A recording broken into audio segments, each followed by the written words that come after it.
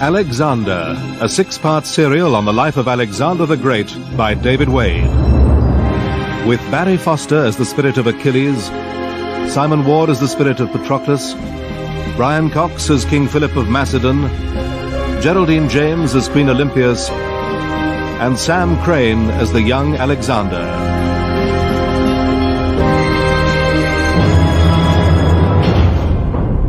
Alexander. Part 1. The King's Son.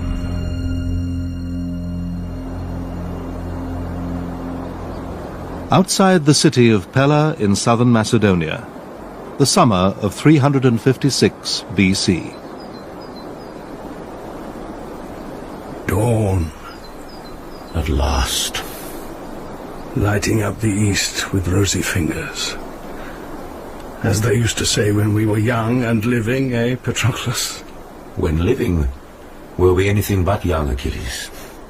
Short life and fame everlasting, if you recall. The light is growing. Look. Towers, temples, houses. Is that the place? Pella, yes. It's a fine enough city. Don't let King Philip or his Macedonians hear you say so in that tone of voice. Well, fine enough for those who never visited Troy. I should probably like it better, son of Peleus, if I knew what we were doing here. Watching. And waiting. Achilles, hush! Well, why hush? Because a Macedonian trollop is about to drop her pup? That trollop is Olympias, Philip's queen and my kinswoman. The waiting is over. Come. Well, what's another royal Macedonian brat to us? To me, everything. My name. My everlasting reputation. And mine? And yours as well, Patroclus. Hurry! Oh, Laniki! He's coming! He's coming! Nearly there! Push again! Courage, little cousin, courage. My lord Achilles, welcome. Ah, the fates, who else? Daughters of night, what do you give this child? Speak, my lady Clotho, spinner woman. I give a thread of gold and iron, thick as a man's wrist. Good. But how long? Ask my sister Atropos. In good time. Lady Luck, Lachesis, what do you bestow? As much as I have given any man. Better and better. Now, Atropos, the inescapable. How long a thread of years? 60? Less. 2? Less again. 1? A little more than in between. It will serve. Strength, wealth, luck, short life. And fame? Fame everlasting. Good. Now you know why we are here, Patroclus. To greet the new Achilles. And will there be a new Patroclus too? Oh, you will see to it. He's coming. He is here.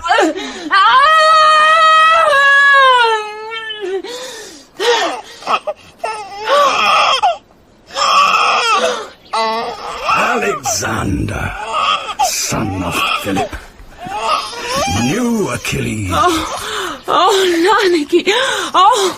Quietly now, madam. All's well, thanks be. Tell me, woman, tell me. It's a boy, madam. What else? The god promised. Give him to me. Give. Oh, son of Olympias, son of the Olympian, who sent his fire into my womb. Now I must wash you and the child. No. Call my women. They will see to that. Just as you wish, my lady. Ladies, the Queen is asking for you. Helaniki, before you go, my messengers. I know, madam. I'll send them to you. For the rest of you, draw round. Help me sit.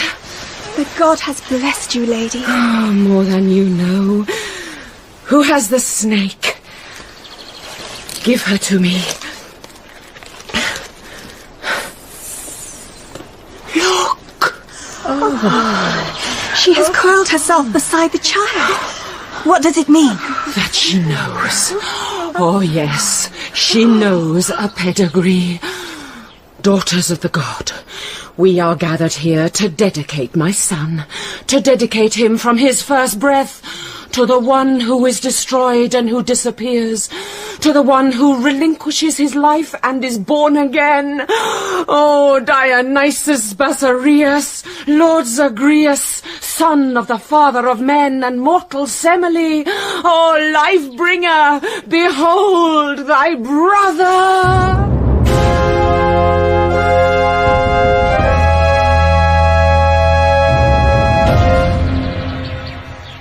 There's a dedication for you. Dionysus, wine-giver, reveller, madman. Joy-bringer, Lord of Abundance, Death-slayer. Where is Dionysus in your thread of gold and iron, spinner-woman? Everywhere. In the gold, in the iron, in the rust of the iron. No iron without rust in this world, son of Peleus. You who sulked and let Patroclus fight and die, you know that. But now, we three have other business. We meet again at the thread's ending. In 30 summers. Call it 33. And where shall we meet? In Babylon. Babylon? Babylon. Babylon. Babylon. What thread is it that runs from now in Pella to Babylon 33 summers hence? Since we have been entrusted to go with it, we shall certainly find out. And look, our journey has begun. Old Helios is up and spreads long morning shadows from the western walls of Pella. See, a gate has opened, and a solitary rider urges his horse forward. Going westward? Where? And why so fast? Why cloaked like a conspirator? Ah, there goes another one. But eastward this time, shielding his eyes against the level sun. That is Kleitos, brother of the Queen's woman Helaniki, up-and-coming officer of cavalry, riding east, then south to Potidea. All day he rides towards where Philip, king of Macedon, is camped outside the city walls. The evening comes, and Philip takes his after-dinner wine with Antipatros, his most trusted general, and contemplates the progress of a dragging siege. Don't worry, Antipatros. We shall take the city, if not this week, then the next. I don't doubt it, Philip. Page! Sir? Ah, Agathon. More wine, a lot more. Yes, sir. We'll take whatever we have to take and defeat whomever we have to defeat, up to and including Athens, if the Athenians insist. We have to stop these everlasting petty wars, city against city. How will anybody lead an army of Greeks against the Persian king? Philip, every man in Macedon is with you. The army made you king without one voice raised against. Anybody's better than a child. I may be an improvement on young Amyntas, but what's that worth in Macedon where kings fall like rotten trees? The difference is, I'm here to stay. I'll stay because I've an army. Not a motley band of citizens, because I see the way ahead and how to tread it using persuasion, cunning, bribery, or force.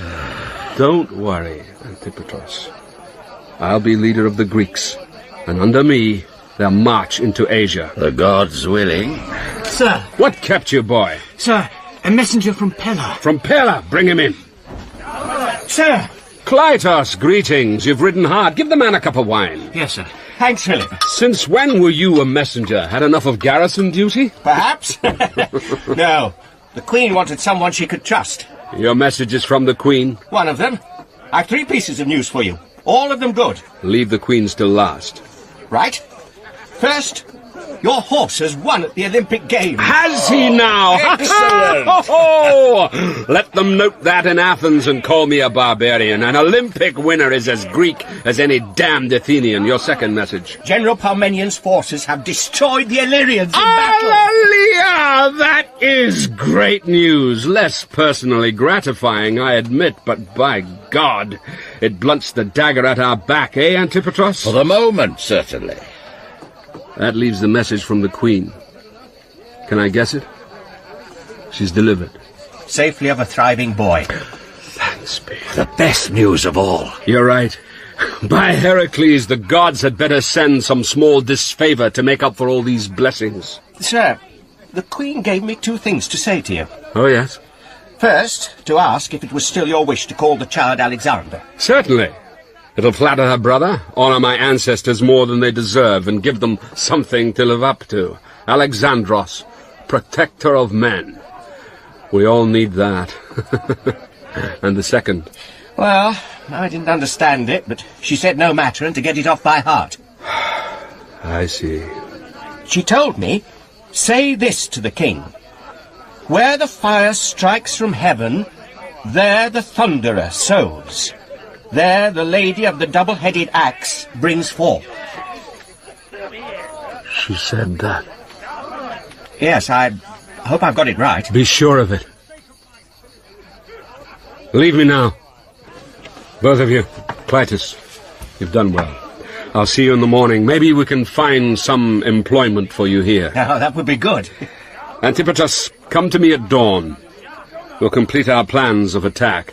But meantime, warn the commanders the army will parade at sunrise. We shall offer sacrifice in thanksgiving for the birth of my son. Very well. Good night, Philip. Good night. Agatha, find the seer, Aristander. Tell him, when the camp is quiet, to come to my tent. Yes, sir. Ah, well. I asked for a disfavour.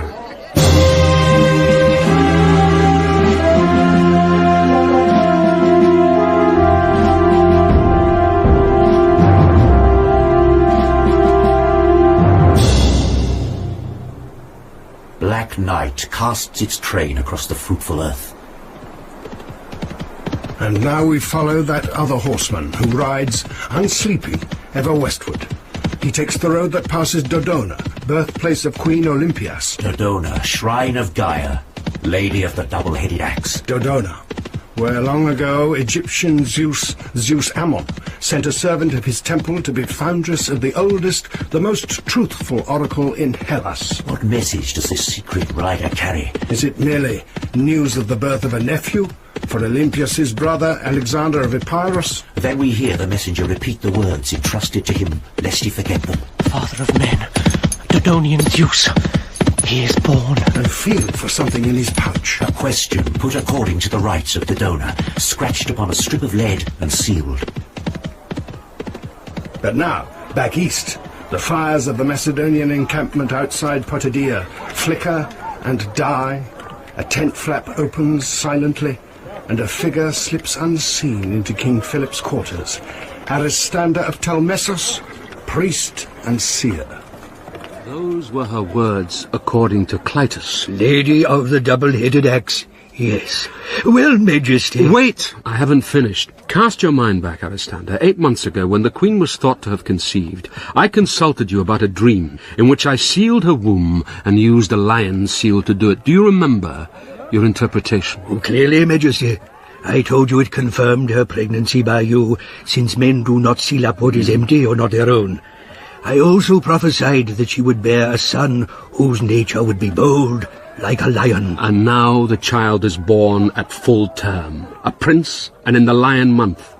Most impressive. More wine. With pleasure, Majesty. Aristander, I have asked you many times not to call me Majesty. Call me Philip, or Sir, if you insist. Oh, forgive me. We Asian Greeks find it difficult to shake off the more formal observances of the Persian dominions.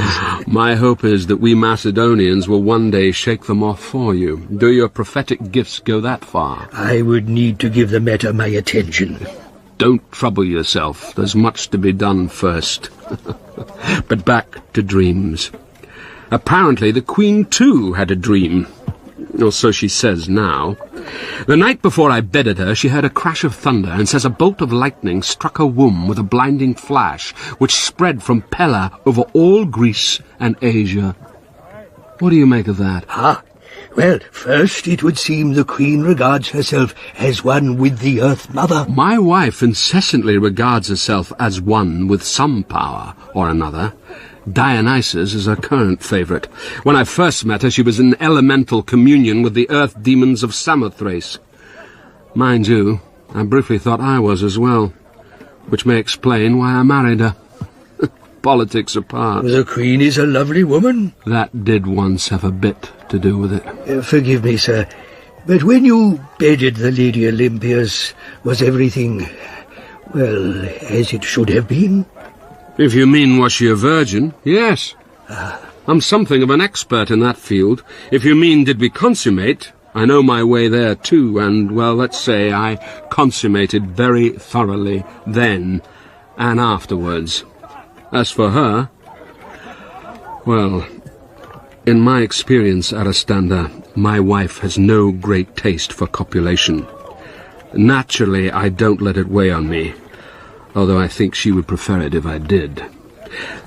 There's something else I didn't tell you. After my dream, I sent secretly to the oracle at Delphi. Pythian Apollo's answer was that I should sacrifice to Zeus Ammon and revere him above all other deities. Zeus Ammon, whose shrine is at Dodona, my wife's birthplace. Precisely. Aristander, let me put to you the question we're both ducking. What's your view of human impregnation by the god? We are assured it has happened. Of course it has. Europa and the bull, the swan and Leda, but to a wife of mine? Now? Am I to accept that the Olympian phallus was there before mine?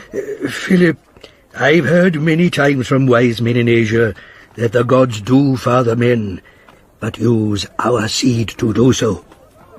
Do they? Oh, I take to that idea. It saves a man from the suspicion of cuckoldry, which even when divine is best avoided. I'll bear that in mind, Aristander. Though, what Olympias will bear in mind is quite another matter. Oh, well, I may be worrying for nothing. The boy will turn out a poltroon or a simpleton or both, and none of this will matter in the slightest. But somehow, I don't think so.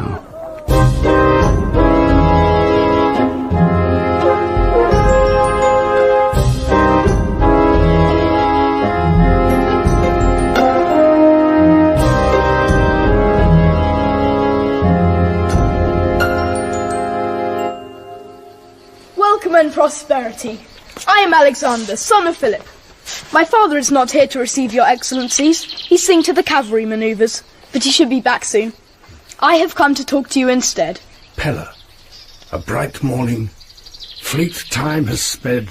Alexander, the infant new Achilles, has become a boy. Small, perhaps, considering his years, remembering myself when young. But nothing small about his mind. I doubt if even you were ever quite so sharp, Achilles. Nor blessed with such a golden fleece of hair, nor liquid eyes, his mother's eyes.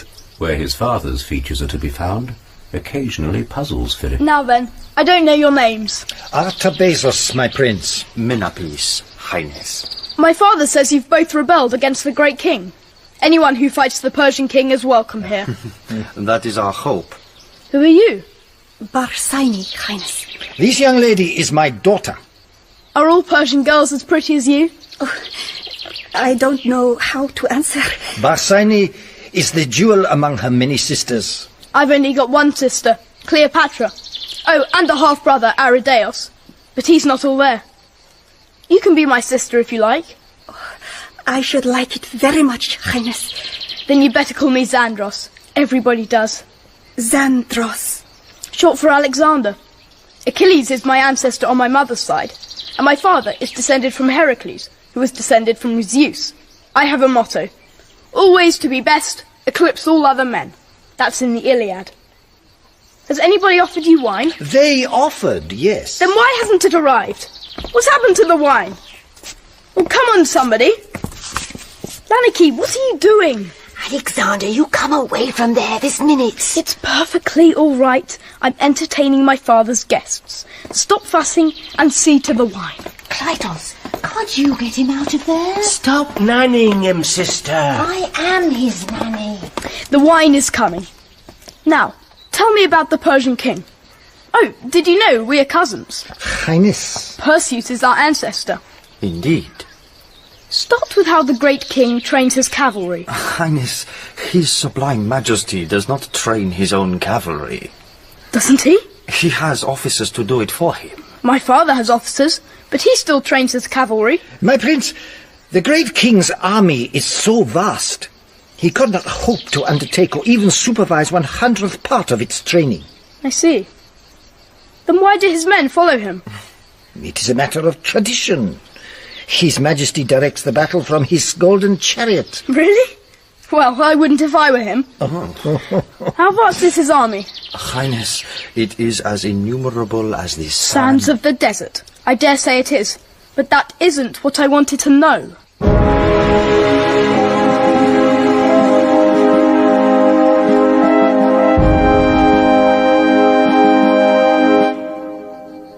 That is no small army, Xandros. Does it make you afraid? Why should it? We'd be a match for it. We'd be heavily outnumbered. It isn't a real army, though, is it? Not like ours. It's just a lot of different armies, like our Greek cities. Only worse. That's right. That's absolutely right, and it's what I'm counting on. Yes, I know. Did I say about the Royal Road? What about it? It runs from Asia in the west to Susa. Menapis said it means the army travels fast.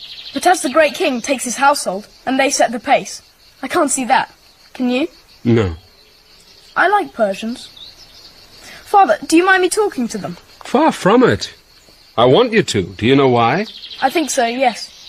We have to know about our enemy. Exactly. Do you remember why they're our enemy? Of course. Because of what Xerxes and the Persians did to Greece 100 years ago. Because our ancestors never even tried to stop them.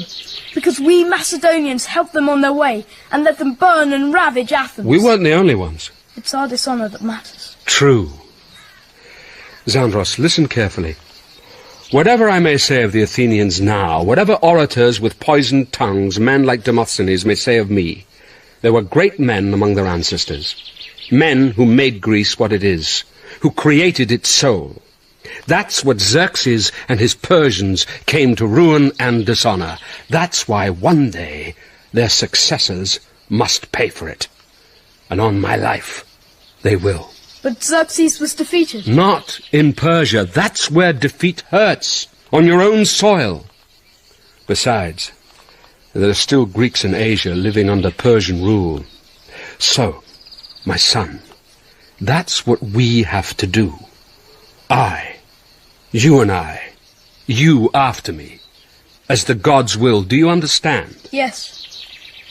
Oh, one other thing. Artabazus says the great king of Persia leads his army from a chariot. Yes, and you replied, if you were him, you wouldn't. Who told you that? Artabazus. Who else? Oh, and I gather you invited the delicious Barsine to be your sister.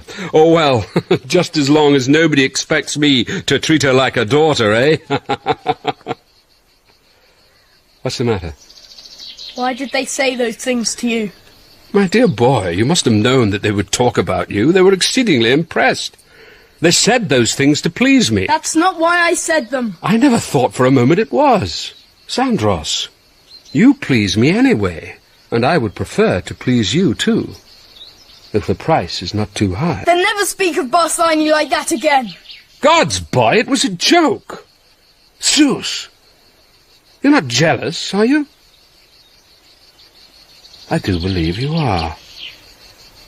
By Apollo, am I to have competition from my young limb of a son? Don't speak like that. And don't you look at me with your mother's eyes. We'd better change the subject. I have to go now. Where do you have to go to? Or should I say, to whom? I have to have my hair combed out. Sandros! Ah. Alexander! It seems you do. There's Lanarchy. Alexander! Off you go, then. Good night, Sandros. Good night, Father. Alexander! Oh, I'm sorry, sir. You haven't seen him, have you? He was here. He went looking for you. Then he took good care not to find me. Oh, well, I've no doubt you'll run him to earth in his room. He knows he's got to have his hair combed out. Oh, but his mother does that for him. So she does. Thank you, Helenike. Sir? She combs his head. And what does she put into it?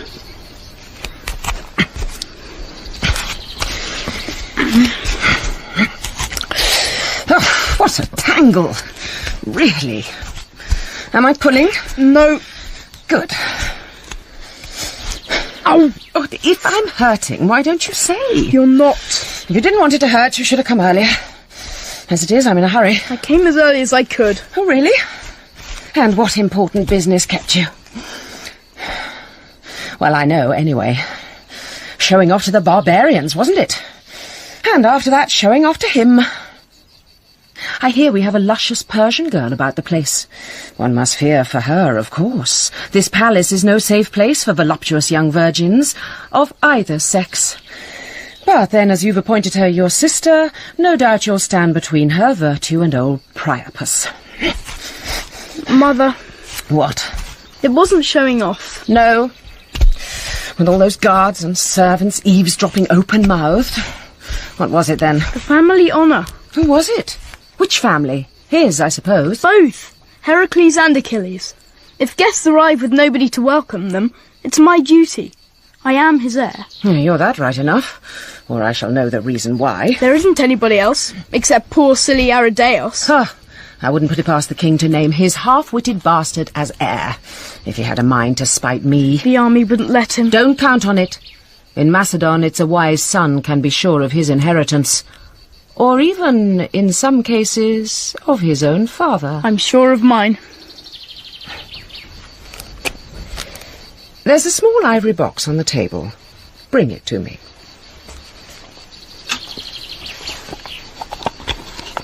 What's that? It's a strip of lead, isn't it? Can you read what's on it? When the writing's terrible. When he shall have crossed the sea of sand, and the snows that melt not in the blaze of noon. What does that mean? It's the answer to a question I once sent to Zeus at Dodona. What question? When will you acknowledge him? What the answer means, I've no idea.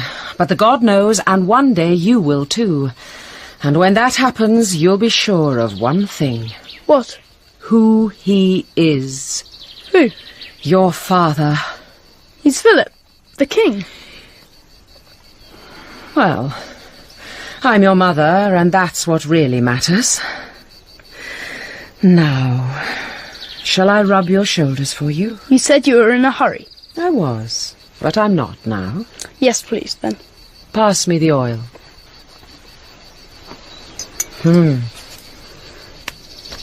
You're developing muscles already. So I should hope. Mother, when you say you're what really matters, what do you mean? I mean that I know what I know. But Sandros, listen. It's the gods that count in the end. Never forget that. They have the power. They mete out justice, whatever the king may think. Father honours the gods. Some of them, when it suits him. When you have a proper tutor, I'll make sure he gives you things to read, apart from dull old Xenophon and prosy old Herodotus. They're not dull. Have you heard the name Euripides? I don't think so. There's a play of his. He wrote it here in Macedon, The Bacchae. It's about a man called Pentheus, a king of Thebes, who mocks the great god Dionysus and pays for it. How? With his life. Come in. Excuse me, madam. It is dusk. Why, so it is. Do I have to go now? Yes, my darling, I'm afraid... No. No. Why should you? If you're old enough to entertain Persians, then you're old enough for... Melissa, find Lynake and tell her the prince will spend the evening with me. Yes, madam. Where are we going? To honour the god. Which one? Dionysus, of course. Lord of joy, Lord of everlasting life.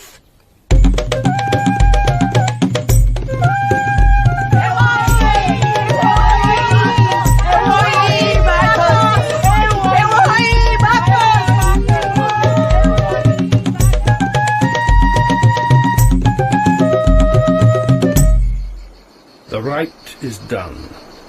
The sacred grove stands empty, clouded with the thinning scent of smoke from dying torches and the dust of stamping feet. The dancers, still entranced and sweating, troop in silence back into the city by a secret way. Carrying, bundled in a blanket, a child. Eyes closed, mouth parted, with the smell of unmixed wine on his breath. Within the grove, spilt wine and goat's blood seep away into the dry earth before the image of the boy god, Dionysus. Ageless, but not young. Smiling, but without affection. Calm, with the stillness of one who has passed beyond frenzy. Yet who must feed on the frenzy of others. Alexander, hear me. Hear me now, and from now on. Do not let this god possess you, nor any god. Divinity, even a small part of it, is more than men can bear. Alexander. Eroi. Bacchus. Eroi. Eroi. A small doorway in an outer wall admits the dancers.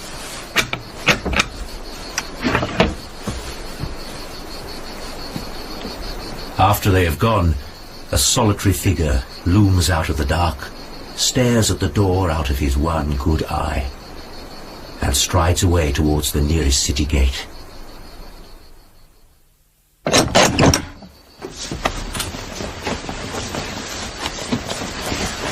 Close the door. Where shall we lay him, madam? There, in the corner, on the cushions. Shall I put a lamp beside him? No, in case it wakes him. Let us say the valediction. All be still. O life-bringer. As I thought. My lord, what does this mean? Out, all of you. Stay where you are. Out, I say! And shut the door. Now then, my lady. Get back from me, lecher. Drunk as usual. Not drunk, Olympias. Extremely sober. That'll be the first time since we married. Whether you're sober is another matter. Me? You, your Maenads, and the boy. What boy? Don't fool with me. Where is my son? Is he anywhere? Olympias, be very careful and think before you answer. Where is Alexander? Safe and sound asleep. You're lying to me. By Hades, I am not. Shall I look in his room? As you please. I'll put it to you another way. Where has Alexander been since dusk? In his mother's care. And what were you both doing? Since when must I account to you for how I spend my time? I know where you were. Where he was, too. And in what condition. You were spying. Let's say I saw it all. And what betrayed you into this desire? What? You don't recognize the line? And I thought you were educated. Let me go on. Dionysus speaks again. Ah, the Bacchae. Women, this man. The god refers to Pentheus, king of Thebes. This man is walking into a net. He will visit the Bacchae, and there he shall be punished with death. Don't look for Pentheus' death in me, Olympias. Oh, the god shall see to that. And I shall tell you what you saw tonight. That same god, Dionysus, in possession of my son. Your son! You she-wolf! Only because I cannot undo the past. But from now on, not yours. Mine. Oh, never! Bastard sons and lunatics will do for you, Philip. In me one greater than you. The greatest was here first. Witch! I will not have you debauch my child and poison him against me! No, Father, no! Come! Come!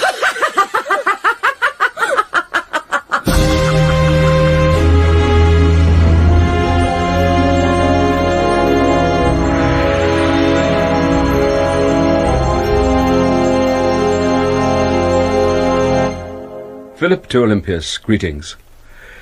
It is time to make arrangements for Alexander's formal education. In such a matter I regard it as essential that we avoid dispute. Thus it is necessary to find a man on whom we can agree to act as governor and to engage the necessary tutors. The post calls for a person of culture, who is also a soldier, and not least important, a firm disciplinarian.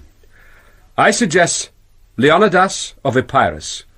As well as being your uncle, he meets all these criteria, so I do not anticipate that you will raise too many objections.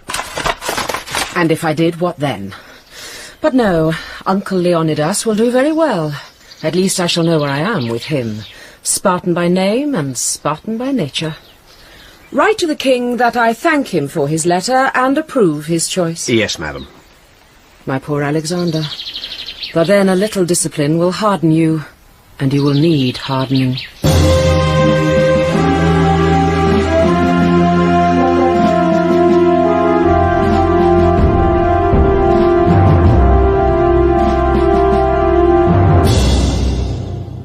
And what, young man, is this? It's a cloak. In Sparta they would call it a robe of honour fit for a king. Except that no Spartan king would stoop to wear a thing so gaudy. Mother gave it to me. She embroidered it. I fear our family has always had a taste for ostentation. I shall put it aside with the rest. From now on you will wear only such items as you find in this chest. Plain and serviceable. What am I to wear on feast days? What if Father wants me to meet guests? Since the king is presently besieging Olympias and likely to be absent a considerable time, the second of those possibilities can wait. But in any event you will apply to me, and I shall look out something suitable for the occasion. If you ever visit Athens, Alexander, you will know clothes need not be extravagant to be good. The same goes for offerings to the gods.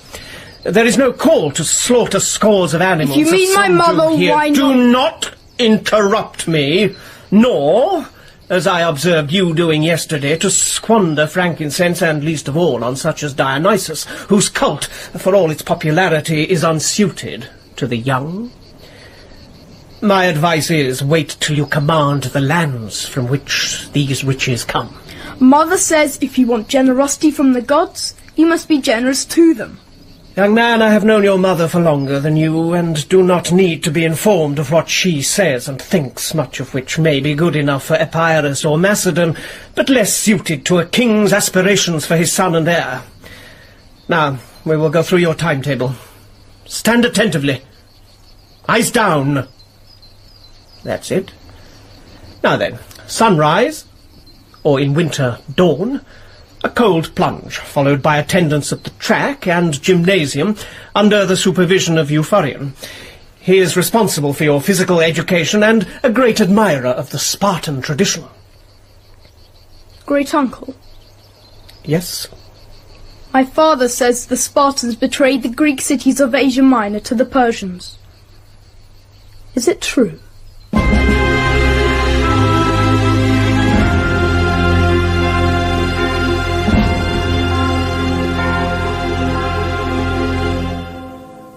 My poor dear, all that exercise, and grammar, music, mathematics. Empty hours make empty minds, or so Leonidas keeps saying. You're very thin, my darling, and as for your clothes, the slaves are better dressed. I'm not getting much to eat.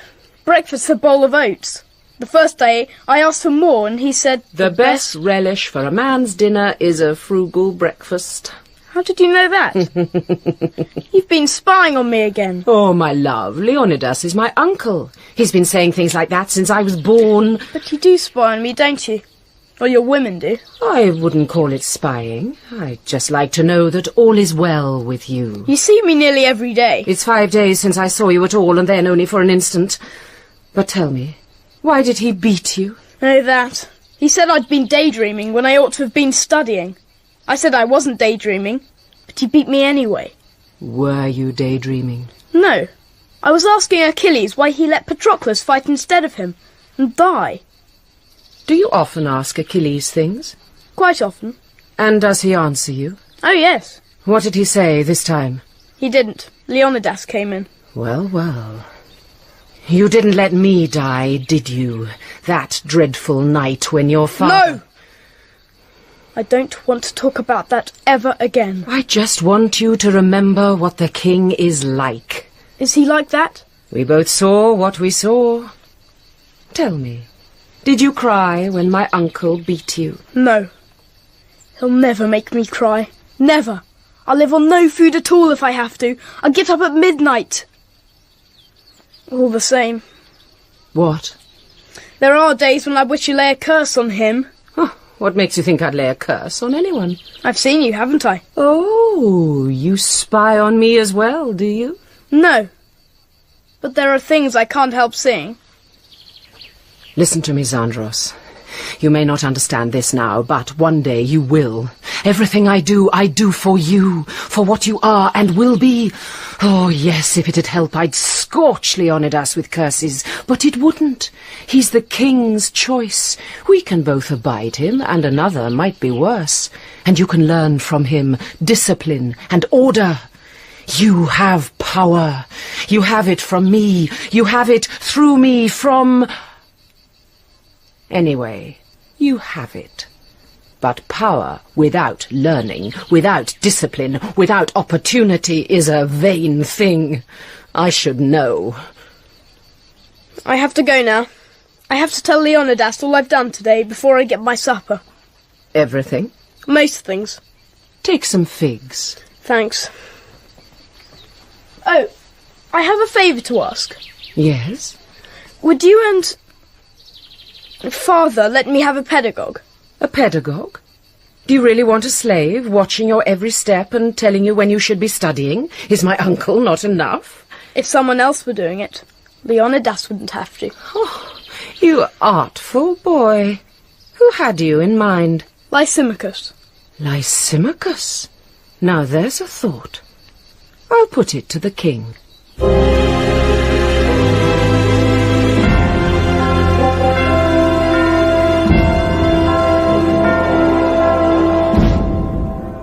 Olympias the Queen to Philip the King at Olynthos. Greetings. News of your reduction of the city has been brought to me, and naturally I rejoice. Does she indeed? But I write upon another matter. My poor uncle has been finding his duties as Alexander's governor increasingly onerous. I have therefore suggested to the librarian Lysimachos that he might take on a part of each day's supervision, and he, subject to your approval, has agreed. As you know, he is a man of some learning and deeply versed in Homer, in a way that Alexander loves. Yes, and in which he needs no encouragement. Ah, well, any boy deserves some respite from Leonidas. Page! Sir? Ah, Pusanias. Find my secretary. I have a letter to dictate. Sir? Wait a minute. Sir? The letter I'm about to send is to your kinswoman, the Queen. I hope I may report to her that you are satisfied with the position she has been at such pains to obtain for you. Oh, yes, sir. Good.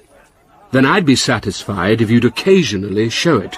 You might, for instance, just occasionally smile. I'll do my best, sir.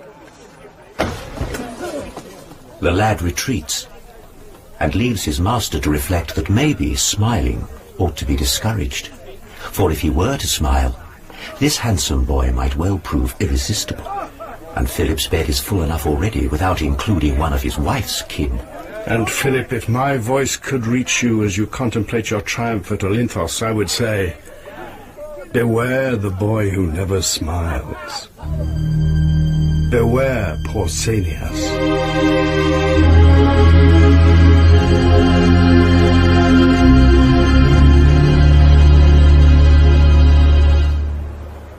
Do you go back, therefore, to the great lords of the Achaeans, and take them this message, since such is the privilege of princes, that they think out in their minds some other scheme that is better, which might rescue their ships. Pella. A brisk spring day. In the high window of Lysimachos' quarters, Alexander, 10 years old in time, infinitely older out of it, has read his lines, and leans upon the sill, and stares half-seeing at the palace spread below him, while his friend and pedagogue, Lysimachos, reads on. He tells how Phoenix, who was my own tutor, counselled me in vain to yield to my friend's embassy, to put aside my anger, and rejoin the war at Troy. Then, Achilles, beat down your great anger. It is not yours to have a pitiless heart. The very immortals can be moved. Their virtue and honour and strength are greater than ours are. And yet, with sacrifices and offerings for endearment, Achilles, libations and do you hear me? Yes, cousin. Tell me something. If I can. Should I beat down my anger too? Anger? With whom? With my mother, for using me as a sword against my father. With my father, for deserving it by being drunk and faithless. With her, because she goads him into it. With him, because he sees me being used and hates me for it. I yearn for my mother, but I don't much like her. I like my father.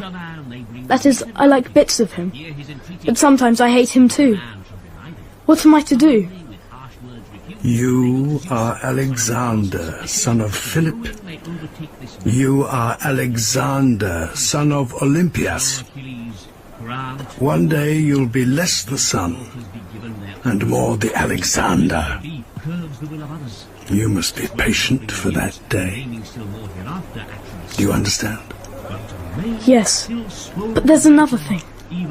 My heart is always filled with a longing, but I don't know what for. Who gave me that? Achilles? Then in answer to him spoke Achilles of the swift feet. Then in answer to him... You've already said that once, Lysimachos. Or should I call you Phoenix? Forgive me, young Achilles. I could have sworn you weren't listening. Oh, I was listening. Then why don't you pick up your cue? If Leonidas were to pay us a visit... Leonidas is in the gymnasium. Anyway, he hardly ever visits us these days. Except when I'm doing mathematics, because I'm bad at it. Or music, because I'm good at it. And he, like everybody else, except my mother, thinks it's unmanly.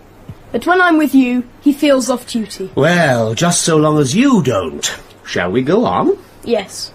But first, I want to know about the embassy. What about it? What exactly is it for? Gods and demons, boy! Not only were you not listening to me, you weren't listening to yourself. We have this moment read about the embassy. Achilles' friends. Not that embassy, I mean the Athenians, to my father. Hey-ho, I see we're in for a digression. Father says I must be there when they address him. Part of my political education. So I better know why they're coming. All I know is, it's to do with phosis and sacrilege. It was, 10 years ago. Now it's just another city war, and the Athenians want a peace that will stop your father from attacking Phocis, because that will threaten them. Then they won't get it. How do you know?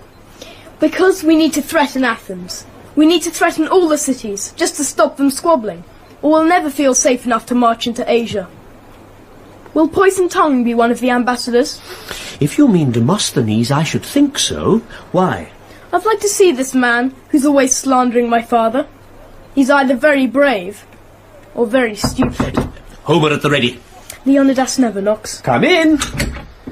Lysimachos, they said I'd find you here. My dear boy, how wonderful. Come in, come in. What brings you to Pella? The king has business with my father. Really? Oh, but let me introduce you.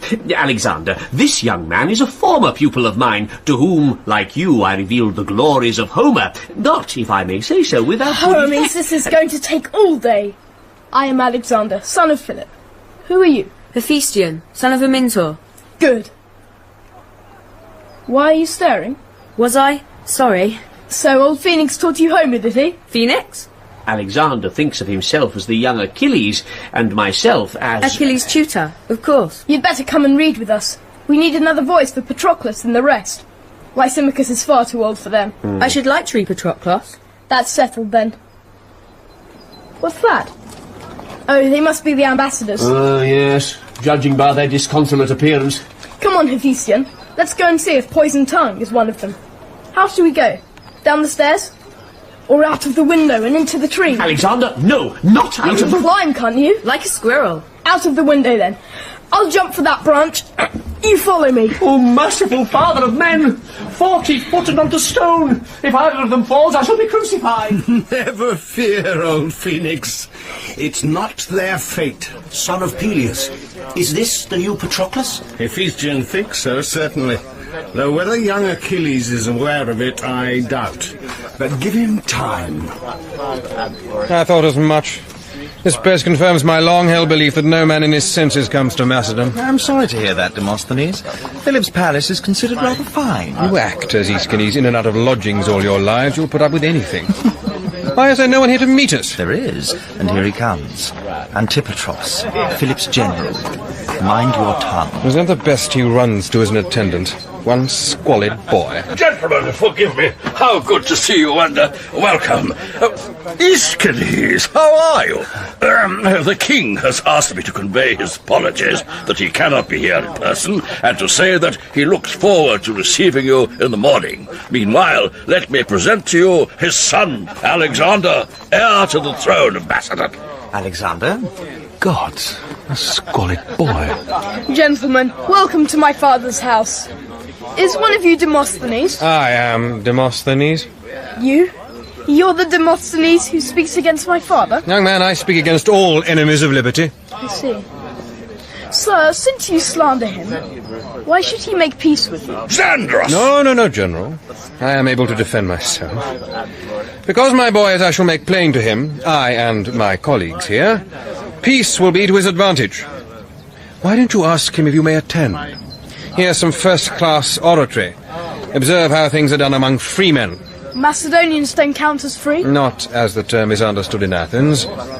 I wish to say something to you, sir. Yes? You are our guest, and we are bound to honour and respect you. But if in Pella you speak of us, or of my father like you do in Athens, you will pay. You dare threaten me? It's not a threat. It's the truth. Antipatros, it's time these gentlemen were shown to their quarters. They must be tired. By Hades. Well done, young heir to Macedon. You stood your ground.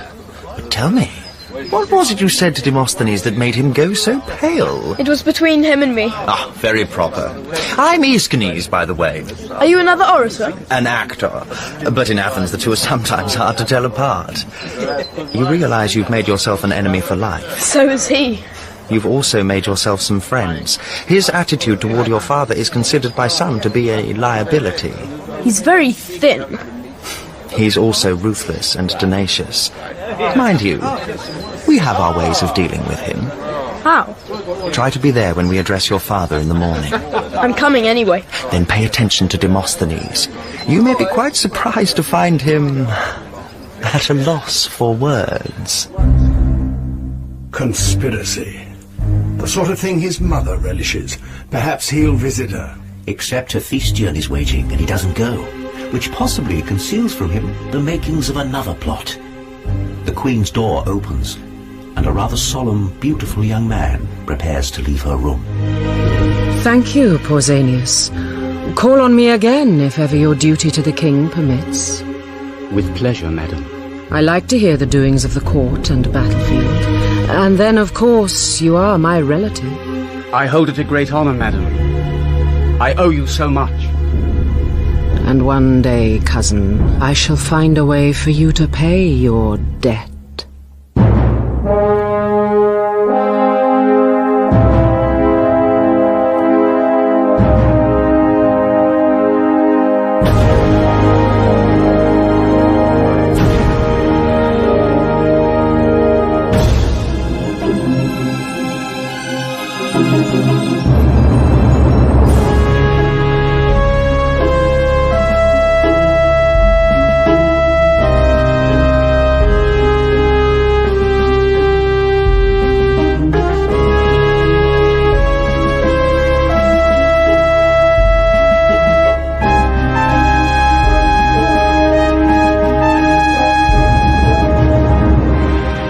In The King's Son, the first of 6 episodes of Alexander by David Wade, Barry Foster was the spirit of Achilles, Simon Ward the spirit of Patroclus, Brian Cox, Philip of Macedon, Geraldine James, Olympias, and Sam Crane, the young Alexander.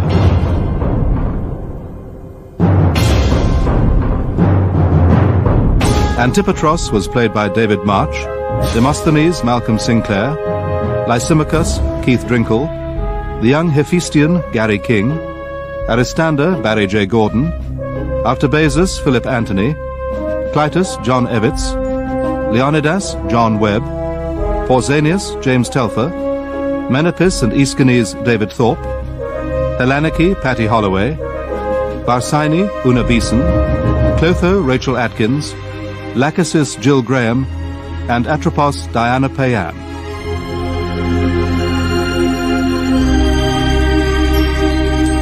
The extract of the Iliad was from a translation by Richard Latimore.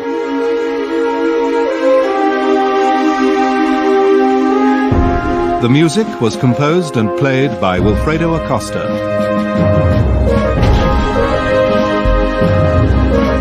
Alexander is directed by Glyn Dearman.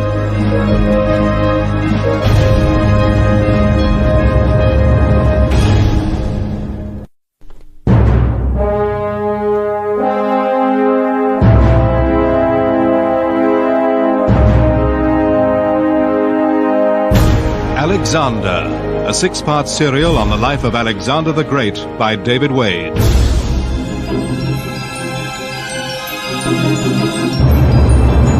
With Michael Maloney as Alexander, Sam Crane as the young Alexander, Alex Jennings as Hephaistion, Gary King as the young Hephaistion, Barry Foster as the spirit of Achilles, Simon Ward as the spirit of Patroclus, Brian Cox as King Philip of Macedon, Geraldine James as Queen Olympias, and John Moffat as Aristotle. Alexander, Part 2. I am also Alexander.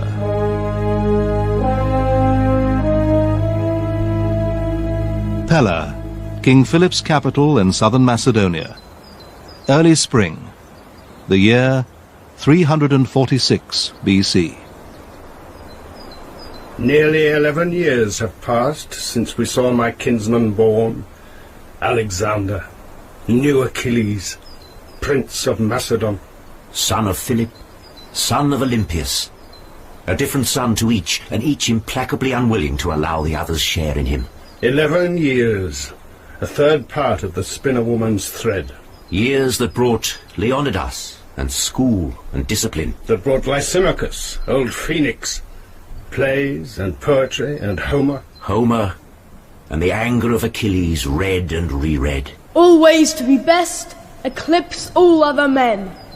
The years have also brought the new Patroclus to Pella, Hephaistion, son of a Mintor. Now it is the morning of a brisk spring day, and only yesterday the embassy from Athens came to Pella seeking peace with Philip, king of Macedon. Among the envoys, the orator of the poisoned tongue, Demosthenes. Sir, you are our guest, and we are bound to honour and respect you. But if in Pella you speak of us, or of my father like you do in Athens, you will pay. Since then, Demosthenes has spent a great part of the night committing to memory the words he will deliver to the king. Oh, there's a clincher. A perfect fountain of oratory, a very web of argument which will sew up Philip's mouth. Yes, and give that little savage of a son of his no chance to claim that I have slandered his barbarian sire. The 10 ambassadors now stand and fidget in Philip's gilded hall of audience, a little vulgar for Athenian taste, and hope to find their host is well disposed. Gentlemen, a hearty welcome to you. You know my generals, Antipatros in person, Parmenion by repute, and this young man, who took upon himself, I hear, to represent me yesterday. Gods, what has he heard? Is my son, Alexander. He's come to learn how embassies should be conducted, especially when Demosthenes is one of the ambassadors. Which of you is he? I am Demosthenes, Philip. Ah, I feel we need no introduction. I know you're no subject of mine, but I, so I've heard, am frequently a subject of yours. The pleasantries conclude. The business of the embassy begins. Each envoy speaks in turn. Philocrates, their leader and the eldest first. Demosthenes, the youngest, so he claims, will speak the last. The final speaker, he well knows, expects to make the most enduring mark. Now Aeschines, the actor diplomat, has Philip's ear. And sir, I'm sure I do not need to remind you how 25 years ago your father, Amyntas, speaking at a congress of the Spartan allies and the other Greeks, gave proof of his support for us by voting to help Athens regain possession of her colony, Amphipolis. Philip, it must be plain to you turns pale and stares. The city of Amphipolis can be of little value in your scheme of things. He's speaking my compared word. to how the restoration of it to its primal owners, to the citizens of Athens, would weigh in as a whole. The actor runs on and makes a graceful end. And on that point, sir, I now confidently rest my case. Thank you, Aeschines. I cannot think what led you to believe that this might be an occasion to discuss Amphipolis. I've not the least intention of returning it. But let that pass. You made a pretty speech. And now, to crown all your labours, Demosthenes. Philip, I rise now I rise now My dear man, please, take your time. Philip, I Sit down, sir. Calm yourself. Give him water. This is not irreparable. Oh, yes, it is. Another pox upon him. That savage boy is smirking at me. Is he in this? Not irreparable at all. Ask Aeschines. Every actor has had your experience. His lines desert him, but if he collects himself, they'll come back to him. Try again, when you're ready. I have nothing to say. Nothing. Well, sir, the loss is mine, although the eloquence of your colleagues has already given me much to think about. I'll leave you now, gentlemen, to consider my reply, which I'll deliver at this time tomorrow. Meanwhile, the day and my city are yours.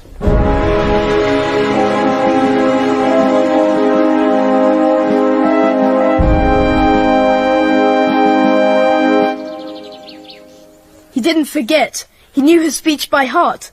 But Aeschines had just given it. How do you know? From Aeschines himself. Heracles.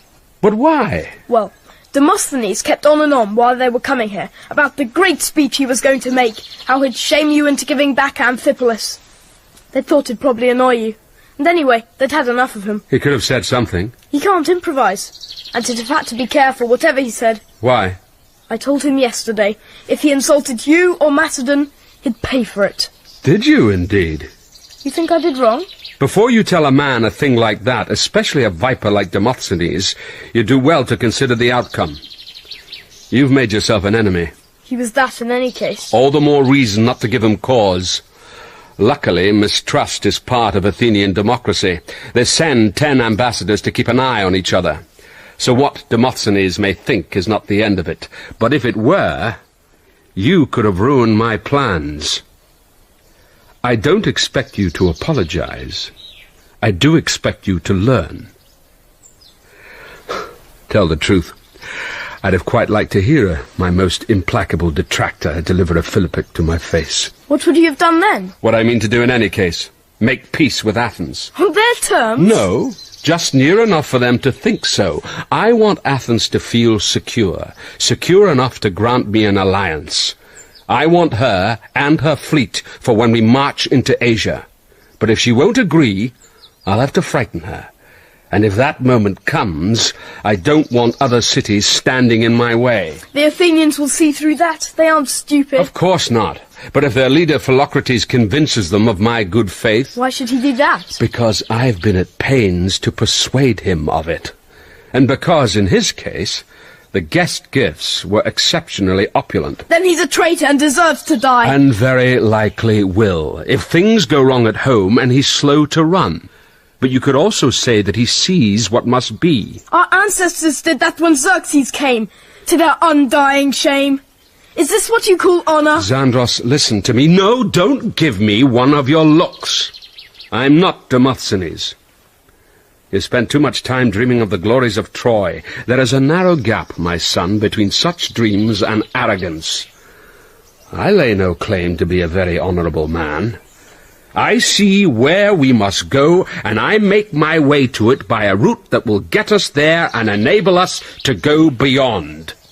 One day you may thank me for it. Meanwhile, play Achilles all you wish, provided you remember that the world needs men like me.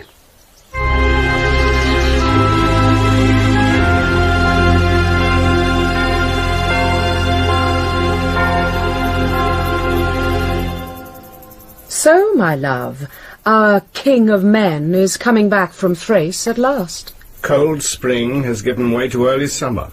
The ambassadors, who returned to Athens bearing Macedonia's terms, are back in Pella to have them ratified on oath. But Philip is away arranging the affairs of Thrace to his advantage. The embassy sits and frets and waits. Philip, of course, has left them to stew deliberately. Oh, what a scheming man he is. Try not to be like him. I'm not like him, Mother. You will be when he's back. You always are. I don't mind being like him if I grow up half as good a soldier. If you're half as good a soldier, that will be the upper limit of your debt to him. Mother... And don't ask questions. I shan't answer them. You know that. Then don't say things to make me ask. Either that or tell me what you mean. It's not for me to tell. The gods speak when they are ready. Now then, there were things I had to say. Oh, a bit of news from Thrace. If you go into the king's bedroom, don't be surprised to find his page, Pusanias, in the bed, I mean. Oh. I might have known what would happen, putting a pretty youth in his way like that. Not that he's the first by any means, as I'm sure you must be aware. Although he might have spared a member of my family. Does it shock you? No. As you say, he's not the first. There was something else. Oh, yes. I've been hearing tales of you as a musician. What? And not only tales. This morning, during your lesson, I was in the next room. And what did I hear? The hand and voice of Orpheus. Yet all you ever do for me is strum a tune. Why is that? They say it isn't fitting. Who says? Leonidas? The king? Oh, they're tone-deaf anyway. It's very fitting, and it gives me an idea. The king will hold a banquet for the Athenians, and I know for a fact that Demetrius is to sing. You're as good as he is. Join him. Let them hear what our family is really made of. I can't do that. You can.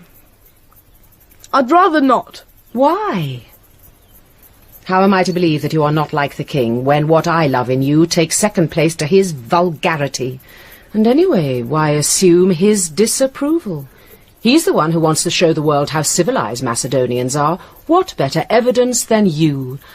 Or are you afraid you're not the equal of Demetrius? Afraid?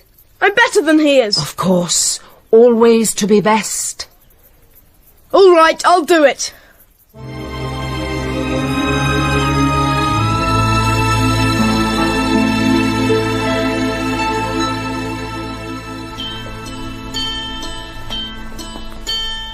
O thou, whom Zeus hid in himself, who movest women to madness, smile on us.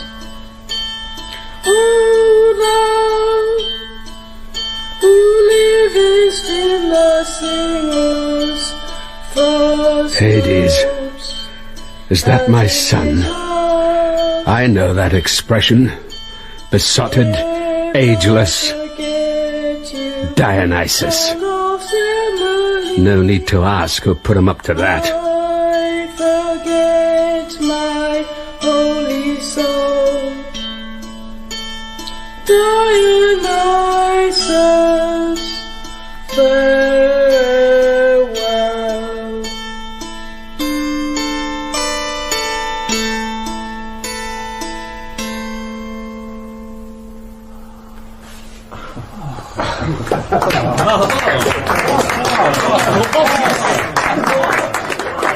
Steward. Sir. Tell the prince I wish to speak to him. Sir. I should have asked the army in to hear him. It might have dented even their conviction that the sun shines out of his... Ah! Alexander. Father. Come close, where I don't have to raise my voice. Now then, when I want a singer in this court, I send for him, and I pay him. Did I send for or offer to pay you? No. Then never again spew up your soul like that in public. At least, if you were going to sing, you might have sung of Heracles. Perhaps you'd rather I'd put you to shame by singing badly. A prince of Macedon should be ashamed to sing so well. Never! Never! Never! Never! Never again! And especially, Mother, not for you! Don't ask me to believe you didn't know what she was doing. Achilles. Yes, I knew. I watched myself fall into her trap. When she asked me if I was afraid, I knew true courage would be to say yes. I said no. I shan't do that again. You see, when I sing and play, I become another person. Or someone becomes me. When Orpheus opens up the cell, then Dionysus walks in. I've done with Dionysus. But has he done with you? I shan't learn any more music. And I shall stop being a child. Listen, I'm going on a journey. Will you come with me? Who is going on this journey? Alexander, son of Philip, or Alexander, son of Olympias? Neither. Interesting. I think we might join you. Good. I'll go and tell Lysimachos.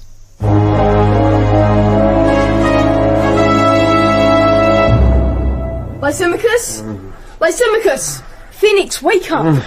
What, young Achilles, what's the matter? Oh, my dear boy, have you been grieving? No. Well, yes, but not anymore. I saw your father's face when he was speaking to you. He looked like Nemesis.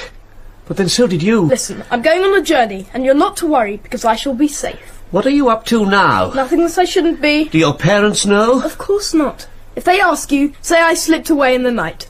They'll think I'm in a rage and sulking. Let them. Are you in a rage and sulking? I was, but I've been talking to Achilles. Phoenix, listen. I am Alexander, son of Philip. I am Alexander, son of Olympias. I am also Alexander.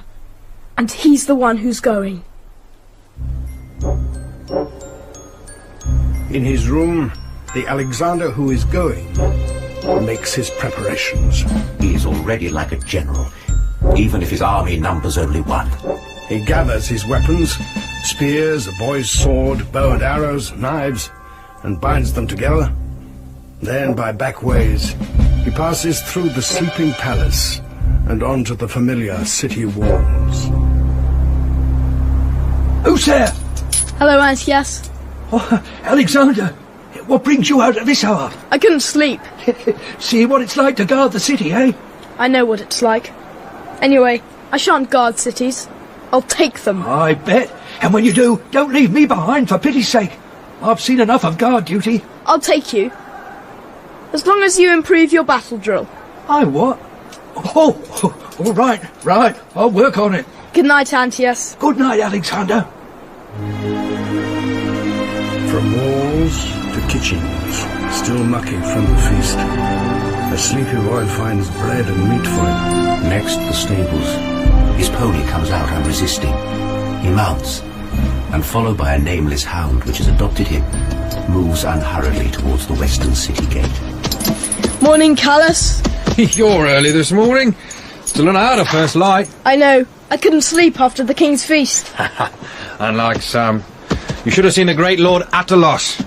Dead to the wide we're not puking. Just between the two of us, of course. Don't worry, Callus. Attilos is a pig. Right. Good riding. Thanks. I'll be back.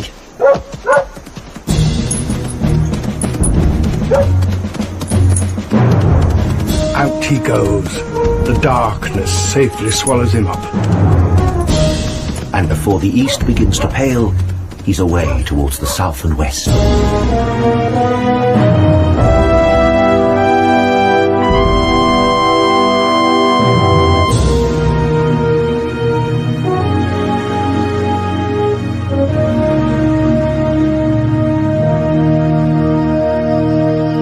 Within 2 days, he is in the foot foothills of Olympus, kills a young deer, and offers it as a sacrifice. Father of men, accept my offering and hear me. I am Alexander, and I have a question about a question which my mother sent to you at Dodona the day I was born. It asked you, when will you acknowledge him? You answered, when he shall have crossed the sea of sand and the snows that melt not in the blaze of noon. I think time has not yet caught up with your answer, and until it does, there's one thing I need to be sure of. Am I and no other the one you will acknowledge? Send me a sign.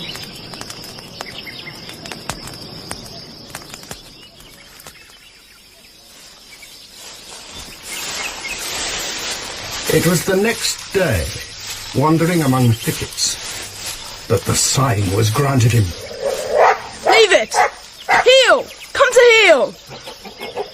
What comes is not the dog, but a young boar straight at him. My kinsman seems to know before it happens. His spear is ready, and he lets fly into one side as the blade slides in between the ribs. Not deep enough. The creature checks, turns, and comes back. As if all time were his, Alexander takes his longer, heavier spear and sets the base against a tree. The needle point directly at the animal, too late for it to swerve. It runs straight onto it. The shaft flies up. The boy goes spinning. The boar's right shoulder catches him on his side. Then all is still. I tell you this, young man, if I'd not sworn to Zeus Protector to spare you if he sent you back, I'd now be beating you in a manner to make your other bruises seem like a blessing. How did you get them? I was thrown. I thought you were a better horseman than that. Anyway, have you the first idea how much trouble you've given? Here am I, the city teeming with ambassadors, the treaty with Athens hanging by a thread, and what do? Vanish in the most public manner possible. The boy stands silent. Beside him on the floor, his pony's blanket wrapped into a filthy bundle. He looks at his father, with that steady, burning gravity that is always present in him. I told the guard I'd be back. But forbore to say when. Worse still, your assurance did nothing to comfort your mother, for all her prescience. Most of Greece must know by now that I ought not to have reproved you for your singing. Is that your opinion? You did as you saw fit. Anyway, what with that, and sending search parties out in all directions? I left by the west gate. All the more reason for you to have gone east. No. Mother should have known that. She did suggest that you might have fled to Dodona. I didn't flee anywhere. I went to Olympus. Olympus? No wonder Zeus heard me if you were on his doorstep. What did you want with him? An answer to a question. And did you get it? Yes. It's in this blanket. What is that? The heart of a wild boar and its trotters. I'd have brought the head, except my sword broke when I tried to cut it off. So you found a dead boar No. and... I killed it. Is this the truth? Would I say so if it weren't? By Artemis. News of Alexander's exploit flies around the palace. Philip even basks a little in the glory. The pride and the respect which these two feel by nature for each other momentarily gains the upper hand. Olympias, observing it, knows it will not last. Another change, however, will be less ephemeral. She understands that something deep inside her son has stepped away from her. You don't love me anymore. Mother, don't keep saying that. Of course I love you. I always shall. But not as you did before this act of infantile bravado. Mother, I am no longer a child. Meanwhile, the newfound harmony of king and prince is not too often tested. Philip is about his business. His power grows in the south. Demosthenes, distrustful of the Macedonian peace, sets out to undermine it, and hopes of an Athenian alliance fade. Back home, it's war and wounds and war again, pushing east toward the Hellespont, securing frontiers west and north, if not by fighting, then manipulation. Philip the King to Olympias the Queen, greetings. I should tell you that, in pursuit of peace on our western borders, I have contrived to remove your stepfather as king of the Molossians. I do not trust him not to take advantage of my absences. Silly old man, he never learnt. However, you'll be gratified to know that in his stead I have placed your brother, Alexander of Epirus, on whose good faith I can rely. If only, my dear, because you've always had the poor boy safely under your thumb, not to mention other parts of your anatomy, if the gossip goes for anything. But yes, to have my little brother as a king can't do me any harm. Provided, Olympias, that you remain a queen. And Philip, if my voice could reach you, I would say, be careful how you forward this man's fortune. We see him darkly in your thread of fate.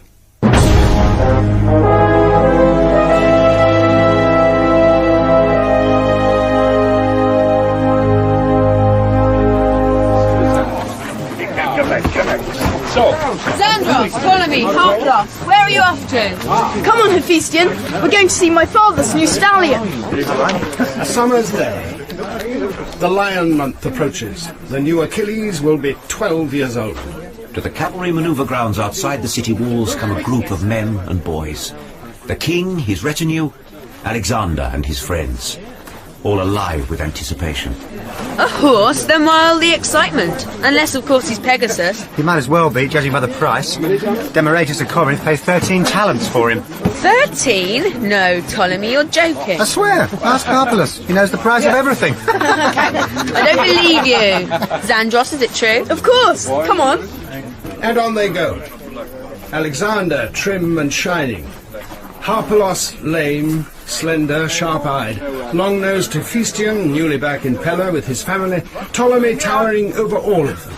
He has assumed the role of elder brother to the new Achilles. A role to which, according to old scandal, he can claim half a right. Among these four, but somehow not quite of them, walks another boy. Philotas, son of the general Parmenion. Philotas, big for his years, ambitious, boastful, inspiring rivalry, but not the liking which he craves.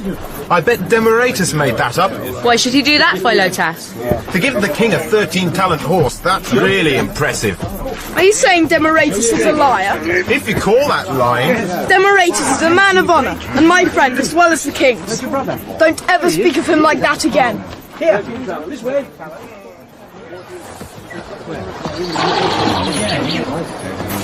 That is the greatest horse in the world. Even at 13 talents? Even at 113. He's nervous.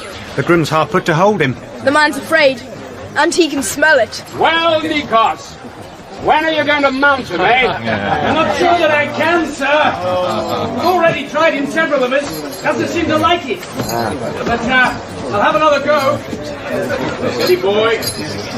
That's a boy. Yes. Whoa!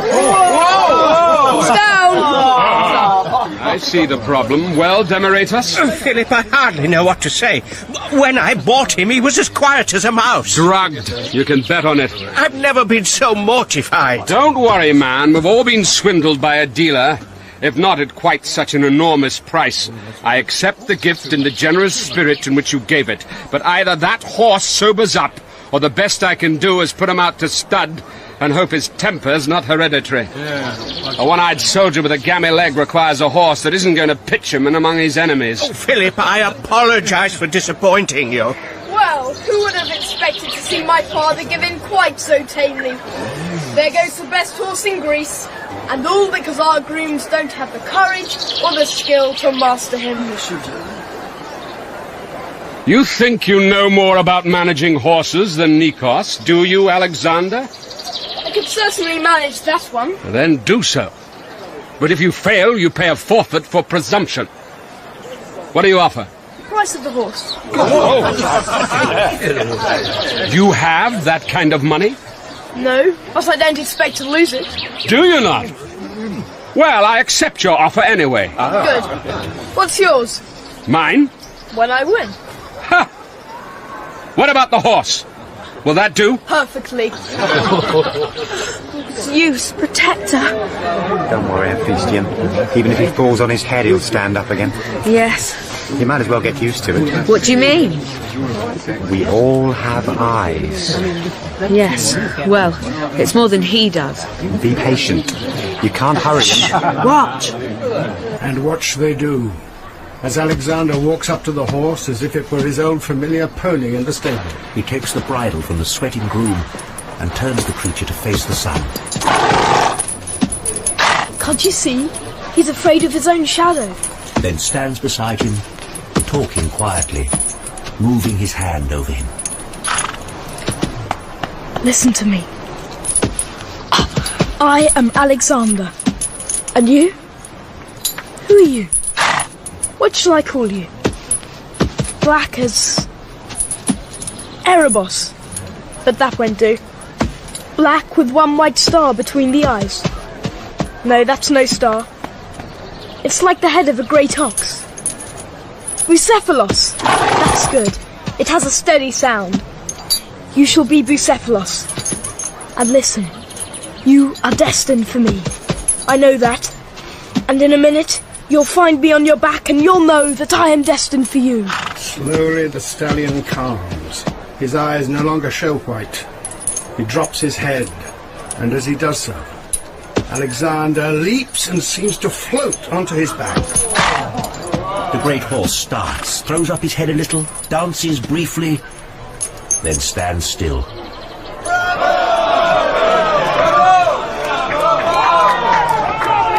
The new Achilles waits, then gently digs his heels in. Sun before them, they walk. Soon they trot. That's it. Then canter. Good boy! Break into a gallop. Good Bucephalos! Reach the far end of the ground, and wheeling, gallop back again. See? I told you. Oh, Bucephalos, when I look over your head, I see the plain of Macedon running east to Thrace, to Asia, to Troy, to Babylon, then on beyond to where they say the water of life itself springs from the ground. Oh, Pegasus, come again! I see it, I'm filled with such a longing.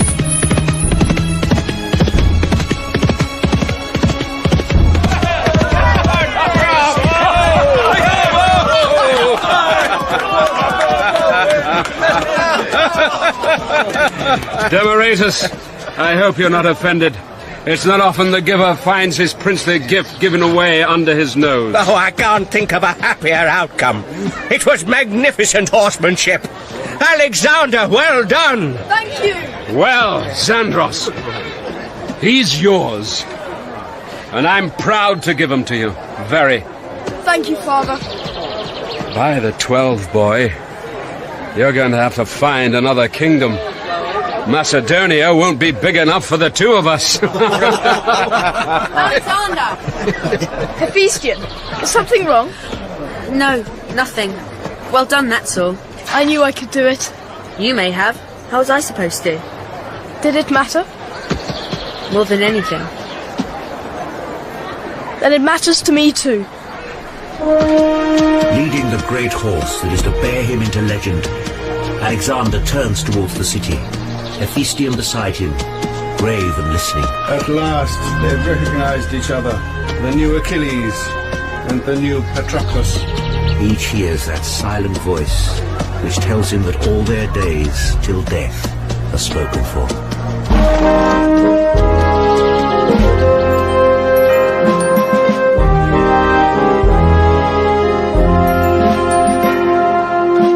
And of that brief time, 2 years pass. Boys burgeon into youth. They ride and hunt, learn skill at arms, and vie with each other. Hephaistion, come on! I'll race you to those rocks! You're on! You'll have to let Alexander win, you know, Hephaistion. Only if he never wants to speak to me again. Come on, Philotas, you can start us. Line up, then. Ready, go! Hey!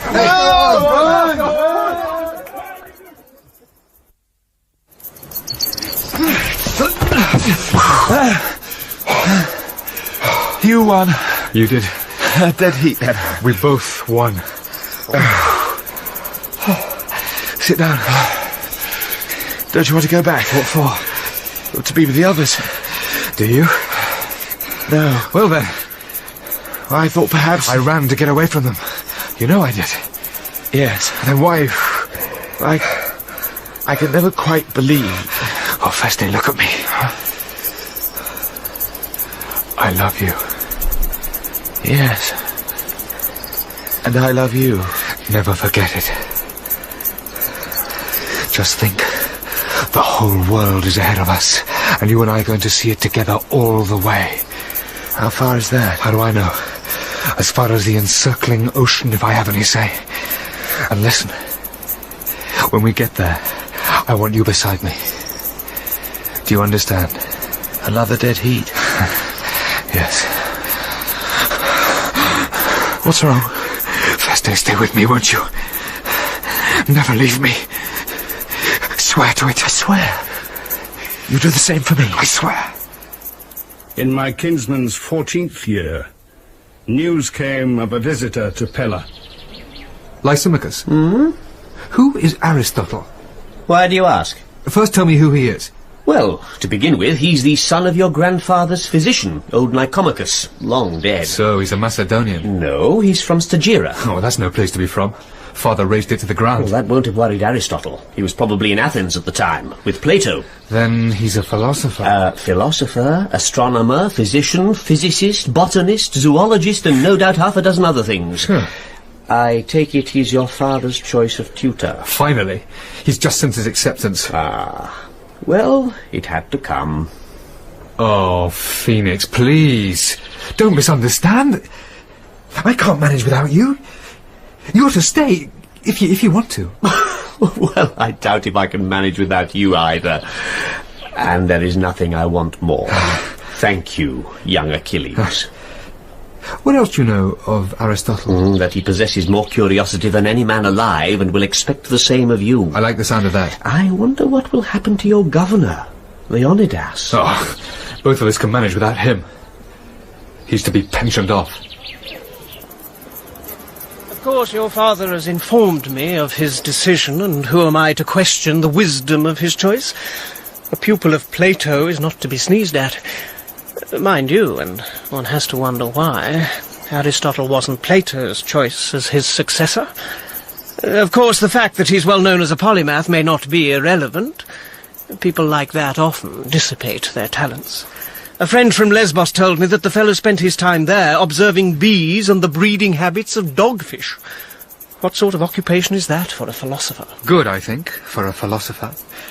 In any case, my father had the pick of the greatest minds in Greece, apparently desperate to teach me. Be careful how you draw conclusions. They say the salary's extravagant. Tell me, did I authorize that thing you're wearing? I'm on my way to see my mother. She made it and will expect me to wear it. Very well, but when you leave her, pray remove it and give it into my safekeeping. Yes, Uncle. Until Aristotle comes. Impudence. Nearly 7 years. And what have I achieved? Aristotle. Yes, I heard. You don't think much of him? There are two kinds of philosopher, mystagogues and logic choppers. Since Plato wouldn't have him for his successor, he must be one of the latter. Why are you in such a mood today? Am I? How do I know? Premonitions, maybe. Well, whether you like him or not, Aristotle is the man I'm getting. And against strong competition, so there must be something in him. To the king, of course there is. Aristotle has been living at the court of Hermias of Ateneos, and the king is looking for support in Asia. Aristotle will procure it, and at the same time tout for the rebuilding of his native Stagira. How do you know all this? Not from Philip. He never tells me anything these days. And there's something else he's keeping from me, but I don't know what. Maybe I shall look in on your lessons and embarrass you. That would be amusing. You can only do that if you travel to Myesa. To where? Myesa. Father has bought the Sanctuary of the Nymphs and is turning it into a school. We're to live there. By Dionysus, so that's his little secret. But then you're his ally now, he knows that. And all he has to do is find a reason to remove you from me as if I were a leper. Mother... Which in his eyes I am, or some kind of sorceress, which comes to the same thing. Mother, listen. It wasn't father, it was Aristotle. He made Maesa a condition of coming. How convenient. Well, this is only a beginning. You wait. Next thing, he'll dispense with me entirely. Nonsense! And what will you do then? You're my mother. I won't see you dishonoured. Oh, my dear, honour is the least of it. Think. If I am no longer queen, you are no longer the queen's son. So then, what are you? Alexander, son of Philip. Don't rely on that. Mother, either I'm his son or I'm not. And if I'm not talking about that. Think. If I'm not queen, someone else will be. A Macedonian, young, fecund, a walking womb to breed sons like maggots. You hadn't thought of that, had you? It may never happen. It will. But even so, we are not helpless, are we? Oh, by the way, you said we are to live there, at Maesa. Who are we? My friends. Ah, that scamp Harpalus, bully boy Philotas, and that doleful lad, Hephaistion. Mother, you should understand. Hephaistion is Patroclus. Don't I know it, since you are Achilles? I am also Alexander. So I begin to see. Oh, Sandros, say you love me.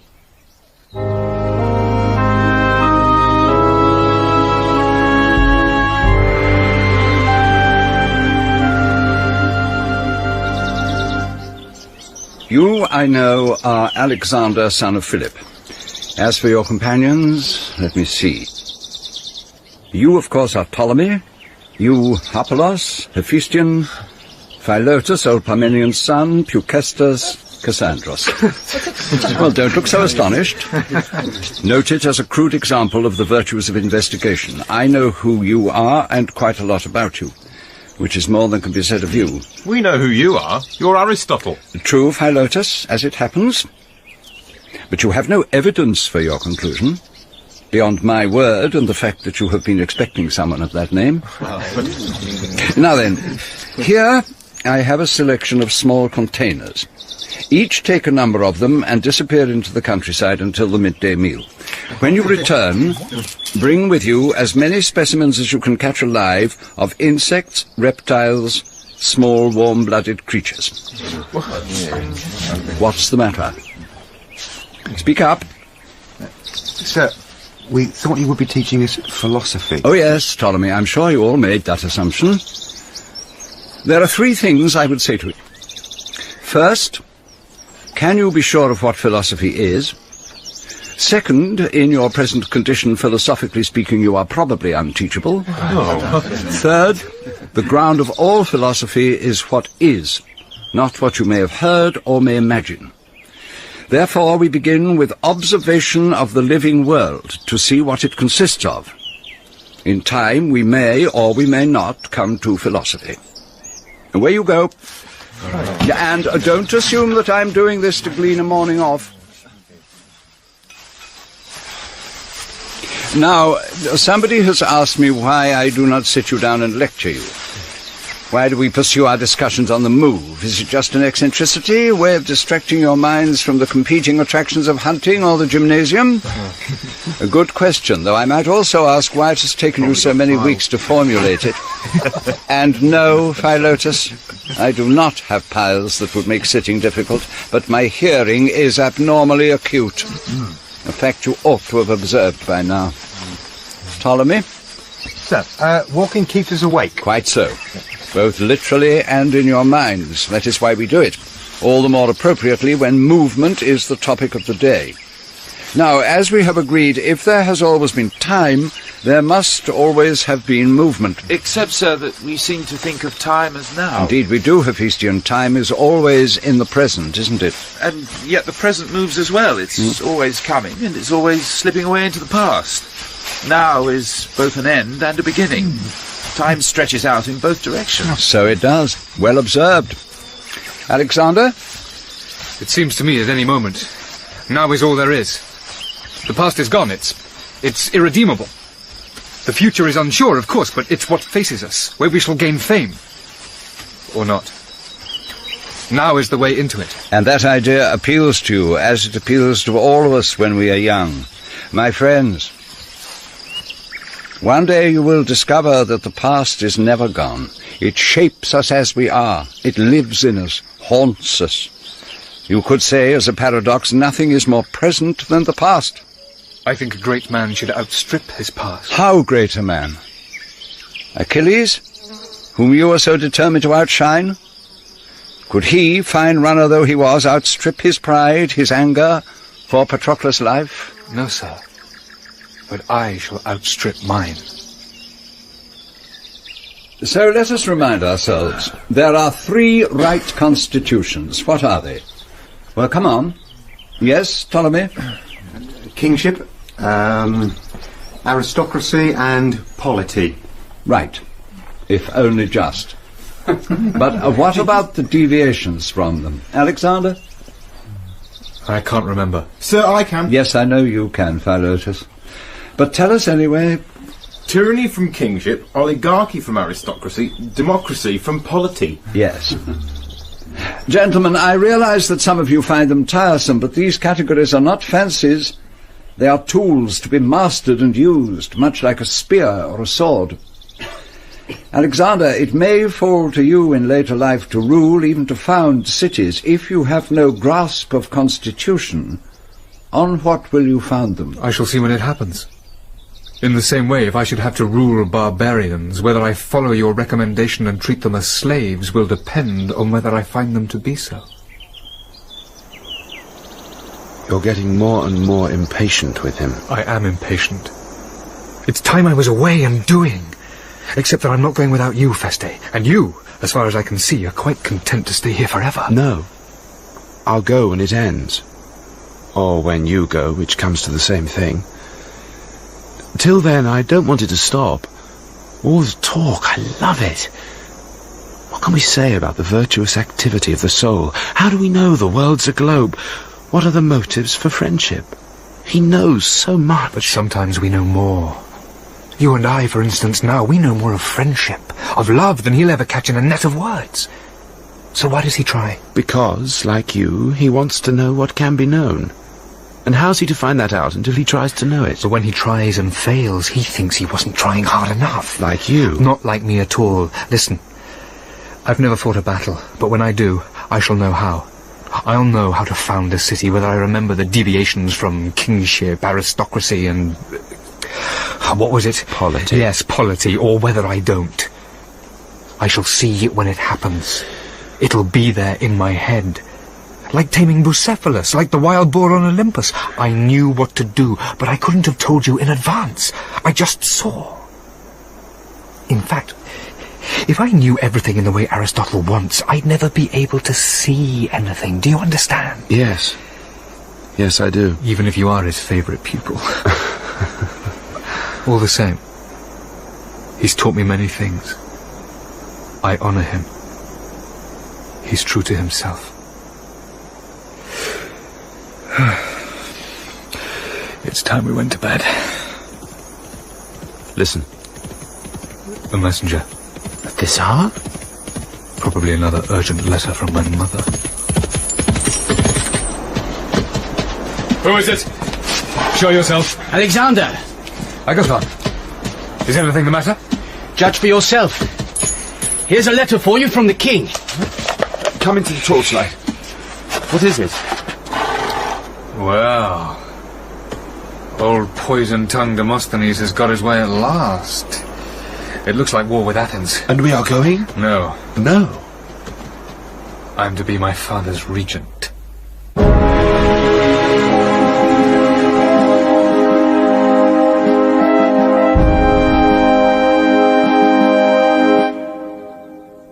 It hasn't come to war yet, Xandros, and I'll still avoid it if I can. But why? Why not march on Athens now? Why go east to Perinthos? Because if I attack their allies, it may bring home to the Athenians that I mean business. And maybe they'll ask who led them into this mess. With any luck, their gaze will light upon Demosthenes. If he were out of the way, there could still be peace and an alliance. Perhaps. You, I'm sure, would march south. How long will you be gone? Till the new year. Possibly the spring. You know my motto. It isn't done to campaign in winter. Therefore do it. Xandros, you understand you won't be going back to Maesa. I'd assume that. Do you mind? No. It was good. But the time is past. I've told Aristotle. He says you're a first-class naturalist and would make an excellent physician. They say a king should always have a trade. King? The rest of his report is not so flattering. He finds in you an ingrained preference for the practical solution, by which I rather think he means expediency. He also looks in vain for intellectual rigour. I'm sure he does. By his lights, I'm no philosopher. Unlike Hephaistion, I'm told. Quite unlike, but he can always act as my philosopher. Provided he's around. He'll be around. Xandros, since the subject has come up, you can't let Hephaistion act for you in everything. What do you mean? Your affection for him is your own business. What I'm saying is it will produce no successor. What? I'm serious. You'll need a son, as I did. To my knowledge, you've not shown the slightest interest in the one activity that will eventually procure you one. I'll do so when I have to. Hephaistion shan't stop me. God's boy! There might even be some pleasure in it, don't you think? You would be the one to tell me that. But would it be a commendation if I did? Listen, whatever your feelings or my own, this is not a matter we can ignore. The gods know the future is unsure. Oh, well, we'd best come back to it. You're giving me that look of yours. Here's the seal. Take it, now. It's yours, and no one else's. Do you follow me? Yes. Antipatros will be behind you. We'll talk to him later. He's the only general I've got who could run this country on his own, but can be trusted not to. I know. You've seen your mother, I suppose? Not yet. I naturally came first to you. Naturally? You'll find she shares my interest in procreation. For once. Why? I don't quite understand. Off you go to her, then.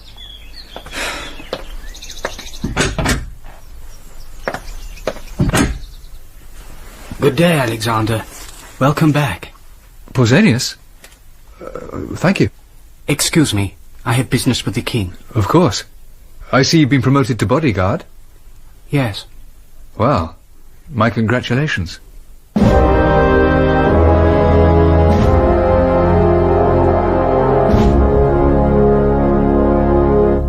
You've been to see the king? Naturally. How are you, Mother? How do I look? 2 years older, for a start. Oh, come. It's about 2 months since I last saw you, and before that 2 months again. Do you call that seeing? Fleeting visits with your wits scattered? No, Mother. Anyone who finds himself with you had better have his wits about him.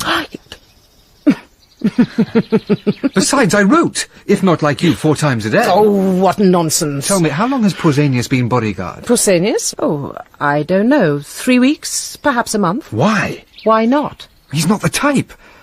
There was a story at Maeza. Philotas brought it, so we treated it with caution. He said Pusanias fell foul of the mighty Lord Attalos. Ah, foul is the word. Ah, so it's true then. What happened? Well, as might have been expected, Pusanias fell out of the king's favour, and therefore out of his bed. Pusanias took it hard, and referred to his successor neither quietly nor privately as a paid whore. His successor took that even harder, and, to demonstrate his devotion to the king, runs out in front of him during some border skirmish, and is cut to pieces. Is this what Philotas told you? More or less. What happened next? What indeed? Well, this boy had been a kinsman of Attalos, who, can you believe it, promptly invites Pusanias to dinner. I'd as soon eat with a wolf. Well, you know that, and so do I. But Pusanias, who should have known better, perceives it as a hand of reconciliation. Attalos gets him very drunk, then dumps him in the stable yard, and urges on his grooms to have their way with him, which they proceed to do. Pusanias goes running to the king to seek redress, but, given the power and influence wielded by the vile Attalos, doesn't get it. But is promoted bodyguard instead? Precisely. That's redress of a kind. Ah, not the kind Pusanias wanted. And he wouldn't even have got that if it hadn't been for me. I had to put it to the king that what had happened to him as my kinsman would not be heard with joy in Epirus. I gather there are other matters you've been putting to the king. Have I? What? My lack of interest in the question of my heir. Ah. The topic did come up. I'm glad there's one subject you can talk about. If astonished. Him, I understand, but you... Use your intelligence, Xandros. Think of what I said to you before. If he should cast me off... Mother... There are things I see and you do not. The king wants sure succession. He has it. Not in his eyes. He's looking to a dynasty. He'll not rest until he sees the line go on. Not just a single son, but grandsons too. Show him that, he'll be content as usual with lesser wives and whoring. Deprive him of it, and I, as queen, am an encumbrance. Xandros, you are now his only link to immortality. So, it's either your sons or your legitimate half-brothers. And we all know what that means in Macedon. Mother, there are no half-brothers yet, and may never be. Listen, I shall see to the inheritance, but I'll not be forced into it any more than I shall stand and see you ousted. As for my position, if it's so unsure, why has he had me spend 2 years with Aristotle? Why am I his regent? What's sure today can be gone tomorrow. I've said what I can. You are, as you say, regent. And that's a welcome change from Antipatros, who's always made a point of not consulting me on anything, even where my knowledge could have been useful to him. Be sure, Mother, I shall consult you on any matter of state where you have knowledge or which touches on your dignity and honour. Ha! Since both are held in general contempt, we'll be in perpetual session. But Xandros, listen. Now would be a good time to settle the Pusanias account. This man, Attalos, is dangerous, and suspicion of conspiracy would stick. I guarantee you that. Let one thing be clear between us, Mother. It's I who shall decide what matters we discuss, and that will not be one of them. Do you understand? What was it I heard of Aristotle? That he considers woman an imperfect form of man. Yes, well, there's another thing which must have recommended him to Philip. How pleased the king must be to know how you agree with him. But there we are. As for Attalos, let him go. I warn you, though, we'll both be sorry, just you see.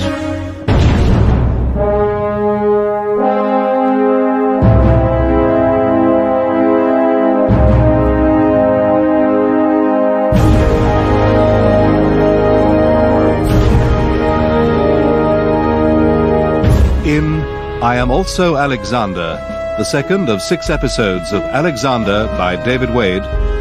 Michael Maloney played Alexander, Sam Crane, the young Alexander, Alex Jennings, Hephaistion, Gary King, the young Hephaistion, Barry Foster, the spirit of Achilles, Simon Ward, the spirit of Patroclus, Brian Cox, Philip of Macedon, Geraldine James, Olympias, and John Moffat, Aristotle. Demosthenes was played by Malcolm Sinclair, Lysimachos by Keith Drinkel, Leonidas, John Webb, Ptolemy, Julian Ryan Tutt, Philotas, Michael Onslow, Pausanias, James Telfer, Aeschines, David Thorpe, Antiochus, Barry J. Gordon, and Demosthenes, John Evitts. The music was composed and played by Wilfredo Acosta. Alexander is directed by Glyn Dearman.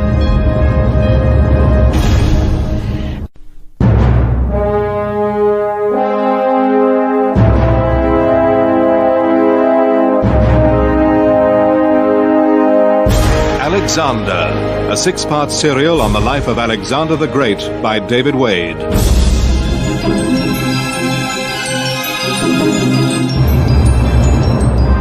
With Michael Maloney as Alexander, Alex Jennings as Hephaistion, Barry Foster as the spirit of Achilles, Simon Ward as the spirit of Patroclus, Brian Cox as King Philip of Macedon, and Geraldine James as Queen Olympias.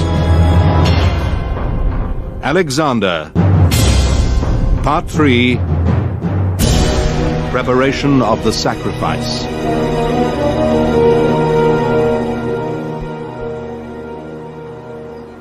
Pella, capital city of Philip, King of Macedon. The year 340 BC.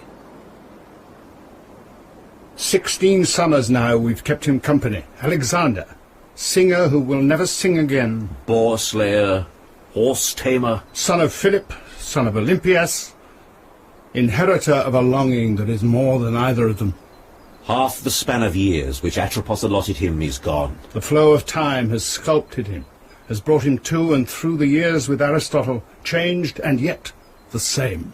Now Philip, king of Macedon, marches east towards Perinthos and Byzantium, while Alexander as his regent rules for him.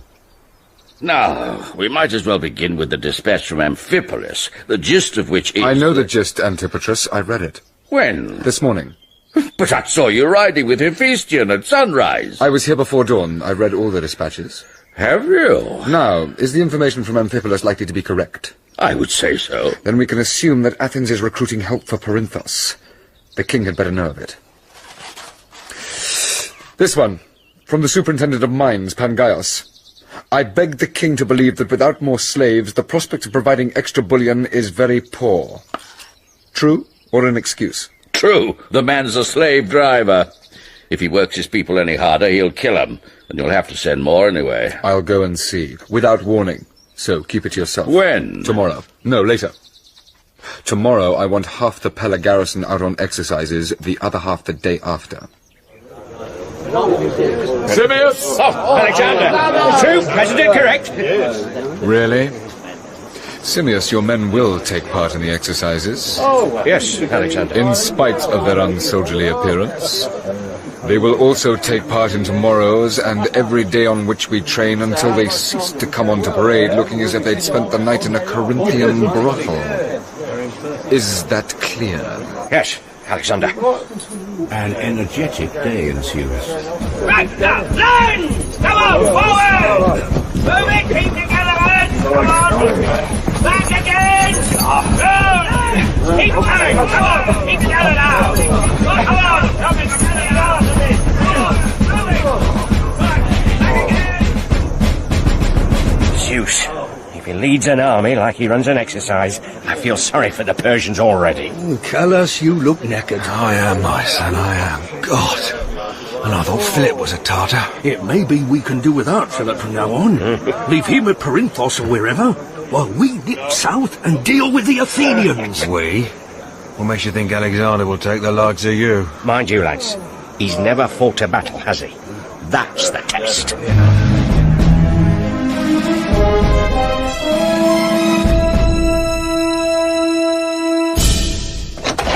Alexander, wake! Wake up! Antipatros? What is it? A messenger. From my father? No, from Thrace. The Magi have risen. Have they? Where are they now? Heading down the Strymon Valley, sacking and burning. If they get much further, they'll cut the road to Perinthos. They'll do no such thing. We meet at once in the king's room. Call up the commanders. Oh, and Harpalos as well. I'll need a quartermaster. Alexander, wait! You are regent. Your place must be in Pella. I suggest that you appoint me leader of the expedition and Kleitos as my second-in-command. What are you doing? Giving you the ring of office.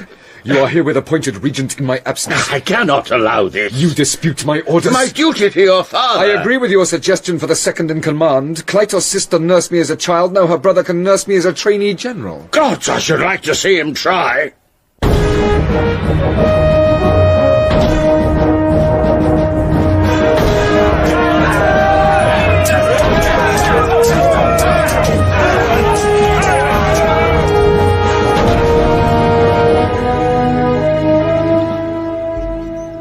And then, Mother, once they thought I was retreating, they broke ranks, and I led them like sheep down the Strymon Valley.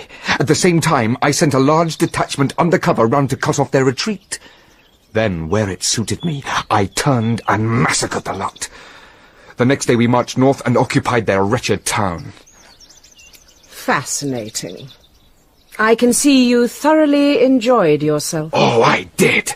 So did the troops. They cheered me. More to the point, the Magi as a fighting force have ceased to exist. Magnificent. I'm sure the king will be impressed. I wrote to him immediately we took the town.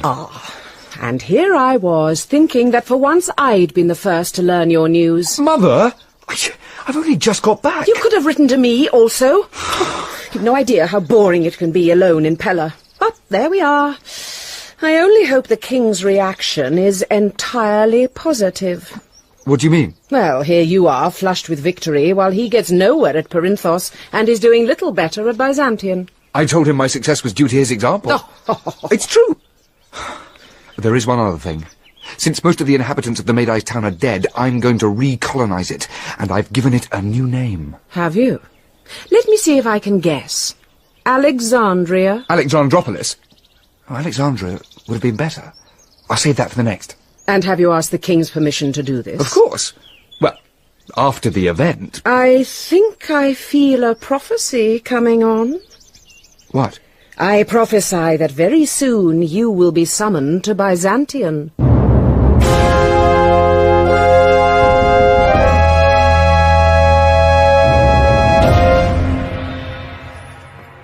Now then, Parmenion, this is what I've drafted. Tell me what you think. From Philip, etc., to Alexander, his regent in Pella, I compliment you highly on your prompt and successful action against the Magi, and I am gratified that you acknowledge your debt to the principles of war which I taught you. I note that you request my leave to name a town Alexandropolis. I have the impression he's already named it. So do I. Mind you, it's little better than a hill fort. Quite. I am pleased to grant your request. I've been giving much thought to your future employment. Antipatros informs me that you show a gift for government, and that the Pella garrison... What did the old man say? He said they were eating out of his hand. Yes. The Pella garrison has learned to accept your command. What you now need is to broaden your experience. Hand the regency to Antipatros and join us at Byzantium as soon as possible. Here you will learn basic siegecraft, and if Athens stirs things up along the coast, you could be useful there. Well? Very fair. A siege will do him good. Exactly. Do you know what he said to me before we marched? Go easy, father. By the time I'm king, you'll have left me nothing to do. A siege will definitely do him good. And that was how the matter rested. But with the most compelling motive tactfully unspoken. If you have to do with a young lion, let him be where you can keep an eye on him. This is not my year for sieges. First Perinthos, now Byzantium. We'll take it in the end, of course, but not tomorrow. Nor the day after. A fleet from Rhodes put in this afternoon. I know, Xandros, I know. Don't say you didn't warn me. Everybody, Greeks and Persians, are pouring food and weapons in, and there is nothing we can do about it. As long as we're outnumbered at sea. There's nothing we can do about that, Parmenion. Philip, forgive me. Pausanias, what's happened? Trouble in the lines. Not again. It's the mercenaries, of course. Yes, sir. They're throwing their rubbish at our men. They won't obey us, and we can't find their officers. Why did I ever hire them? All right, I'll go. It won't be much. It never is. I'll come with you, father. I'll call out the guard. You'll do no such thing. Neither of you. I won't have them think they frighten me. Give some thought to what we are going to do about this city while I'm gone. Hey, my horse! I didn't like the look of those mercenaries when I rode past them this morning. Yeah, they're a rough crew. Except, of course, they're southerners, and so consider themselves a cut above us savage Macedonians. Now, what do we do about Byzantium? I'd raise the siege. Unless we can blockade the sea approach, they'll hold out forever. We have to fight Athens in the end. Let's do it now. Then these other places wouldn't matter. Between the two of us, I think the king is coming round to that idea. So long as the suggestion doesn't come from you. No, nor any other. What's that? The mercenaries. For gods! The king! Find Pusanias. Have him call out the guard. Hephaistion! Kleitos! Kleitos! Arm yourselves! Follow me! The mercenaries are rioting! Sir! Alexander! Quick! They've got the king! The bastards have pulled him off his horse! Where's the king? Drake, take him, man! Where is he? Sandros, here! Here! To me, Kleitos! Kleitos! To me, Hephaistion! Guard my back!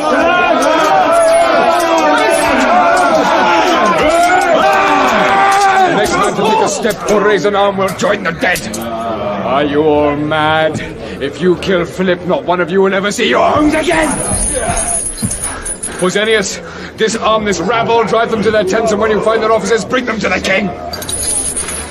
Father, are you all right?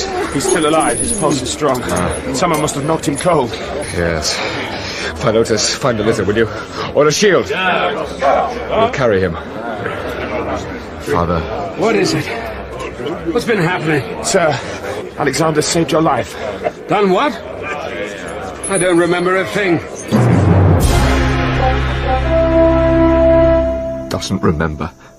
He remembers well enough. How do you know? Feste! He was shamming. I saw his eyelids flicker. Perhaps he had to, or those jackals would have killed him. I mean, after it was over. I tell you, the less my father owes his life or anything to me, the better he'll like it. And as for admitting he made a fool's mistake... Zandros, Philip is as he is. And what's that? He doesn't treat me like a son? He does. Whatever your mother may say. Yes. Yes. Why do I believe a word she says? I know I'm nothing but a weapon in her war against him. Do you? I don't know what I know. But oh God, sometimes I think that man will live forever, and I shall grow old, and all the love and longing in me turn to vinegar. Oh, Feste, hold me.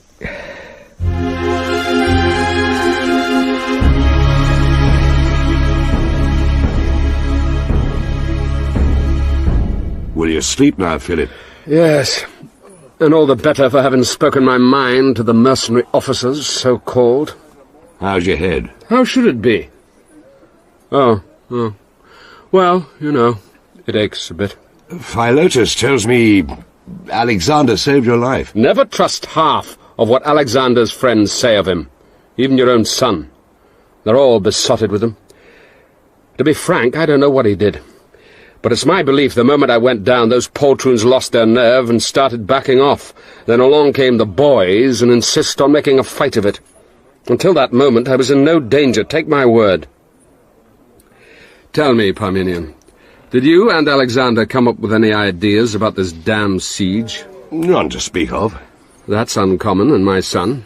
I think he'd like to storm the city. Oh, I'm sure of it. Well, I'm going to disappoint him. I'll raise the siege and send him back to Pella. There are nasty rumours from Illyria again, so he can handle that while we head for the Danube, settle matters there, then home before the spring. And then?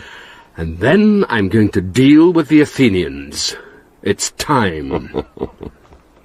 Why are you grinning? Oh, Alexander thinks that we should deal with the Athenians too. But you just told me... Philip, in your present frame of mind, if Alexander's for a thing, then you're against. Your son, my friend, is now a man, like mine. Why, Heracles, when was he ever a child? I look at him, Parmenion, and I am filled with pride. I look at him again, and I'm filled with bafflement.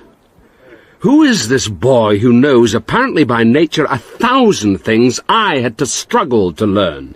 Who doesn't know and is fatally indifferent to other things that are part of every Macedonian's bone and blood? You mean women? Women, letting his beard grow. He shaves every day. And therefore, needless to say, so do his friends. I mean, did I beget him? Well, yes, of course. That bitch can say what she likes. But how did I beget a son like that? That's the question. And it's not the only one that worries me. What others? I may live another 20 years. How will Macedon contain the two of us? How shall I employ the son of mine? The sooner you can lead an army into Asia. Yes, I know. But first, I have to lead one against Athens.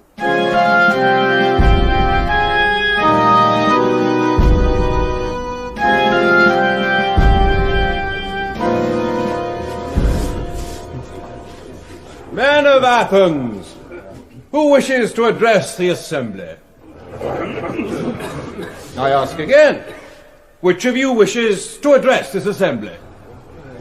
It is autumn. News has come that Philip of Macedon, whom the Athenians confidently thought was miles away, is 3 days' march from Athens. It is autumn, not the spring Philip had been hoping for. He and Parmenion have had to fight their way home from the Danube. He had seen his horse killed under him in Thrace, his thigh pinned to it by the spear that brought it down. He has needed the summer to recuperate. But now he is in Attica. Demosthenes and the assembled citizens of Athens feel his hot breath blowing on their necks. Men of Athens, will not one of you come forward? Our generals are here. Our country cries out for somebody to speak for its salvation. No? Well then, since I have calculated Philip's motives and have done so as it turns out rightly, I, Demosthenes, shall speak. And speak he does. Oh, Alexander, if you could see him now, you would not know the scrawny wretch who stammered to an ignominious silence in Pella. Here you see him on his battlefield, his tongue a flaming sword. Oh, yes! We know full well that all that stands between us and the brutal Macedonian is Thebes, his ally and our ancient enemy. But, men of Athens, do not on that account believe that all Thebes is at his disposal. Of course, he has at his command those Thebans whom he has been able to win by fraud and corruption. But on the rest who have consistently resisted him, he can by no means prevail. Let us not, therefore, at this time of crisis, dwell on our old enmity toward their city. Let us rather take up arms to show those both in Thebes and everywhere in Greece our undying determination to resist the Macedonian tyrant. Let me be sent as one of your ambassadors to Thebes to exhort them to follow our example. Let it be Athens, not Macedon, who has Thebes as an ally, so that the liberty of all Greeks may be preserved from a man of alien race.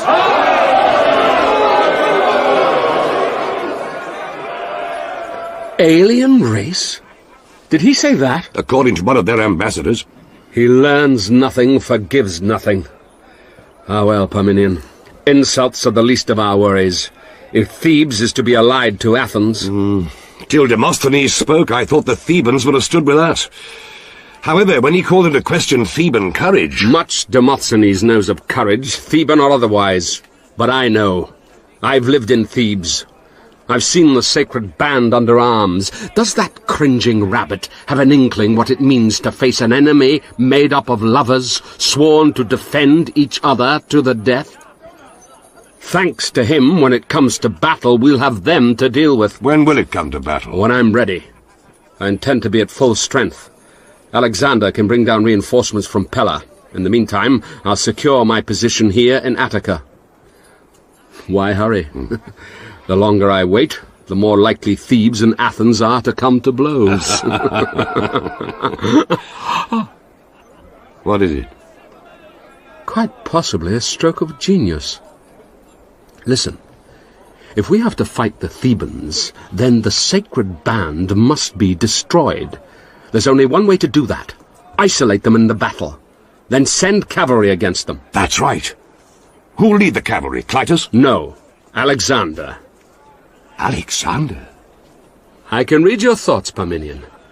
It's back to the old days of Macedon, you're thinking. If you have a rival, either murder him or set him in the forefront of a battle. Well, that did occur to me. Yes, and it occurred to me as well, and I looked at it and set it aside. What becomes of him and me is in fate's hands, not mine. Not to mention that he's still your only heir. I know that. But it isn't what I mean. He's precious to me, though you might not always think it.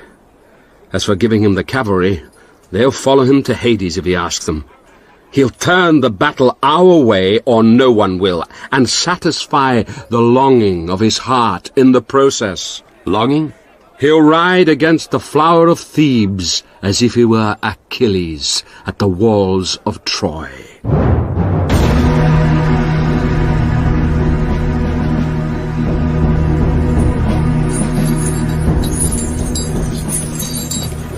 Achilles. Alexander. Ride with me when I signal the charge. Oh, I'll be there, my kinsman. Both of us have waited for this moment, haven't we, Patroclus? And here it is, a summer's day at Chaeronea.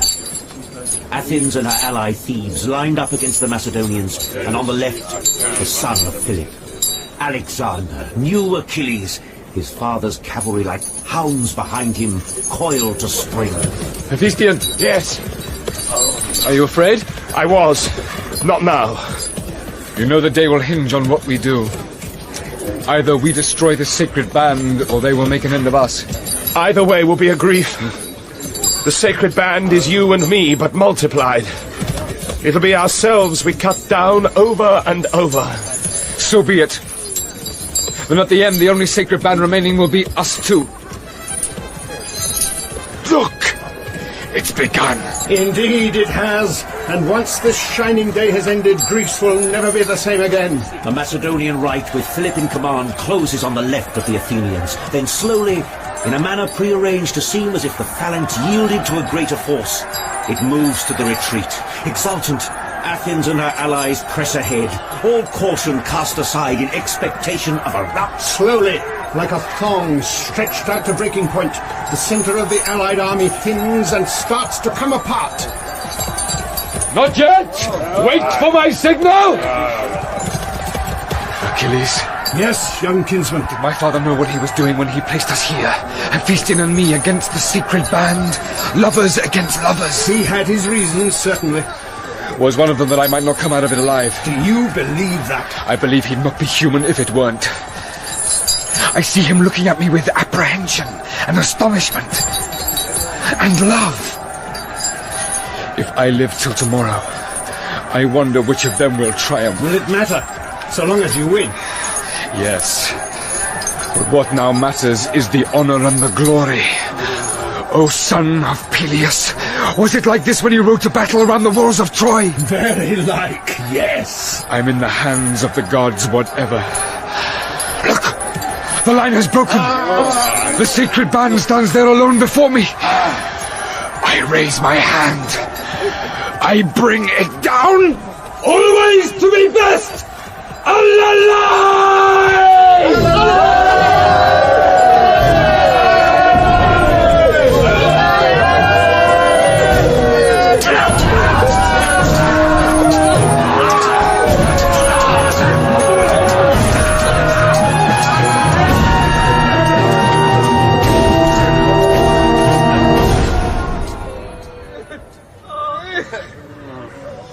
Hephaistion.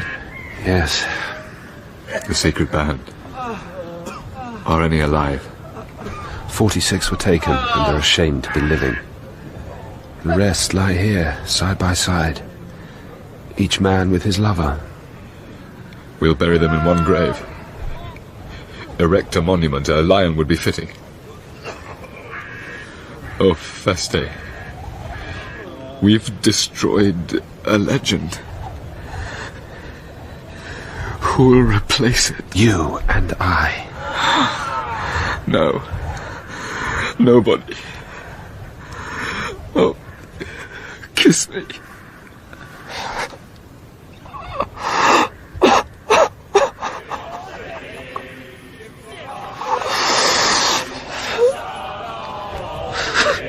What's that? Zeus. I know exactly what it is. Come.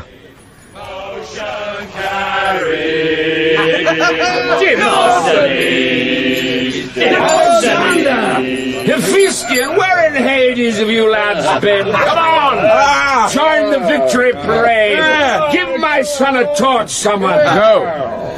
Thank you, sir. Oh, come on! God's boy! You're my general of cavalry, finest one I've ever had. Isn't that so, friend?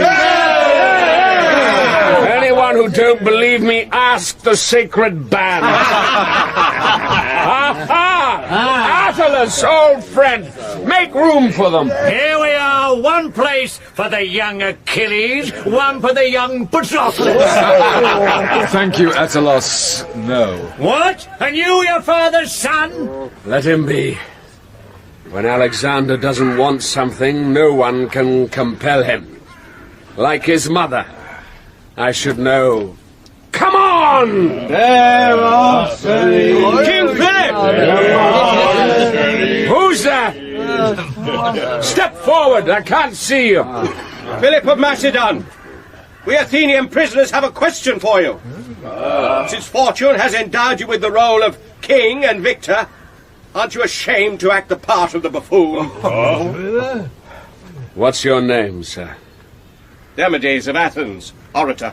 Orator? Another windbag! And you, Attalus, I think. Reflect before you speak too loud. It was oratory that brought out 30,000 citizens against you, and made you sweat for your victory. Demosthenes fled. He wasn't alone in that. Remember, not all men can be soldiers, nor would life be tolerable if they were. There it is. I thank you. It was mean-spirited in us to mock. You remind me of what is owing to a gallant enemy. You and your fellows will be released and can return to Athens with the ashes of your dead. Now you speak like the man some of us believe you to be. Not every Athenian shares Demosthenes' opinions. There is one difficulty, though. You will want us ransomed. It may take some days to raise the money. There'll be no ransom. My son Alexander will conduct you to your city. You hear me, Xandros? Yes, father.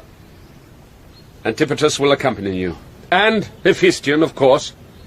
Now, let every man go to his tent.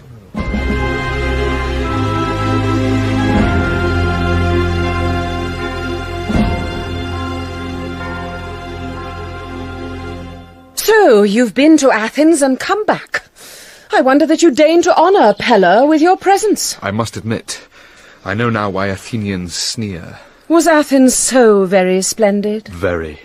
Like a great shrine built by giants, even if it's now inhabited by dwarves. Well, I hope the little men did all they could to honour you. Everything. They count their blessings at the hands of Macedon. No ransom for their prisoners, no garrison, peace with honour, naval alliance. They even voted statues to father and me. Oh, I heard of that. And did they also overwhelm you with luxuries, choice foods, resplendent wines, alluring women? They tried and did their best to hide their disappointment when we preferred a day at the academy to one of wine and whoring. Xenocrates is head of the academy now. He bore with me and Antipatros, but was appreciative of Hephaistion. Oh, intellectually, I hope. Ah, yes, I might have guessed dear Feste would be there.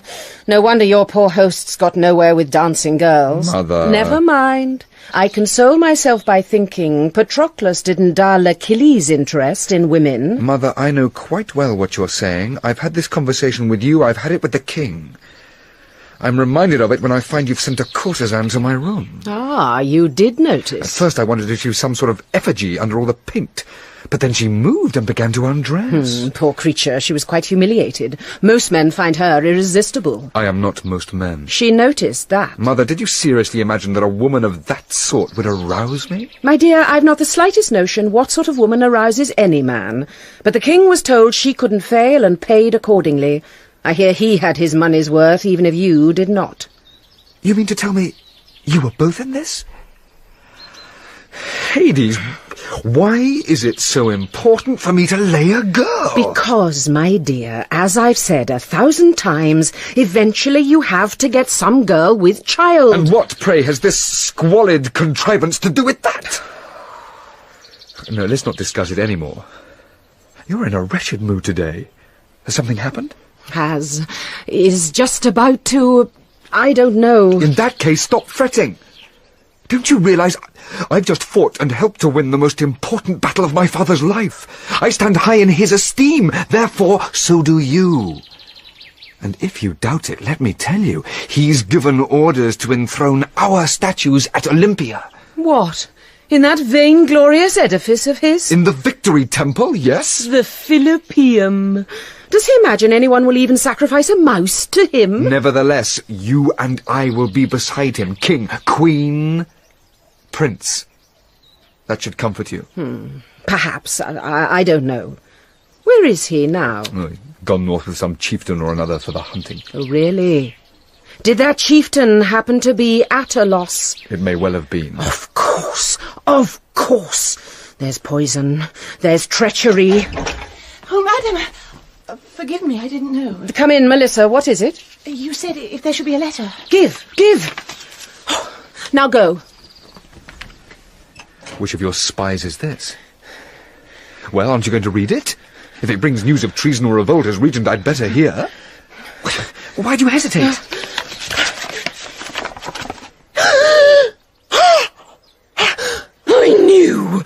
I knew. Mother? He has asked for the hand of Eurydice. Eurydice. The niece of that drunkard Atalos.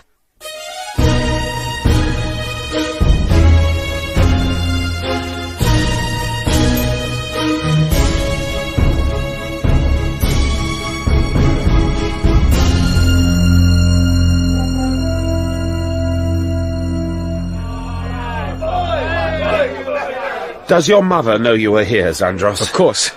She tried to stop me, but the heir's place at a wedding feast is opposite the king, and I'll be there, in case Atalos has other ideas. Zandros, is it true the king has threatened to divorce your mother? It's true, Ptolemy, yes. But why? Where have you been? Everybody what knows that... What does everybody know, Philotas? What I mean is... that there's a story going round that there were grounds of... Adultery? And who began the story, do you know that? My mother is as likely to commit adultery as a statue of Pallas Athene. Ah, Harpalos, Perdiccas, thank you for coming. Presumably, Philotas, you know who began the story. The king. Zeus. Well, friends, shall we make our entrance and play our parts in this unlovely comedy?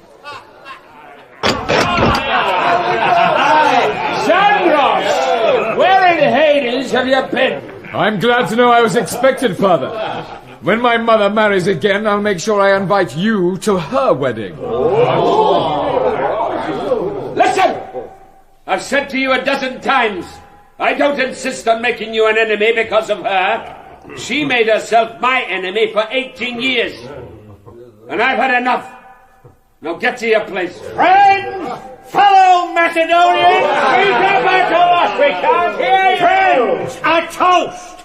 I call on every loyal Macedonian to pray to the gods that from this union of Philip and my niece, the lovely Eurydice, there may be born a legitimate successor to the kingdom! What? You thick-witted blackguard, Atalos! Are you calling me a bastard? Zandros, no! Here from my cup as well! Stop! Stop! Both of you! Damn you, boy! Can't you take a joke? Joke? Is it a joke to call my mother an adulteress? And what does that make me, you old priapic wineskin? By Hades, if you were twice my son, I know! Look, gentlemen! There lies the man who plans to cross from Europe into Asia, and he falls flat crossing from one couch to the next! Those of you are my friends. I ask you to follow me. Now what? I'm taking my mother out of Macedonia. Where to? West to Epirus, to her brother Alexander in Dodona.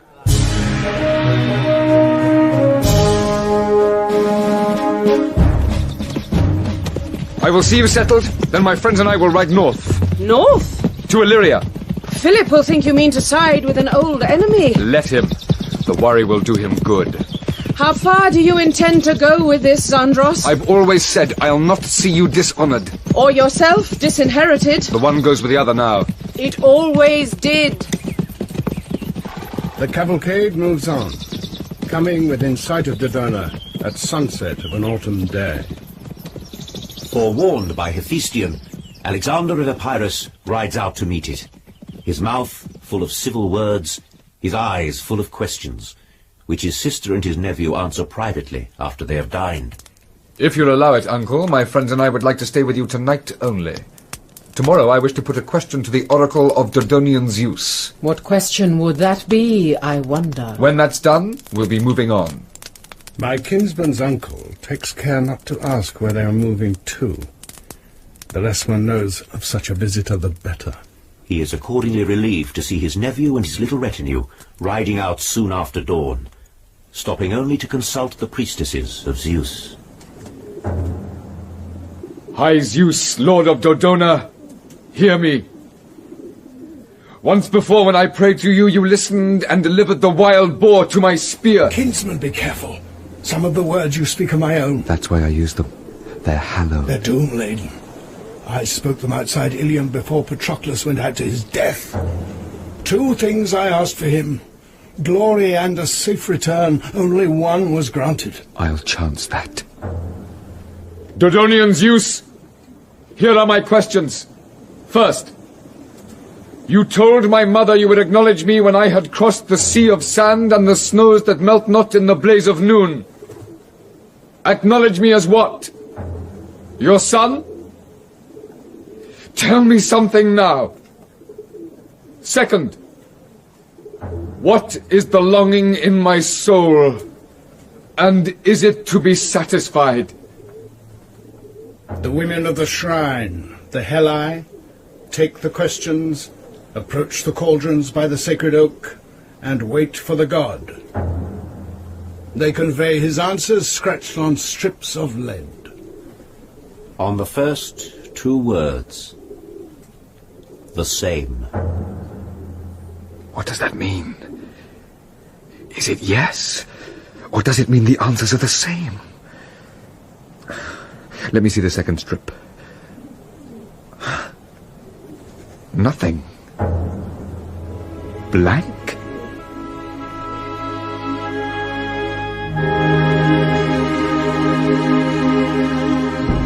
It is a cold winter for my kinsman in Illyria, spent among ruffians who barely trust him. And cold in Pella, where Philip turns his one good eye alternately upon Illyria and on the swelling belly of his autumn bride.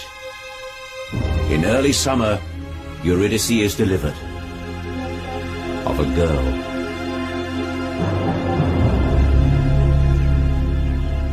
Da! Is the goddess of childbed against me too? Well, Aristander, what do your prophetic powers tell you about this? Will I ever sire another son? Oh, you may do, sir, but the gods are with the one you have. Clearly. Well, I better try and mend fences. I'd rather have Alexander here and useful than hatching mischief in Illyria. But a reconciliation won't be easy. Who could act as a go-between? If I might suggest, sir, how about Demosthenes? Demosthenes of Corinth? That's a good idea. I can trust him, and the man who gave my son his horse Bucephalus can be certain of a hearing. Aristander, there are two other matters on which I think we should take the omens. Oh, yes? You know of Pixodaris? Governor of Caria. The same. Servant of the Persian king, in theory, but open, I believe, to Macedonian alliance. He has a daughter. I intend proposing a betrothal. Not mine. I have my limits. And no, not Alexander's either. I'm all for marrying him off, but I draw the line at the daughter of the great king's lackey. No, I'd thought of Artabazus. Your son. All right. He's feeble-minded and he's a bastard. We know that. But Pixodaris doesn't. He's still my son, legitimate or not. And that's what matters. I can but take the auguries. Do so. As to the second matter, this is delicate, and nobody but you will know of it, so if I hear a breath of it around the court... Sir, I swear. Good. Now then, as you will appreciate, any hopes I may have had of a divorce from the Queen are at an end. Thanks to that oaf Attalus, Alexander's opposition is unshakable. That, on its own, I might ignore. But for the other Alexander, my wife's brother... All his links to me, and with them all my hopes for peace in the West, run through his sister Olympias. How's that for a guarantee of trouble when I go to Asia? Therefore, I intend to nullify her influence. I propose to lose him as a brother-in-law and make of him a son-in-law instead. He shall marry my daughter, Cleopatra. Alexander's sister. No doubt Alexander will object to that as well. Let him. When it's done, I'll divorce the Queen. So, kindly tell me what the entrails have to say about that. The entrails say nothing certain. But the king is certain, so they are held to have said yes. In the meantime, Demosthenes makes the disagreeable journey to Illyria. He finds Alexander and his friends ill-kempt, lousy, and dispirited. He speaks with Alexander the best part of a day alone, then smiling, rides away with his attendants. Well, Feste, We're going home. Come, let's tell the others. What did Demosthenes say? All my mother's rights as queen are guaranteed. And you? I am assured that I shall be my father's heir. Are you content with this? I think so. If you've any doubts, don't go. We'll stay with you. No. I've kept you all long enough. Besides... What? Oh, firstly, the world looks different from Illyria. It slips by without me and doesn't seem to notice my absence. So that all my longings are... Yes? Are a question put to the gods that gets no answer. A blank. Ah, well, let's get away from here. We go by way of Dodona to fetch the queen.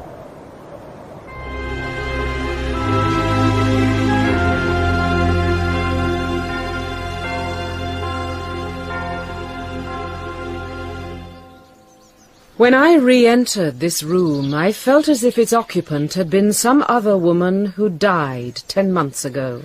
It seems much as usual to me. Something has gone out of it.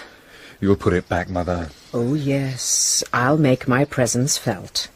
The only wonder is he didn't install her in here. You know she's pregnant, again. Maybe it will be another girl. And maybe not. Is it true he's gone to Corinth? Yes. When he gets back, it should be as Captain General of the Greek allies with full powers for the war against Persia. You didn't go with him? Nope. Nor are you regent? No. So, how are you to occupy your time? I am to prepare myself and the companion cavalry for the coming war. That should keep you out of mischief. I need it to up the vegetating in Illyria. Mother, there's a story about my idiot half-brother Artabazus. That he's to marry. The daughter of Pixodarus? Yes. Why? Pixodarus could be a useful ally, but why should he so much as look at Artabazus? Either he doesn't know about him, or he's getting much more than a simple-minded son-in-law. He'll be getting the alliance, too. Is that enough for taking on a cretin? Well, as I've always said, I wouldn't put it past the king to nominate his half-witted bastard as his successor, if he had a mind to spite me, or both of us. By Hecate. So that is why he lured me back with empty promises. To humiliate me. It's not impossible. But, Xandros, if it were a question of the kingdom, the army would support you, surely. Would it? I haven't seen the army in a year. I feel like a dead man in Macedon. Then you must come back to life. From Parmenion, General in charge at Pella, to Philip, the king at Corinth. Greetings. I feel it my duty to tell you that, encouraged by his mother and some of his friends, Alexander has sent an envoy to Pixodarus. His instructions, it seems, are to apprise the Icarian ruler of his future son-in-law's shortcomings, and to offer Alexander in his stead. This information comes from a source close to the prince, who, in spite of friendship, felt obliged to bring it to my notice. I spoke to Alexander. He confirmed the story, but said he would account to nobody but you on your return. And account to me you will. Gods, if you were younger, I'd whip you to your knees. Be thankful I brought Philotas with me, as a witness, or I might do so yet. Is that the only reason he is here? Xandros, I swear Stay out of this, young man. You're here as an observer, nothing else. Now then, what in Hades were you playing at? Fulfilling your desire, sir, that I should marry. Damn your insolence! You marry a carrion? Is this how you interpret always to be best? By God, if that's the price you put upon yourself, there's plainly not a lot to choose in witlessness between you and your half-brother, Artabazus, whom Pixodarus has, of course, rejected out of hand. You might like to weigh what you have cost me in the loss of this alliance, and let me know how you propose to make it good. You've no suggestion? Well, I have. First, your friends, Ptolemy, Harpalos, Aristander, Nearchus, who stood behind you in this lunacy, are banished the kingdom till it pleases me to readmit them. Not Hephaistion? What? And add your moping to my other difficulties. Besides, I'm fool enough to think that he exercises some restraint upon you. Not Philotas? I would go, of course, if I Quiet! Philotas, as far as I can see, has kept his distance in this farrago. And is the faithful Parmenian's son. And shares his father's common sense. Second, I had intended to appoint yourself and Parmenion to lead the vanguard of the army into Asia. My friend Attalus shall go in your place. Philotas, thank you. You may go. Sir.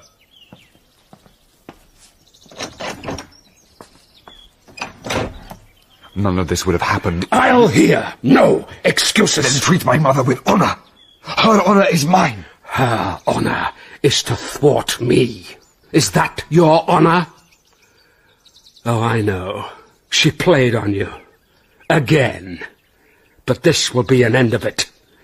You try my patience, but you're necessary to Macedon, and I'll not tolerate her perpetual manipulation. So listen to me. In Aegae, in the summer, I intend to marry your sister, Cleopatra, to your uncle, Alexander of Epirus, and bind him to me as my son-in-law. After his wedding, I shall divorce your mother. Now, you may take her part, but if you do, I'll make my way without you. Permanently.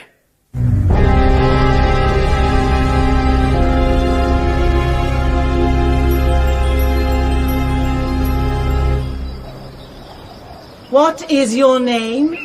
And what is your business with Pythian Apollo, Lord of Delphi? Lady Pythia, my name is Aristander of Telmessos, and I stand before you on behalf of Philip, King of Macedon, leader of the Greeks. Speak for him. My master seeks to know if the time is propitious for him to lead the Greeks across the Hellespont and to wage war against Darius, great king of Persia. That is his question? Yes, lady. And no other? No, lady. Wait.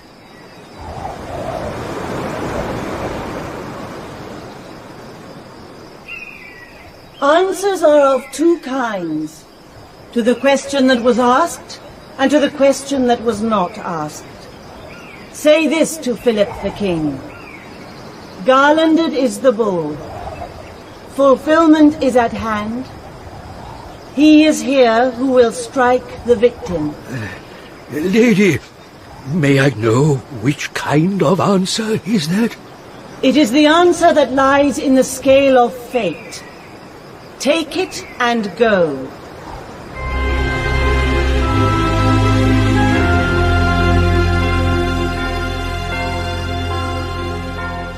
My darling boys, sit still. You're not at cavalry maneuvers. I've never had anything else. Aristander has returned from Delphi. Garlanded is the bull, fulfillment is at hand, he is here who will strike the victim. Mother, when I am king, if ever I am king, I'll consult you on the art of espionage. How do you know the answer he carried? I'm sure Philip is quite delighted with it. I'd be the last to hear if he were. But of course. For bull and victim, read poor Darius. For fulfillment, all Philip's hopes. For the one who will strike himself. What else?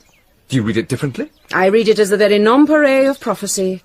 What would he have done, I wonder, if Pythian Apollo's answer had been unfavourable, when there's Parmenion and the vile Attalus poised like hounds to lead the vanguard into Asia? When will they depart? Within the week. And you? We follow in late summer. After your sister's wedding. After that. You haven't asked what I intend to do. No.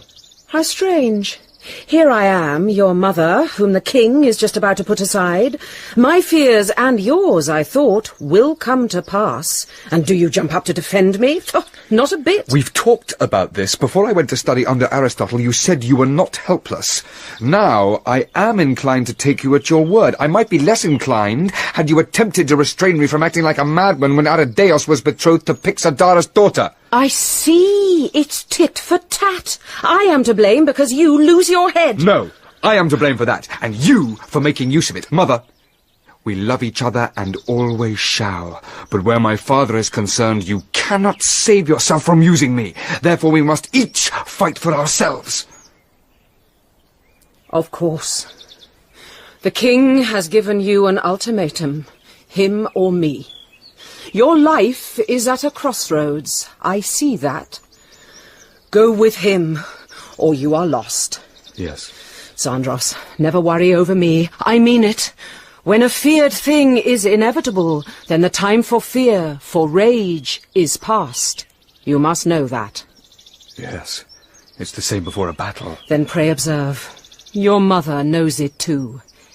In case it interests you, I shall not go to EG for the wedding. There are limits. And then, as you so rightly say, I am not helpless. No, indeed.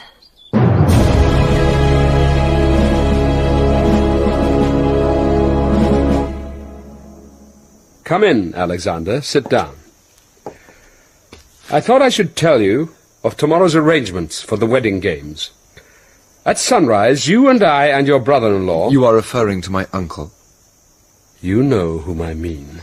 At sunrise, the three of us will take our places near the rear of the procession to the theatre. You on my right, 5 paces behind, and in line with with Alexander of Epeiros. My bodyguard will follow us at a distance of 30 paces. Why so much? I'm protected by the goodwill of the Greeks, and they shall see it. I'm no tyrant in fear of his life. Now, at 50 paces from the theatre, you, your brother-in-law, and the bodyguard will halt, while I walk in alone. Once I'm inside, you follow me. I understand. Is that all? That is all. Xandros, what the whole of Greece will also see is myself as king, with you on my right hand. In line with my uncle. Hades, boy! Is the bridegroom not to have place of honour in his own procession? The Greeks won't see my newborn half-brother, but they'll know of him. What of that? I hear his name is Keranos. So? Keranos was the founder of your line. What does that mean? Should I have named you after him? Xandros, hear me. You have a lead of 20 years upon an infant. It is my hope that that is long enough for you to show yourself the better man. Though, in your present frame of mind, I doubt it. Well, sir, we shall meet in the morning.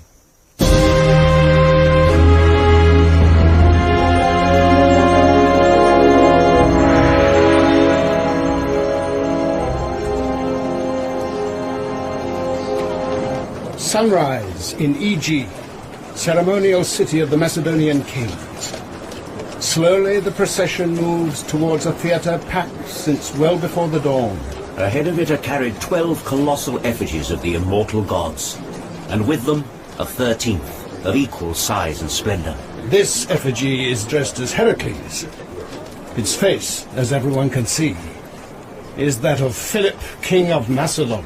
The watchers marvel at such magnificence, but tremble too at the presumption of a man who represents himself as equal with the gods. And here he comes, the king himself, then both Alexanders, all three wrapped in cloaks of purest white.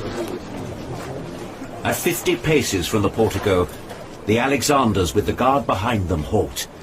Philip, trying to conceal his limp, walks on, the only moving figure in a space that seems quite suddenly as bare and infinite as all the universe. But see, another figure comes out of the shadow of the gate.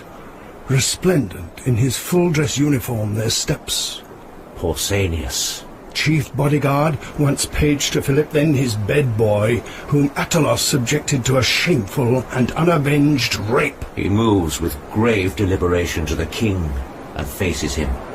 Pusanias? What is it, man? Is something wrong? Yes, Philip. This...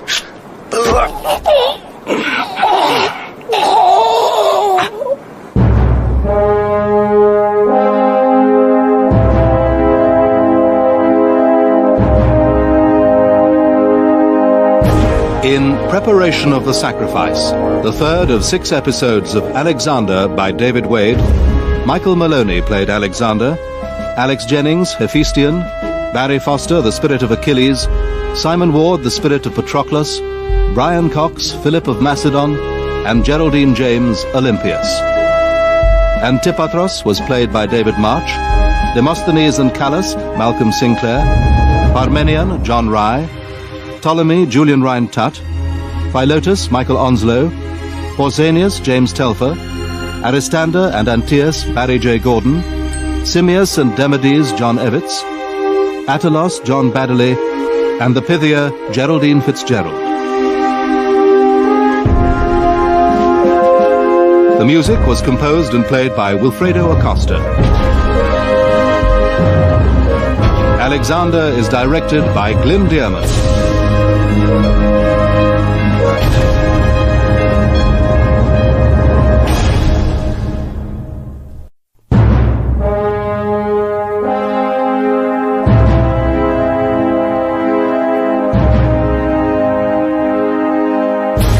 Alexander, a 6-part serial on the life of Alexander the Great by David Wade.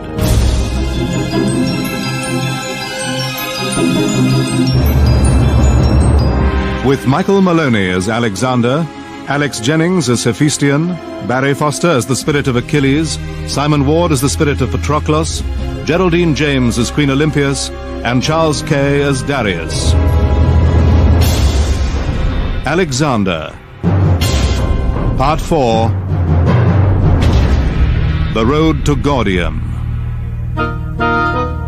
E.g., soon after sunrise on a summer's day in the year 336 BC.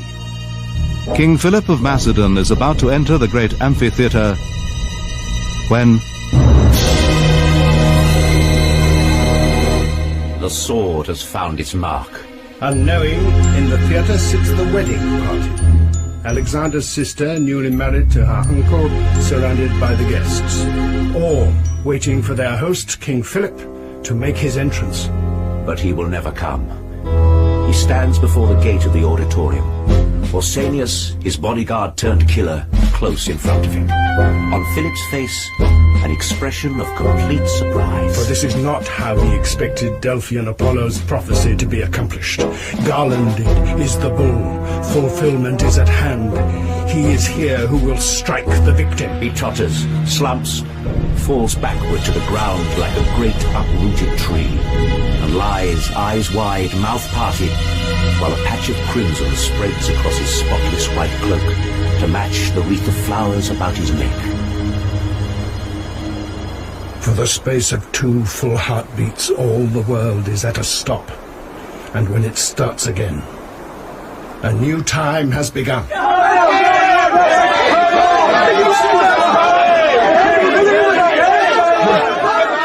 The killer drops his bloody sword and flees through trees and out to a vineyard, with Alexander's friends like hounds behind him. The rest converge upon the stricken king, my kinsman first among them. Leave him! He's dead! What's going on? My father is dead, Antipatros. What? Oh! Who did this? His bodyguard, Pusanias. What? Now listen. Go into the theatre. They know you. Tell them what has happened. Tell them they're safe and should return to their lodgings. Inform the envoys of the Greek cities that the king will see them in audience this afternoon. But, yes, of course I'll go at once. Wait! Find the army commanders. I want the men assembled before the palace in an hour.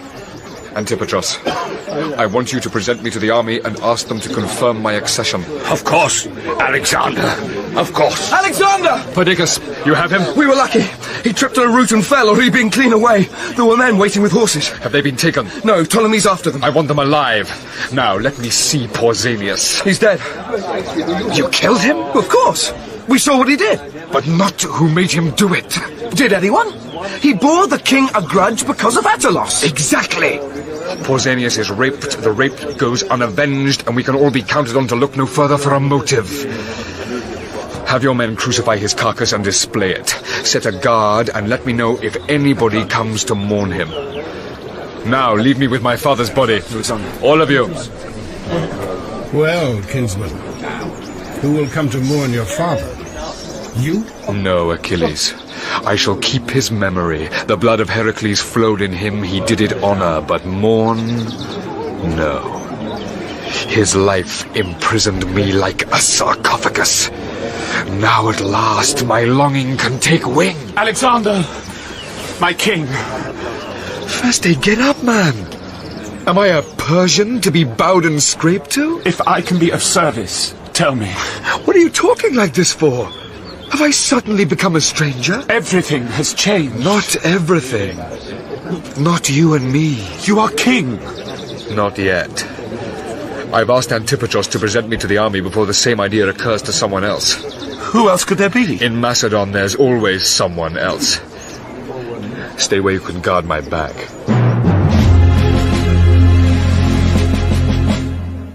Men of Macedon, fellow soldiers, Philip, who was king, is dead. I, Antipatros, his general, offer in his stead one whom you have known and loved since childhood, one who has led you to victory in battle, and of whose valor and great qualities you can have no doubt. Alexander, son of Philip. Will any man of you refuse him? Well then, will you have him?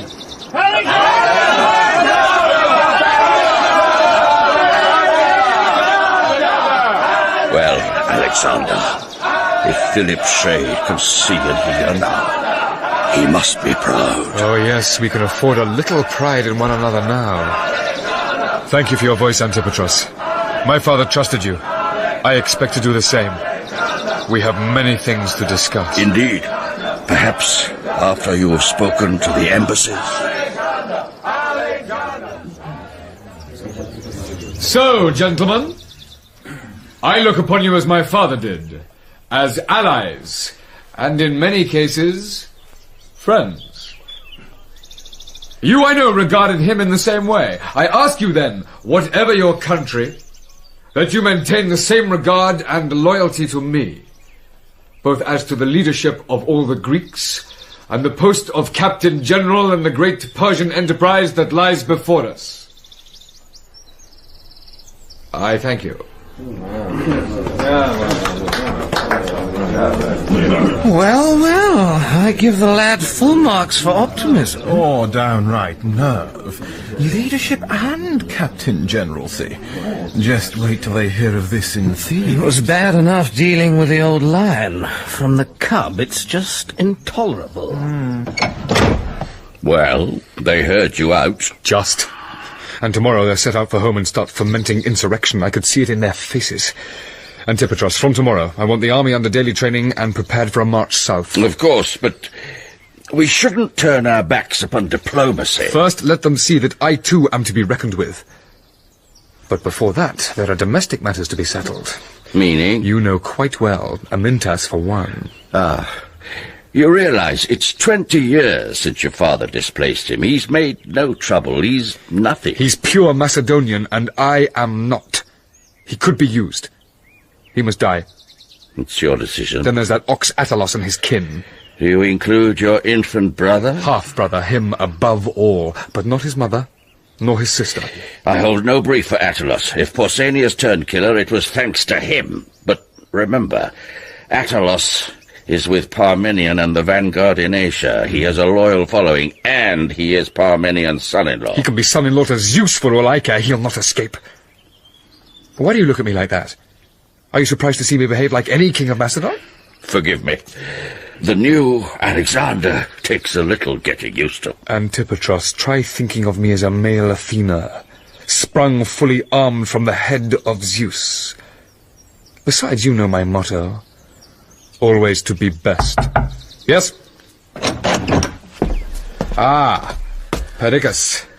Have you taken the horsemen? No, but they were recognized. They served the clan of Illyrian Lynkestos. My mother's neighbors.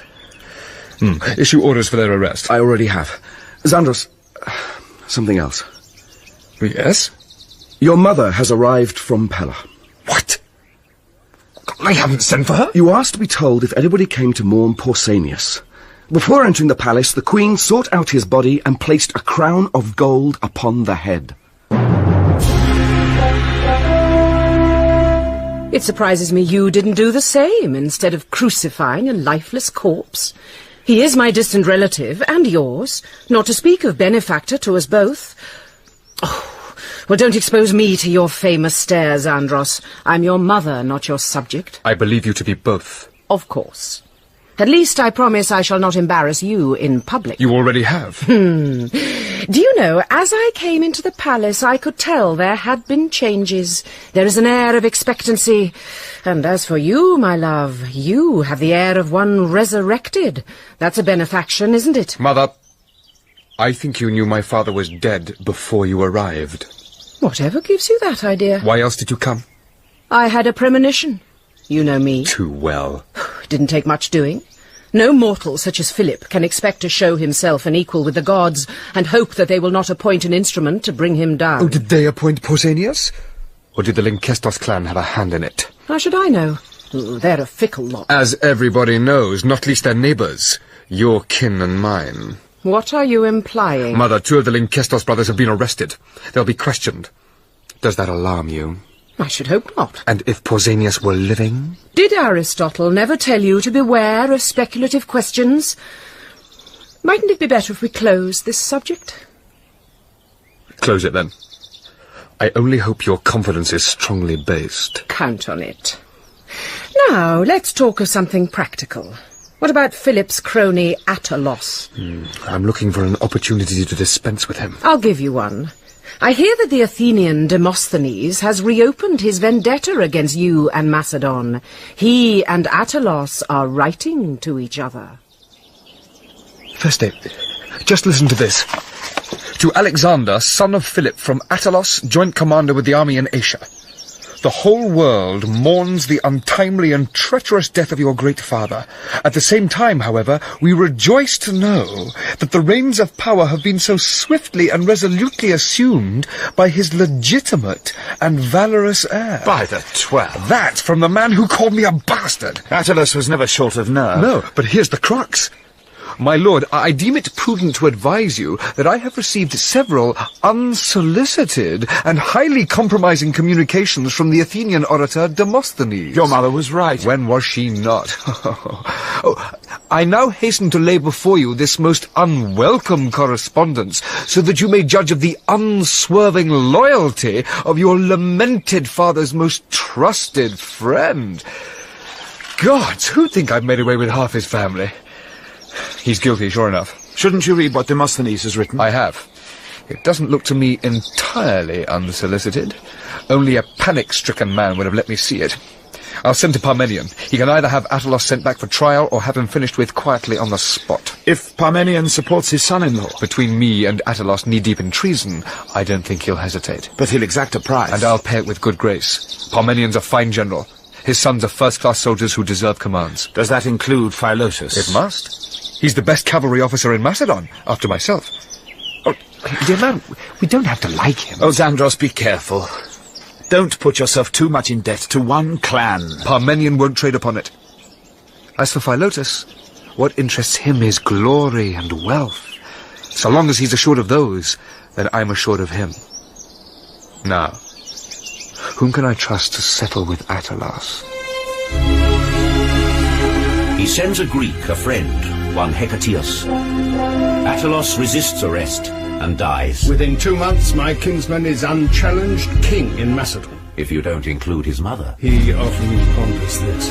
But meantime, he must give attention to Thessaly in the south, where they at first refuse him entry. Then reconsider when he appears in strength behind their lines. The Delphic Council hastily confirms him in his father's stead as leader of the Greeks. The Thebans, brewing insurrection, think the better of it when they find a Macedonian army camped beside their citadel. Which prompts the men of Athens to dispatch an embassy instructed to express profound regret that they had not at once acknowledged Alexander's rightful leadership and to confer on him an honorary citizenship. Demosthenes sets out with the ambassadors, but suddenly decides to return home. He must have feared another bout of speechlessness were I to ask him what he planned when writing to the late Attalos. Now, gentlemen, we march on Corinth to claim in person the allegiance of the allied Greeks, then home by way of Delphi. I have something to ask of Pythian Apollo. Son of Philip, your offering is accepted, but today the oracle is dumb. Dumb, Lady Pythia? The day is unpropitious. I may not approach Apollo's shrine. I see. Then maybe he will let me carry you. My lord! Please don't struggle. If I drop you, that will make the day still more unpropitious.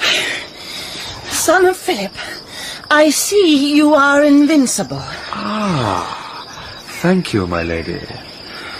That is all I need to know.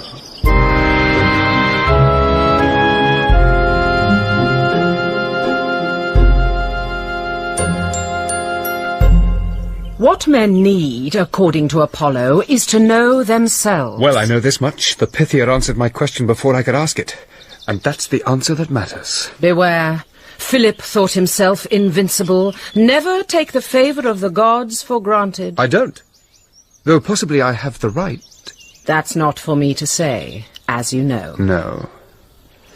And, Mother, never take the favour of your son for granted, either. Oh, dear. I thought this was to be a friendly visit. While I was in the south, you killed Eurydice and her daughter. Ah. Why? Have you forgotten that the man you call your father married her and was going to put me away? They are no danger to you now. Their lives were an affront to me and should have been to you. And anyway, why this sudden squeamishness? Your path, since you succeeded to the throne, is strewn with corpses. Does anybody scold you? Nobody who knows the history of Macedon. Then why should it be different for me? Why should I endure a living rival? If you had my honour and your own at heart, you'd have done it for me. What I did for my life, and yours. And, madam, had I done your murder for you, I'd not have killed the child in front of her own mother, then sat and watched her hang herself. Ha! Then you'd have missed the best part. There's a wild thing in you, Mother. I should hope there is. The tame in this world perish. We who are forbidden arms must spread terror as we can.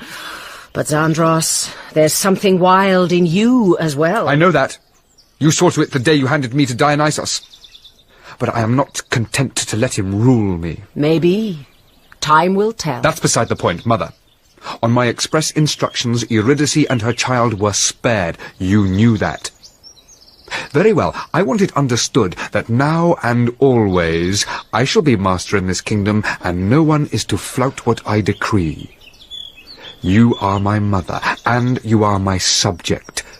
The time has come for you to remember this in private as well as in public. How like Philip you begin to sound. Perhaps you are his son, in spite of everything. Only you would know. So, when are you off again? And will it be to Asia? Asia.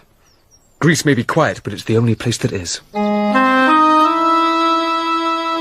Spring comes, and finds him northeast by the Danube, quelling tribesmen there. Then back west to Illyria, the ancient enemy. A new king, young like Alexander, expects to break the trammels of the peace imposed by Philip on his father. Receiving his opponent's dazed submission, my kinsman turns again for home and preparations for the Persian War, praying that no one else is fostering revolt. Men of Athens, I bring you great news! The upstart Macedonian brat is dead! I have beside me here the man who saw him fall. Upon the Danube, was it not? Upon the Danube, yes, Demosthenes. You hear that? The soldier has sworn it. He says not only is Alexander dead, but half his army cut down with him. Is that not a fact? It is indeed, sir, yes. And unless you feel inclined to doubt him, our friend here took the wounds you see in the self-same engagement, barely coming from it with his life. Watch a bandage man, it's slipping. Fellow citizens, the time of liberty is at hand. Send messengers with arms and with gold to Thebes, and let them turn the sword against their tyrant garrison. Let Greece arise! The boy barbarian is dead!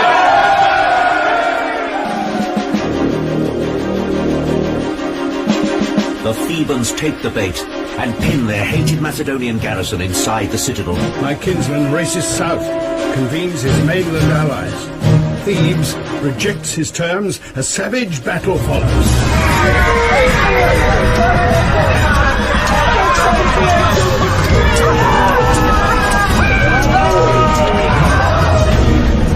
And the city falls.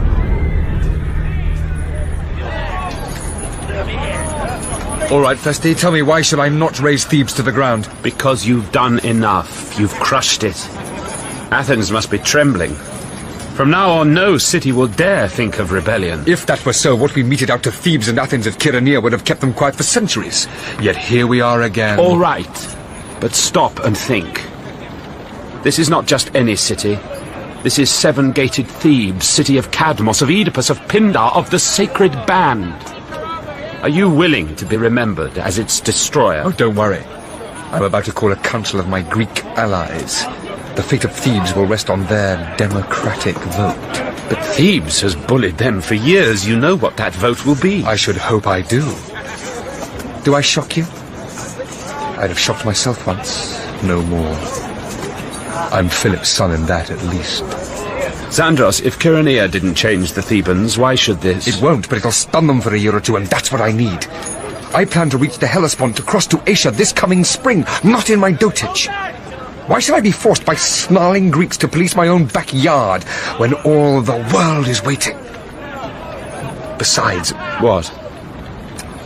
There's so little time. What do you mean? Oh, nothing. 100 years would be too short for me. No, call the Allied generals, and in a day or so stand by for fawning embassies from Athens. The generals are summoned. Thebes is razed, although the poet Pindar's house, on Alexander's orders, is reprieved. After that, Athenians arrive to offer their good wishes on my kinsman's safe return from the Danube and Illyria. I thank you all. But how was it when Demosthenes concocted his announcement of my death? Your assembly cheered. It did not represent the feeling of the city, so we swear, and to assure you that we thoroughly approve the punishment of Thebes. You do? Then that explains why several of your fellows led the Thebans into it. I have their names here. Demosthenes among them. You will surrender them to me. They go, and come again, on this occasion led by Demades the orator, who after the Battle of Chaeronea had reproved the drunken Philip and earned the freedom of his fellow prisoners. And that is why they sent you this time, isn't it? I admired your courage then and do so now. Well, you have a general, Charademos, who's never hidden his hostility to Macedon and me. Send him into exile and I'll overlook the rest. I have the business of my life to see to. In the second spring that followed Philip's death, and in my kinsman's 22nd year, the army of the Greeks assemble at Pella. Close on 40,000 foot and horse gather for the march east to the Hellespont and Asia. 40,000 Simians? Is that all? Plus the vanguard in Asia makes another 10. I thought the city sent us 20. You're an optimist, Antius. Our Greek allies scraped up 7,000 foot between them. You're joking. No cavalry? Oh, yes. Wait for it. 600.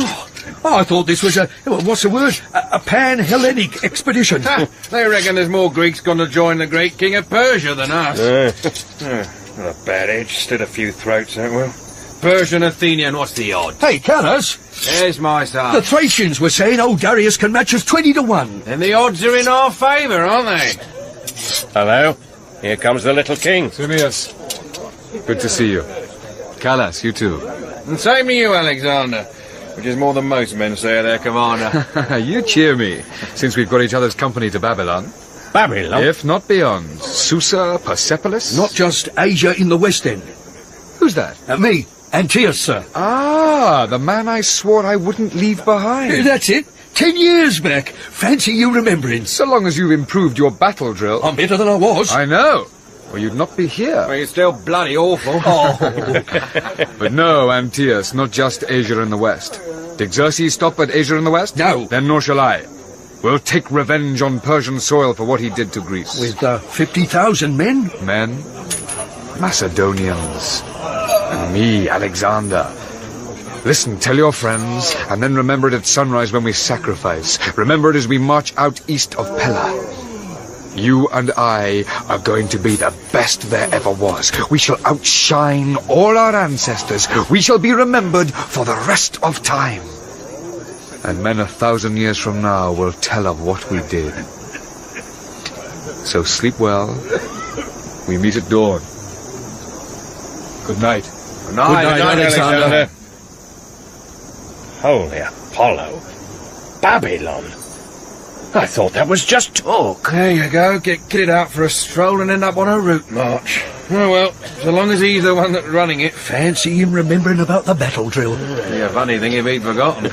And the way he looks at you. I mean, it's you he's looking at. What are you doing, Simmias? Can't you smell it? Thyme and roses. That's him. Oh, so they say. I've got no sense of smell. Then take my word for it. I don't care what he smells like. What matters is, with him around, I reckon the odds can be 40 to 1. Right, and the sooner the better. By the gods, Babylon.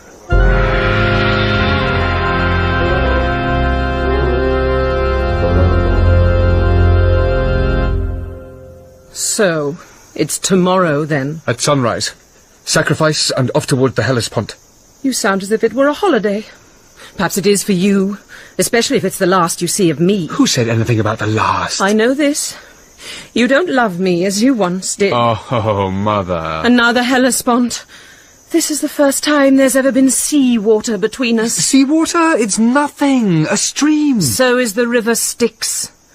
You're crossing to another world, to Asia. Oh, Xandros, what am I to do without you? Mother, you'll be extremely busy making life impossible for Antipatros. Oh, yes, him. Was there no alternative? Like you? Antipatros understands the regency, and if there's any trouble with my allies, he'll deal with it. Yes, and with me if I am troublesome. Mother, don't look so glum. We'll free the Greeks, we'll bring Darius to his knees, and be back in no time, bearing the spoils of Babylon. Are there Greeks to free in Babylon? What's the matter? A hand lay on me. The Fates do that, the daughters of night. The Fates? I've nothing to fear from them. They've spun my thread, they've granted me good fortune, set a term to it. No one can change that, and while it runs, I'm in the hands of the gods. And that, as usual, excuses you the need to use common sense. What does that mean? You leave this kingdom with no heir. Oh, not that again. I've said I'll see to it. Oh, yes. When? When darling Feste lets you? When I see in marriage some prospect of delight, not the war that you and Philip waged across me. How you can abide that long-nosed boy continues to defeat me. No one can bear him. You're jealous. So is everybody else. But I don't care. Besides, I don't intend to spend the little time we have together in useless argument. The moment for Asia has arrived. What's the matter? I see a light. A great light. A sun. I see eclipse. Oh, chaos. I'll not die in my bed. Mother? No, leave me. It'll pass. There now. There. It's just as well I'm taking Aristander as my seer, not you. Quite. I don't tell you what you want to hear. Perhaps it's time you did. And what does that mean?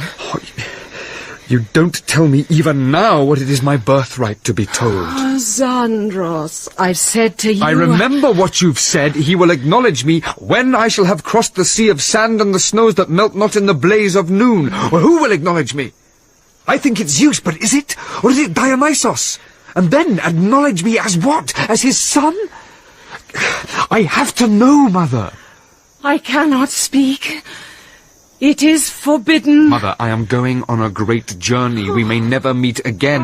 My time may end before the time to know arrives. Tell me something. Very well, then. This is the last question I shall ask you. Will Zeus acknowledge me if I should live, and will it be as his son? If yes, there is no need for you to speak.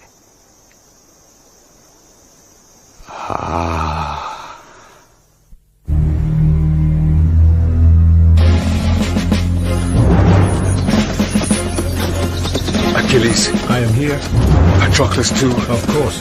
Then son of Peleus, son of Menoetius, look. I sit upon Bucephalus. The world and the encircling ocean lie ahead, and we are on our way at last. Oh, will there ever be a day like this again? to ride east out of Pella to be leader of the Greeks, avenger, captain general, and then, as if it weren't enough, to be surrounded by my friends, all seeking glory, honor, everlasting fame.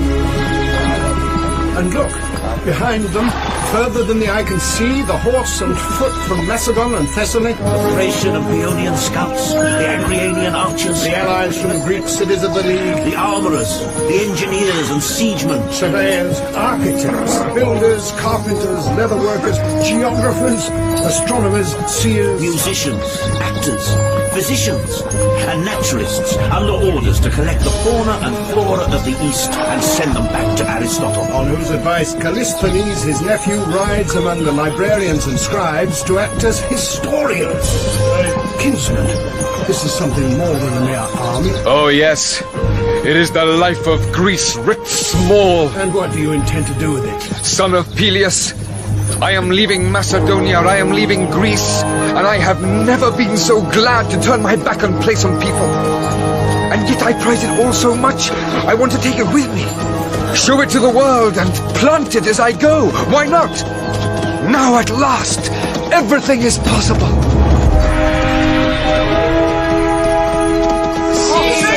The Hellespont! Oh, Thirsty, look! The Hellespont! My mother says it's the river Styx. Rubbish. You can cross in both directions. So you can.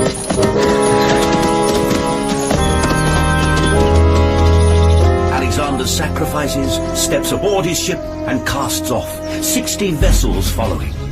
The little sleeve of sea behind them grows. Oh, river Styx, indeed. However it may seem, this water offers no return. But now, the Asian shore is near, and fully armed, my kinsman lifts his spear, hurls it deep into the sand, and follows it. Asia, by right of conquest, I now claim you as my own. Feste, come. Jump, man. So where do we go next, my new Patroclus? You don't need me to tell you that. No, but let me hear the word. We go to Troy.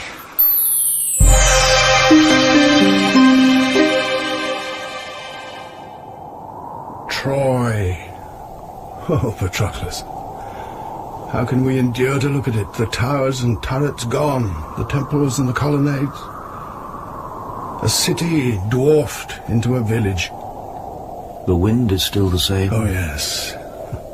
It blows on them as they stand and look. Not all the army, just my kinsman and his closest friends.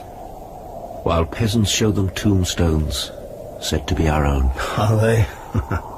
I no longer know. But they, our incarnations, have no doubt.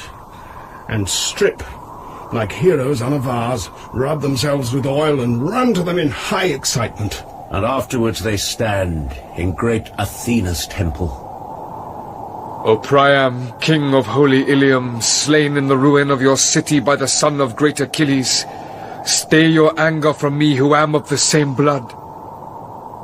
O Lady Athena, to you I dedicate my suit of armor, the best I possess. My lord, the goddess accepts your dedication and offers you in its stead this shield and armor, which have lain in her temple since the days of the heroes.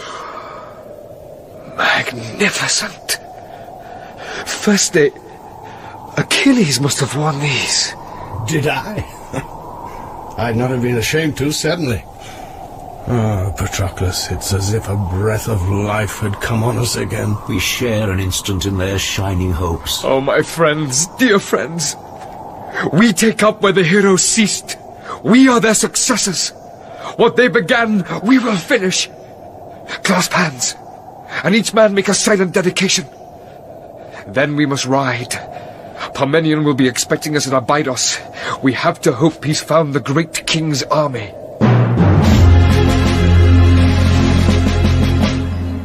But there's no sign of any enemy, except scouts who rise like ghosts on the horizon, then disappear. They know where we are, Xandros, that's for sure. Yes, Feste. But the real question is not where they are, it's whether Memnon of Rhodes is with them. Of all the men who serve Darius, it's the Greeks we have to fear, and of all the Greeks, Memnon's the most dangerous. He understands our way of fighting. He'll know that what we need is a pitched battle. If I were him, I'd see we didn't get one. And Memnon would have done so. Retreat and burn, gentlemen! That is how we'll beat the Macedonians. Not even Alexander's army can survive on ash! What's this, my lord Memnon? Huh?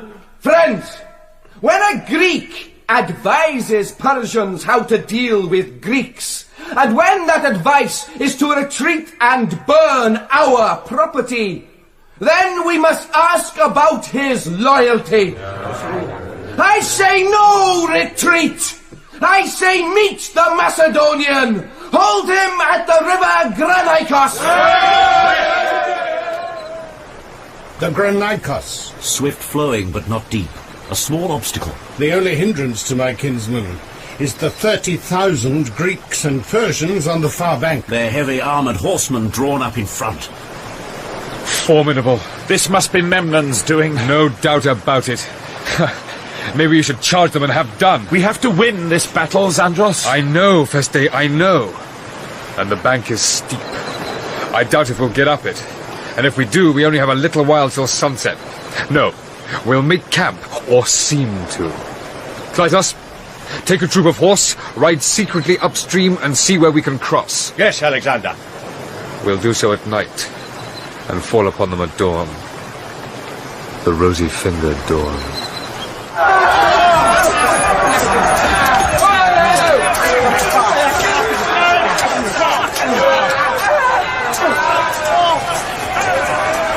By sunrise, it is over. The battlefield abandoned, save for those without the means to leave it. Among them, thousands of the great king's Greeks, my kinsmen, giving them no quarter as a warning to the rest. The Macedonian casualties are light. Callas. Callas. Now come on then, you bastard, and get on with it. Open your eyes.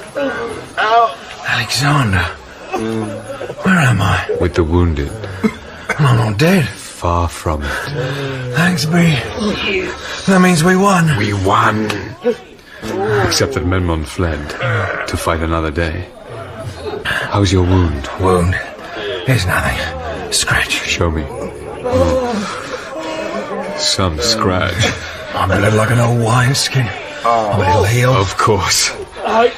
Callas, you fought like a hero.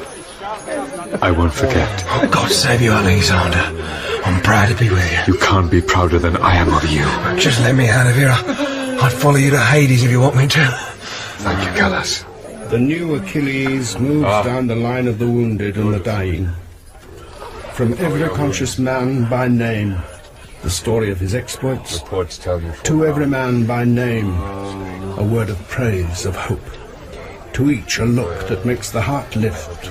They watch him as they might Apollo, his small, sweet-smelling figure in his broad-brimmed Macedonian hat.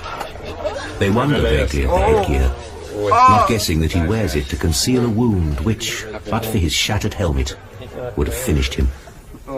It is as if the sun had set when he leaves the makeshift hospital and joins his friends and followers outside. Kleitos! I've been looking for you! Alexander! I'm told I owe you my life. I don't know about that. But one of them came up behind you in a scrimmage, so I took off his sword arm. Be sure of this, old friend. I'm in your debt forever. Now, Aristander, prepare an altar. Let's offer sacrifice for victory. News of the victory at Granicos spreads. Before the new Achilles even gets to Sardis, once city of Croesus, the great king's governor surrenders it.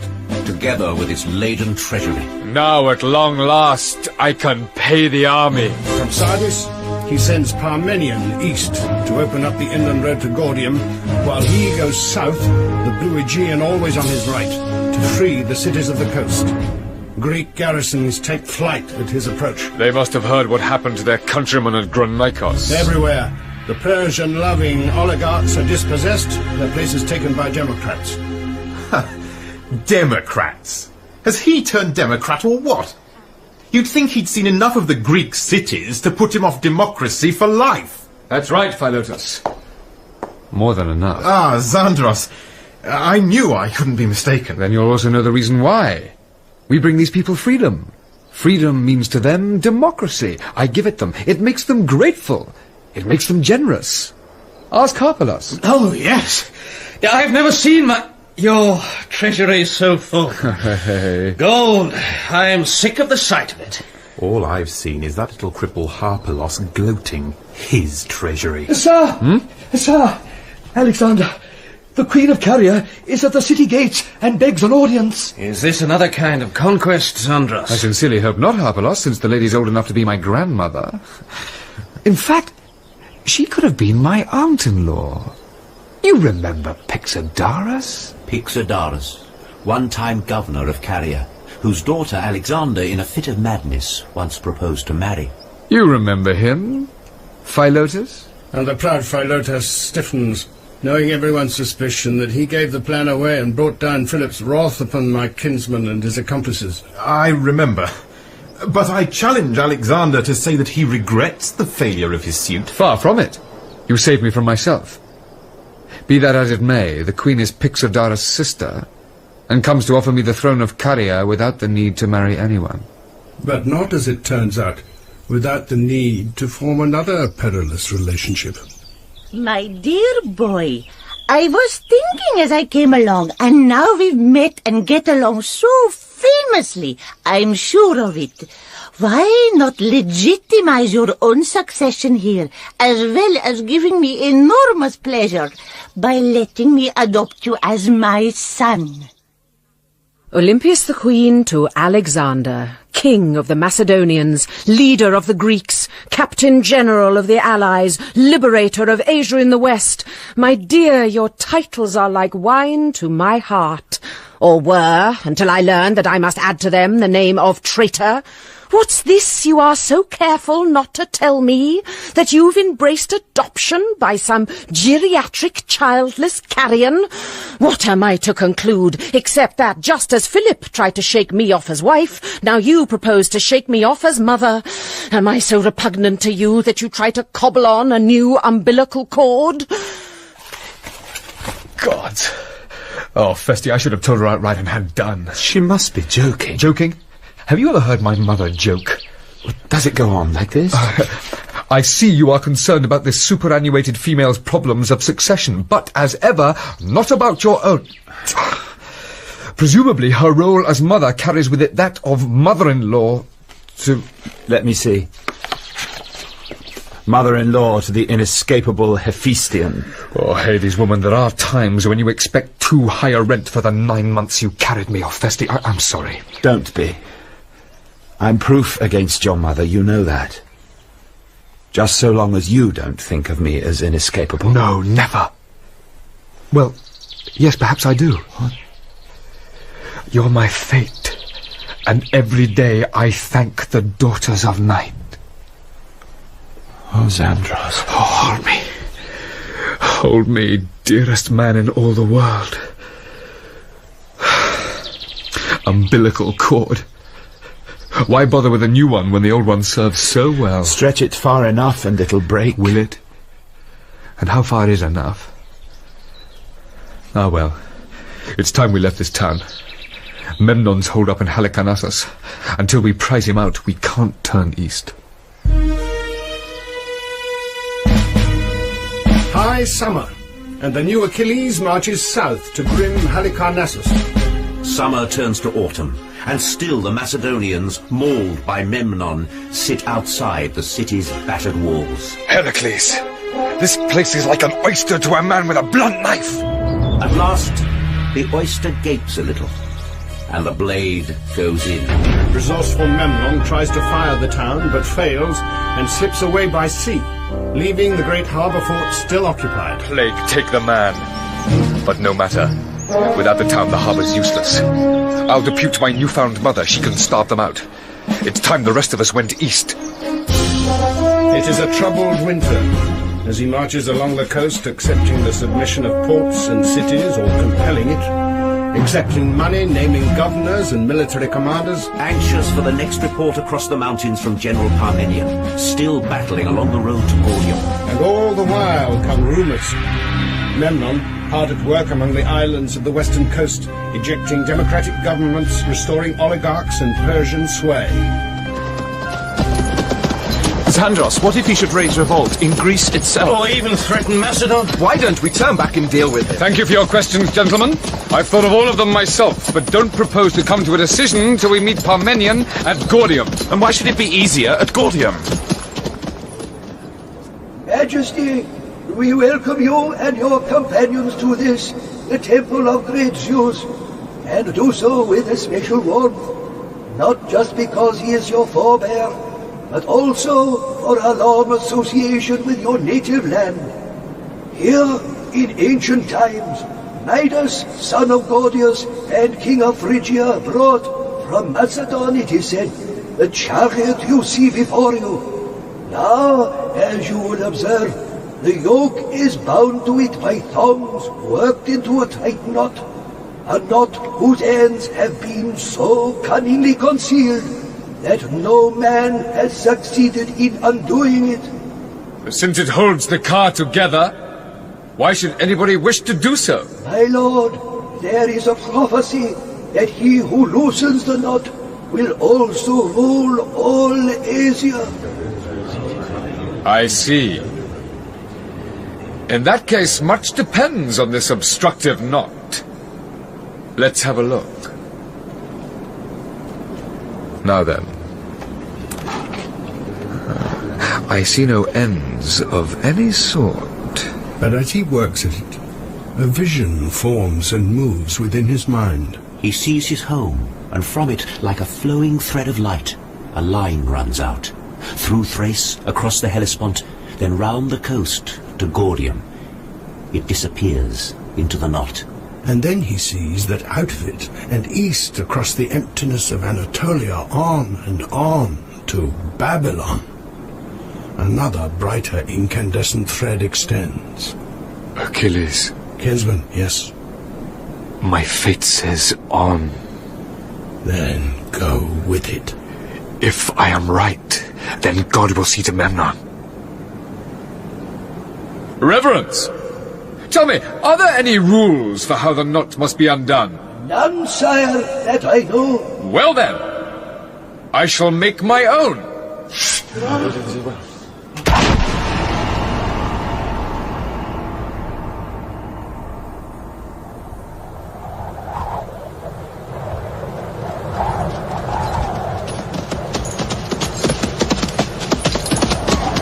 I do not understand, nor does anybody, how you can simply turn your back on the Aegean. Veste, stop going on! I'm not going. Here we are at last! All Anatolia in front of us, marching east into the rising sun!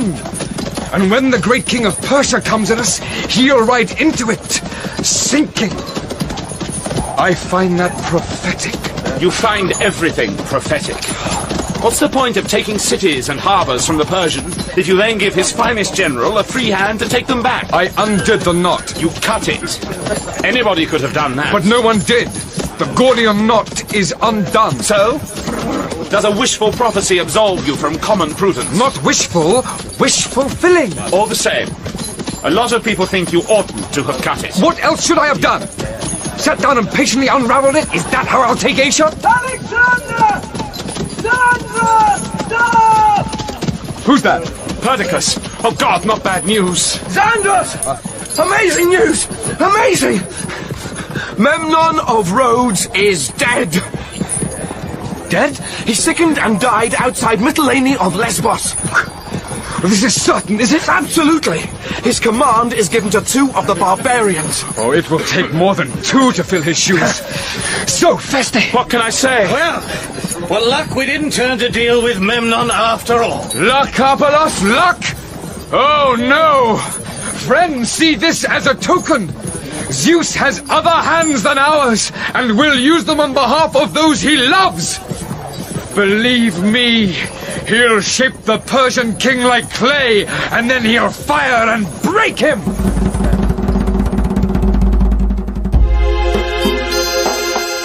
So So east they go again, as if released, to Ancyra, then south along the road that leads to Tarsus. That same road, which ends 1,000 miles away in Susa, city of Darius, chosen of Ahura Mazda, great king of Persia. There, in Susa's mighty palace, King Darius sits enthroned, surrounded by his counselors. Honored friends and relatives, with our loyal Memnon dead, we have summoned you to take counsel how we should proceed against the Macedonian. Are we still to follow our intention of invading Greece and destroying Sikander's seat of power behind him? Or should we rather try our strength in battle here in Asia? Which of you will be the first to speak? Lord Demosthenes, you have leave. Sublimity. Your Majesty puts the choice before us with impressive clarity. And while we should in justice recognize that Memnon's successors are accomplished soldiers... No, Memnon's successors are beside the point. What if we... General Charidimos, we have heard of the rough manners of the Athenian democracy. Do not bring them here. We will permit you to speak at our pleasure. My Lord Vizier, proceed. Radiance. If the Greek had been a little patient, he would have learned that I agree with him. Whatever the merits of the new command, victory in the West is now improbable. We should assemble our full strength in Babylon, and under the inspired command of your sublime Majesty, bring this upstart Macedonian to battle and engulf him. Gods, no, that won't do either. General? Sire, hear me, I beg you. Your kingdom hangs on what I have to say. Then speak, but watch the manner of your speaking. Thank you, Majesty.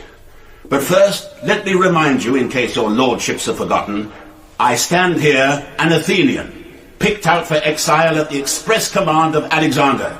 Thanks to him, I and all the Greeks who serve the Persian cause have no friend in the world except your Majesty.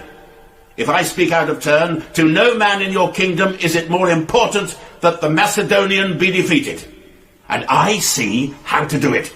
You had best make good your claim. Sire, no great commander ought to wager everything upon a single throw, and least of all when his opponent is a man like Alexander, son of Philip. My lords, I fought them both at Chaeronea. I know what we face. We all know. Less than 60,000 men. Lord Vizier, I know from personal experience. You do not.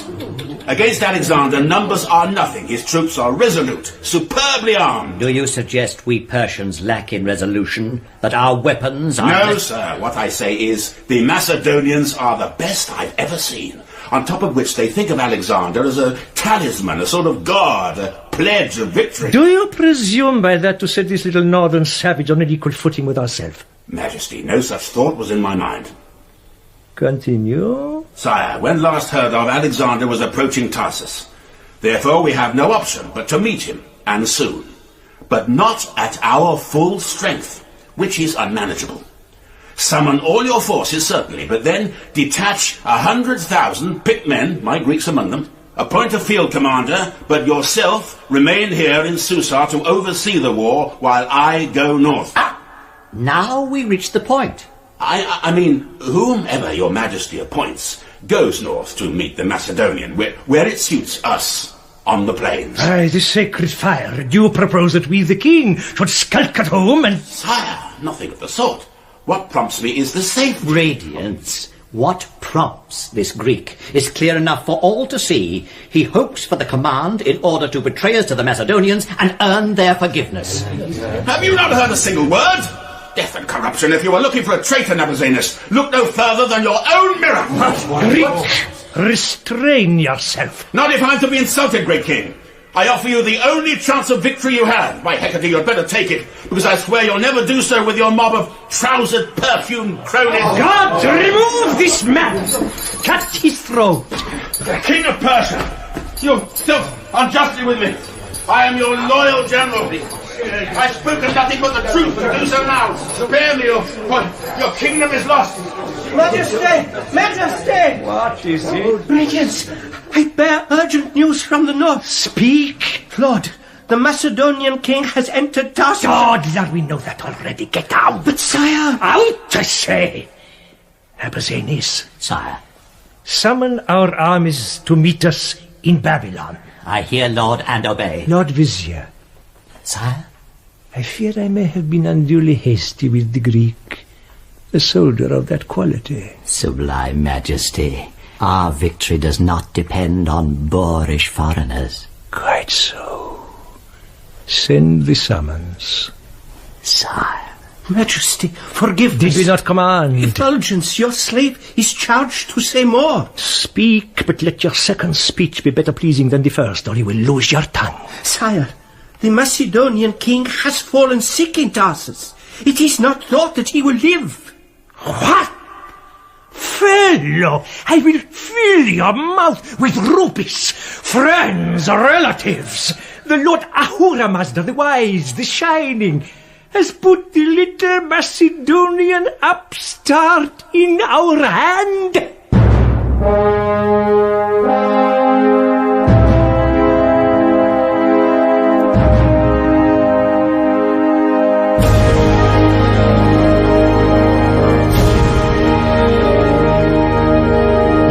In The Road to Gordium, the fourth of 6 episodes of Alexander by David Wade, Michael Maloney played Alexander, Alex Jennings, Hephaistion, Barry Foster, the spirit of Achilles, Simon Ward, the spirit of Patroclus, Geraldine James, Olympias, and Charles K. Darius.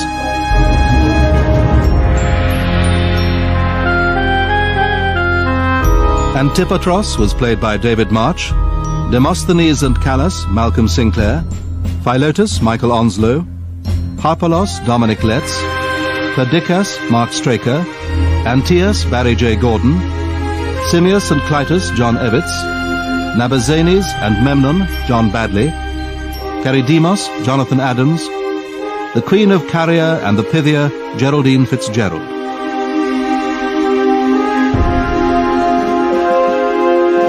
The music was composed and played by Wilfredo Acosta.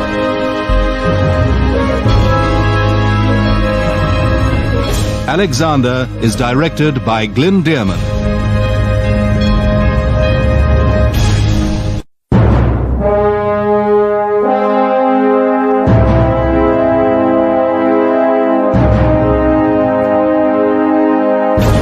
Alexander, a 6-part serial on the life of Alexander the Great by David Wade.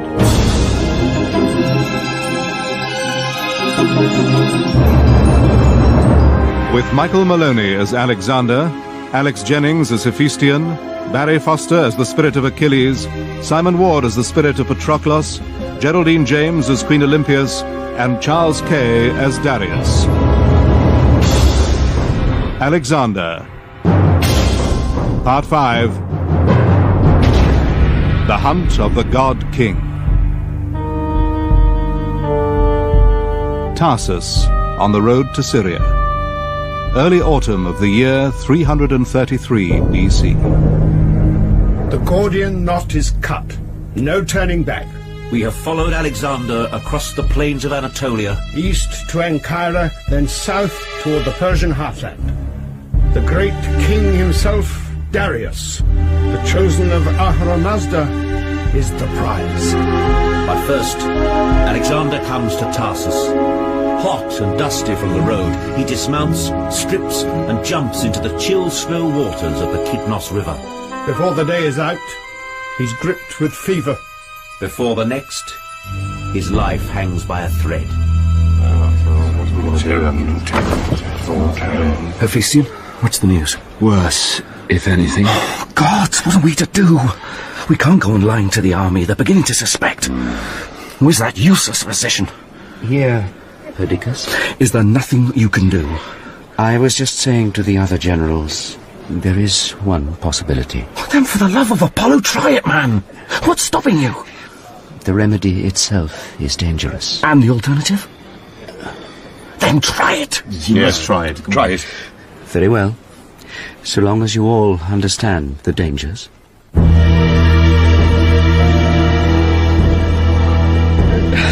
Alexander? Who's that? Philip. Father!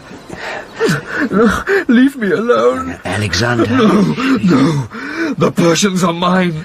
Get back among the dead. Sir, please, it's Philip, your physician. Philip. Oh, yes. Sir, I brought you a concoction of herbs to ease the fever. But I must warn you, it may seem to bring you near to death. I see. Well then, help me sit.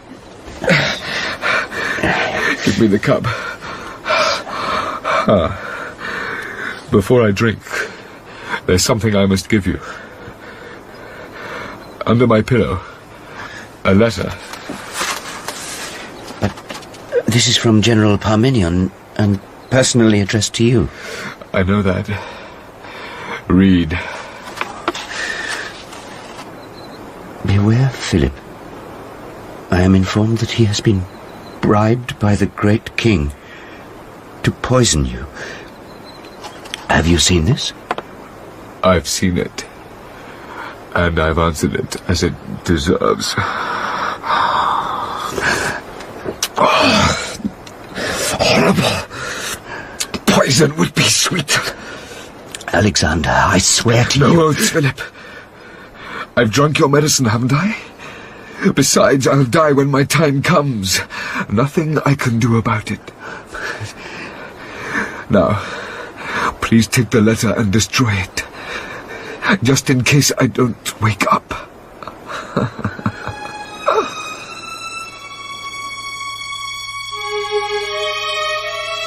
He sleeps, watched all night by the physician, another being tied to him by the heartstrings.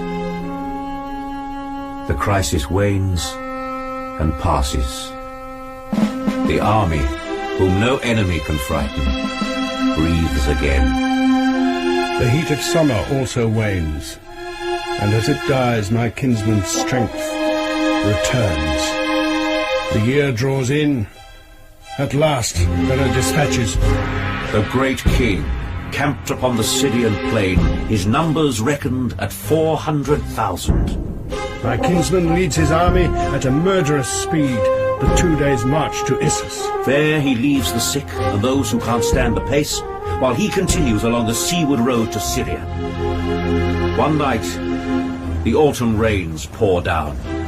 By dawn, they cannot move. Feste! What are the gods doing to me? They have their ways, as you've so frequently observed. Be patient.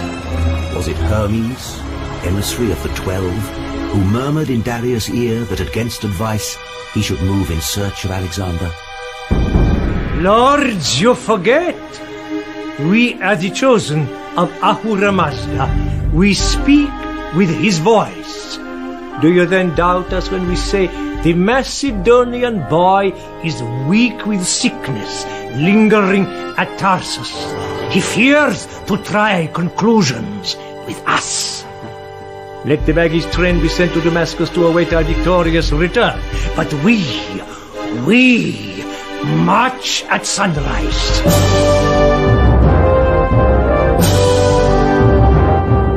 So, godlike in his jeweled chariot, surrounded by the Magi and the royal relatives, the purple and the gold, Darius, King of Kings, sets out and chooses an inland pass that takes him all unwitting, past the new Achilles, camped beside the sea.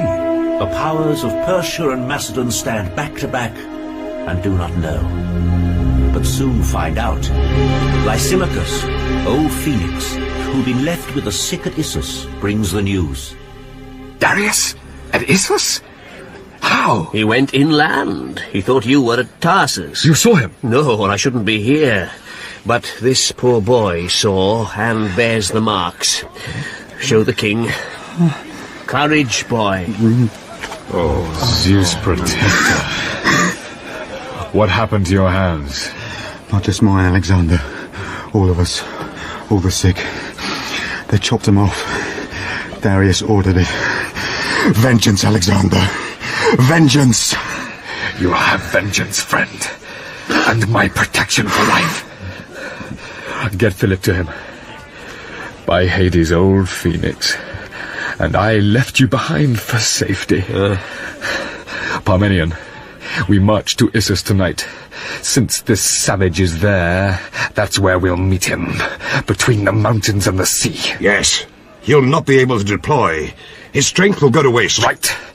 He's at our mercy, and the gods have put him there. At dawn, Darius hears the news and calls his counselors. Retreat! Are we so impotent that it will matter where we meet this paltry king? Do you suggest that we, the king of kings, yield at the first sight of an enemy? Never! We meet Sikander where he is. They meet.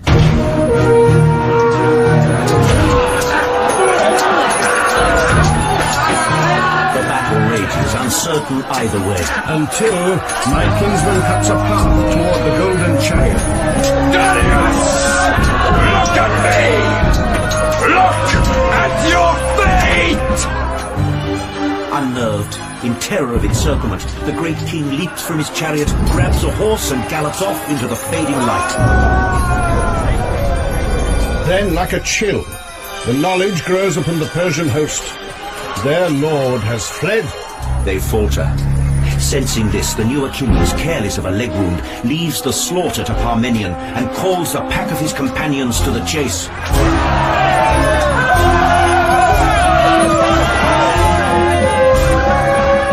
Too late.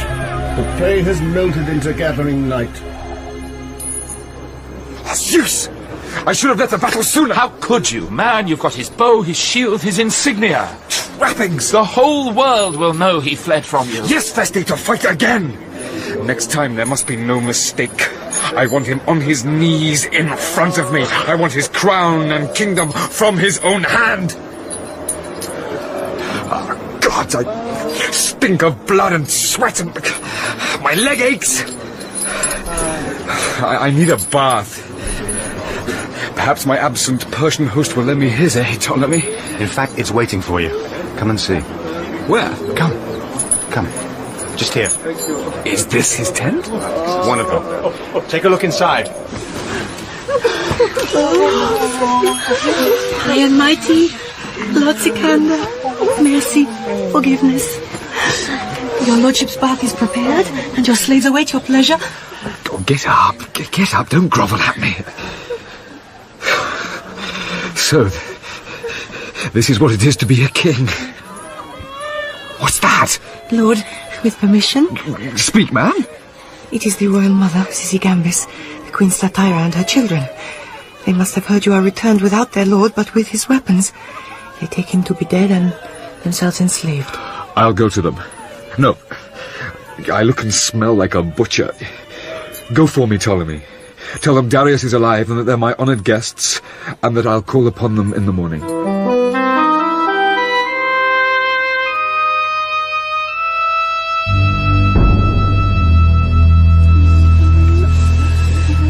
My lord Sikander, I am Sisigambis, mother of Darius.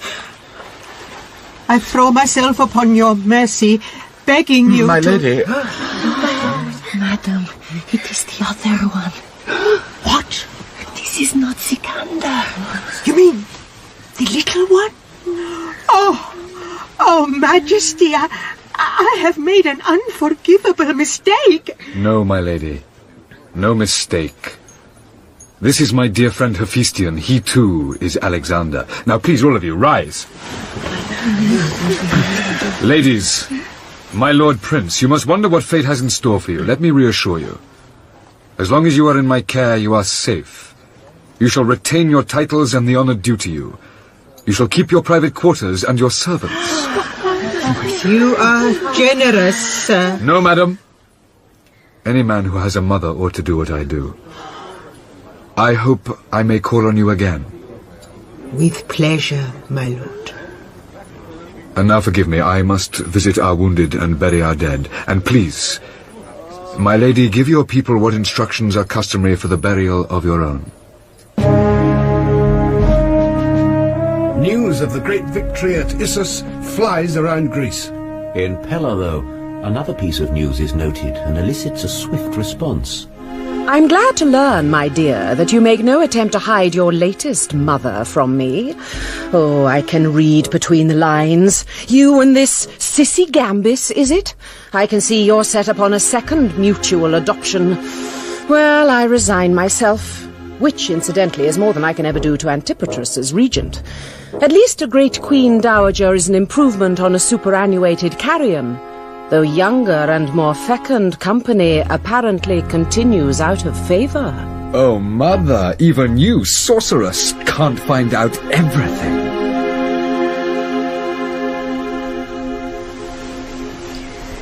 Sandros, you won't tell your mother about me, will you? Why not?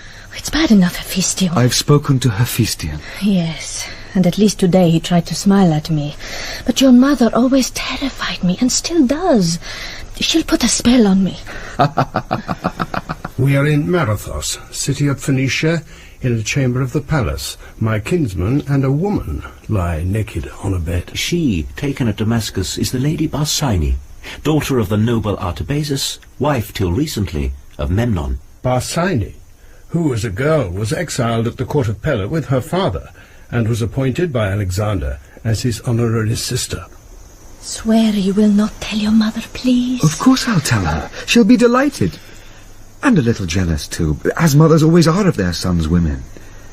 But not as jealous as she was when my father was alive and ogling you. Oh, yes, Philip. But, Sandros, will she really be delighted about me? A Persian, mother of 3 children. Ecstatic. Her worry has always been that I was never going to show a taste for women, which, indeed, until now, I haven't. What is different now? Friendship. Friendship? Aren't you my friend? You were in Pella. In Pella, I thought I was your sister. Yes. And my friend, too. You know you are. Of course. But why is it important? Why? Was my father your friend? Oh, no. Always staring at me out of his one good eye, waiting for me in dark corners. Well, there you are. That's what happens between men and women when there isn't friendship. My father never had a woman as a friend all his life. He didn't really like women. All he knew was how to maul and slobber over them, and everybody thinks that I should behave in the same way, including, if you can believe it, my mother, who detested him. He was as most men are. I am not most men. Oh. Forgive me. Well, if this is friendship, I am content with it. Tell me, are you friends with your mother? Nobody has ever been friends with my mother. No, I only love her in some helpless fashion, and it's not enough. Alexander, sir? Oh, no. What is it? Envoys from Darius are entering the town. Oh, at last. Right, have them shown to the audience hall. Ah, well, sweet friend. Too soon for you and me, but none too soon for the rest of us. And now, Darius the king asks Alexander the king to restore from captivity his wife, his mother, and his children, and is willing to make friends with him and be his ally, as was once the way between his kingdom and our own. That is your master's message. Yes, Majesty. He has a very strange notion of the past. Unless he counts subjection to Xerxes as alliance, or sending help to my father's enemies, or boasting, whether true or no, that it was he who hired my father's assassin. Majesty, I only say the words entrusted to me by the great king. Then say to him what I entrust to you. To Darius, one time King of Persia, henceforth let any communication from you be addressed to me as King of all Asia. Do not write to me as an equal. All you possess is now mine. If you want your mother, your wife, your children, come and ask, and you shall have them. If, on the other hand, you wish to dispute your throne, stand and fight, and do not run away. Do you understand what I'm saying? Perfectly. Ready. Then you'll also understand. Your master is a lost man. The shaken envoys creep away. Alexander gives his orders. March. Not east, but south. To seize the great Phoenician ports of Sidon and of Tyre. Let Darius and his Persians wait and fret. I want the great king only when he's mustered every man on horse and chariot. We'll break not half his army next time, but all of it. South they go. The town of Sidon falls. But then my kinsman comes to Tyre, that formidable island fortress, and is detained outside its towering walls for 6 months.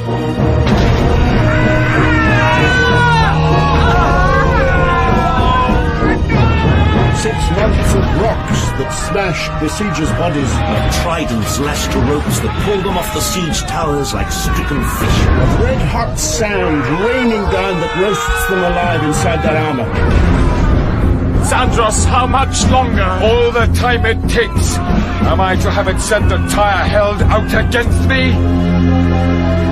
The 5th month brings the Persian embassy again. Majesty, my master charges me to offer honorable terms. 10,000 talents ransom for his family, his daughter's hand in marriage, eternal friendship and alliance. And finally... Finally? All his lands this side of the Euphrates River. Well, friends, what am I to say to this horse trader? Parmenion, what's your advice? The terms are more than we could hope to gain in months of war.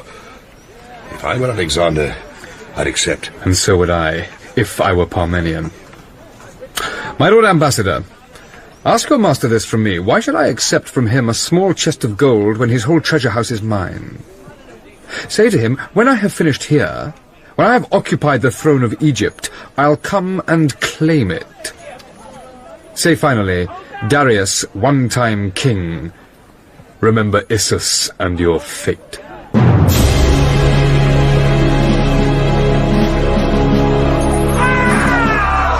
They finish Tyre within a month. My kinsman makes an example of it. 2,000 crucified along the shore, another 8 put to the sword. The sack of Troy was nothing by comparison.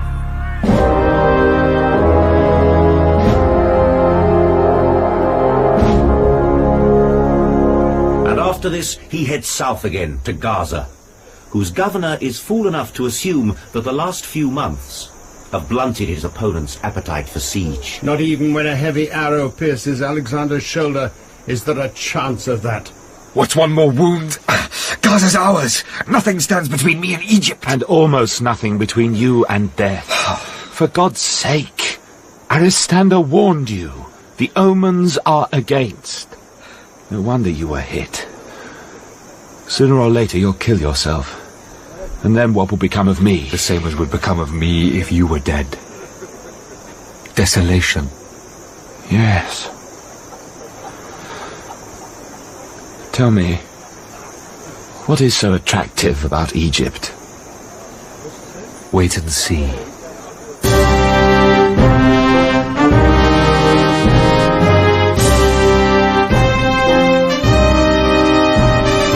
O thou Horus, Lord of the Persians, thou protector of Egypt, thou beloved of Ammon, thou chosen of Ra to be his son, Alexander, we crown you Pharaoh.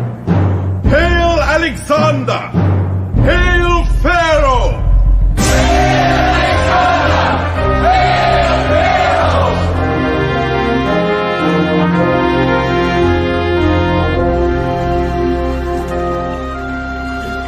Was that the great attraction?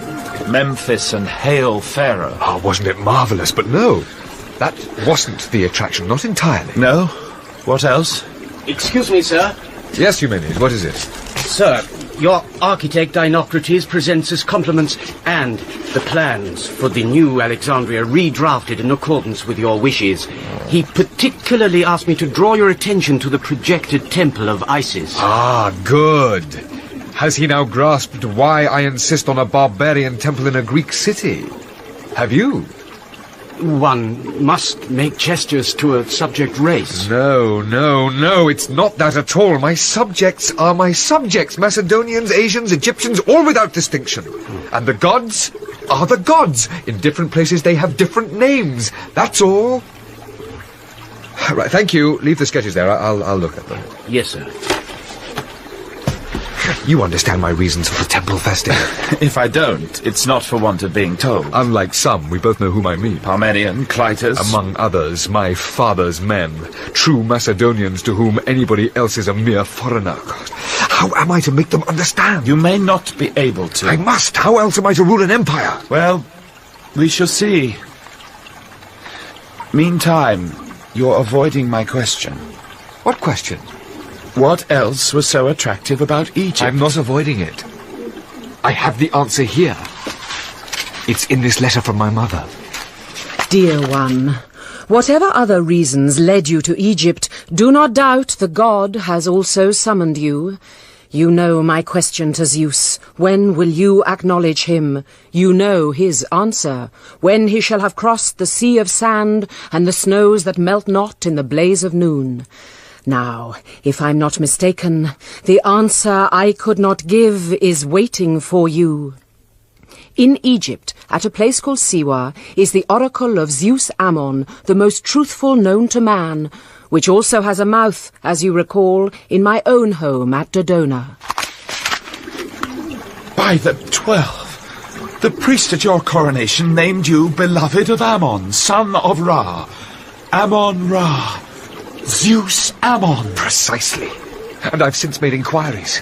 At Siwa there's a great oasis. To reach it, I must cross a sea of sand, then a desert where salt gleams in the sun as if it were unmelted snow. Abandoning affairs of state, my kinsman and his close companions hire guides and head for Siwa. Hail! Hail, great son of Ammon! Do you hear? At last. Divine Lord, no pharaoh within memory has come to Siwa. It is his privilege to seek audience with his father privately within Lord Ammon's holy place. Does your divinity wish for that? With all my heart. Then condescend to follow me.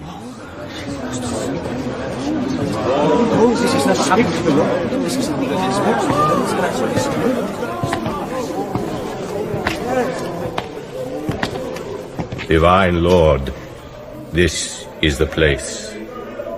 I will leave you.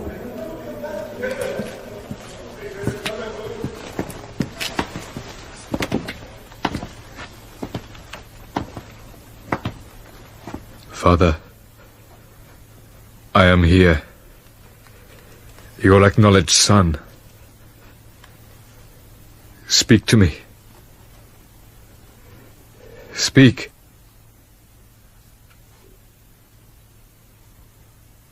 Who is there? Is anyone?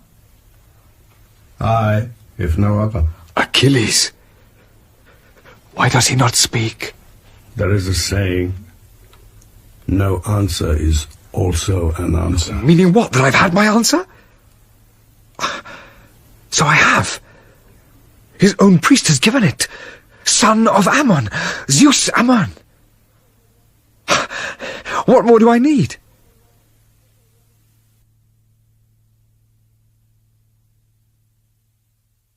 He leaves the sanctuary to join his friends, half awed, half troubled. What happens, Andros? Andros, tell us. Did the god speak? He spoke what pleased me. That is all I have to say.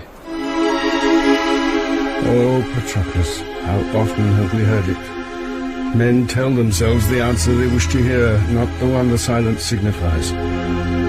The gods do not converse with mortals. They speak to nothing but our immortality. Next day they marched from Siwa. In 18 days Alexander's back in Memphis, grateful for the busy world awaiting him. Look at it all!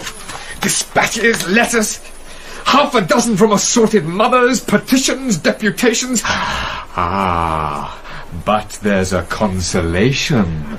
A large jar of Chian wine. Have some, Feste. Pour for me. How much water? None. I want the taste of Greece. I see you've tasted a good deal already. Ah, and if I have? It's excellent. There's a story going round about Philotas. Oh, yes? Parmenian's brave son has been boasting that he and his father do all the work while you take all the credit. I see. What will you do? Nothing. No, Feste, not even for you. Be patient. Philotas lives too high. One day he'll overstep the mark. Sir! Sir! Eumenes, what's the matter? Sir, at last, news of Darius. His army is assembled and preparing to move. In the Lion month, when he is 25 years old, Alexander, son of Philip, in whose veins runs the blood of Heracles, and of myself, Achilles, son of Peleus, Alexander, by his longing son of Zeus Ammon, comes to the Euphrates and crosses it unopposed. Mazias, governor of Babylon, watches from a distance. Then, as ordered, turns south, burning all behind him, while Darius waits in the city. Radiance, it is as you predicted. When he saw the fires, the Macedonians swung north toward the Tigris. Highness, shall I send the signal to oppose his crossing? No, Mazias, let him cross the Arrow River. Let him come to us upon our chosen killing field. We shall instruct Nabazenes accordingly. It shall be as your majesty commands. Radiancy, there is another matter. Speak. Sublime Lord, I hardly dare to tell you. A servant of your lady mother escaped the Macedonian camp. Sire, Her Majesty the Queen, your wife, is dead. Dead? You mean murdered? No, Lord, of a sickness. Oh, Statira, dead. Her body flung into some common grave unmourned. Sire, no. Sikander mourned her, ordered her funeral of exceptional magnificence. He mourned her? His prisoner? A stranger to him? Or was she? Was this not the honor due to a royal concubine? No, Lord. The servant swears that since the Macedonian first saw the Queen, he has treated her with honor. Indeed, sire, it is said your lady mother finds in Sikander a true friend. Leave me. Radiance. Oh, Lord of Heaven, Ahura Mazda, if it be my destiny to stay where you have set me, help me now. If not, if I must give up throne and life and all I have to another, then let it be to this fierce yet gentle king.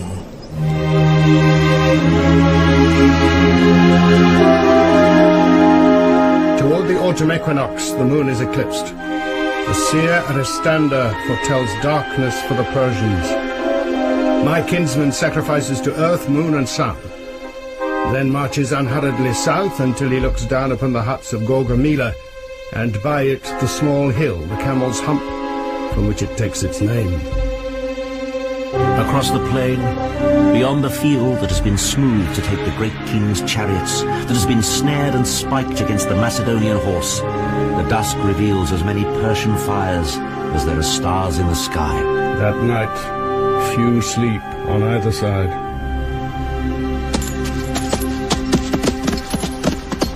At sunrise, Alexander rides out with his friends to view the battlefield. The watching army see him ride as if the field were his, and take it for an augury.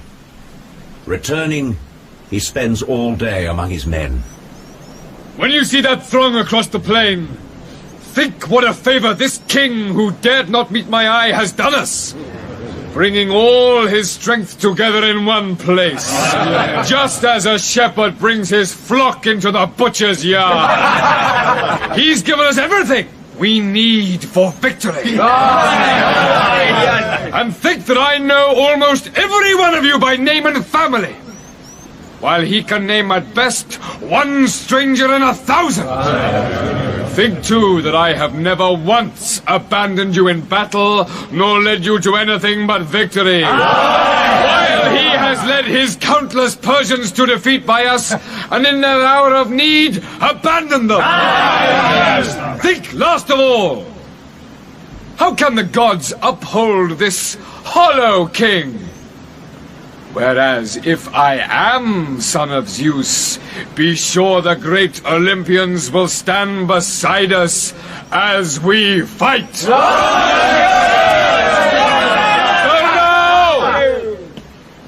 good night to every man.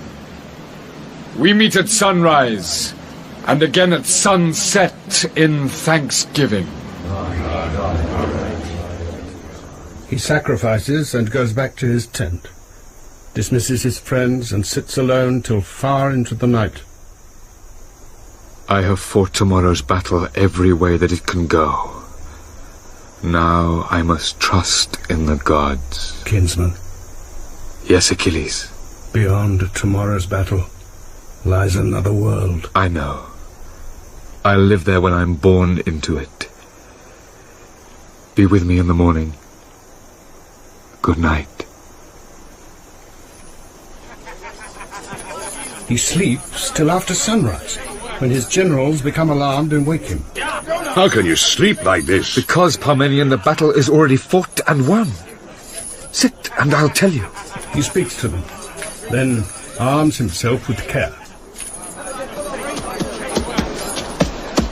When this is done, his groom leads up Eusephalus. I told you, didn't I, old oxhead? You've carried me this far. Now, take me on to Babylon. He springs onto the horse's back and leads his army out onto the field.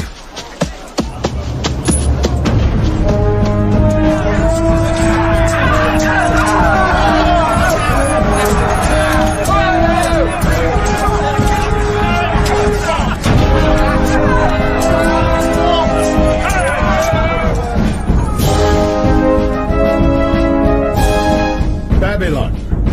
The new Achilles, cautious still in victory, approaches in full battle order. No need. The great gates gape. A rain of garlands pours down from the towering walls. Mazias, once the governor, offers him the chariot of the Babylonian kings of old. He mounts. Ahead, beyond the massive arch, he sees the broad, crowded streets strewn with flowers, smoking silver altars set on either side. Disdainful cheaters pad beside him, led on golden chains by slaves.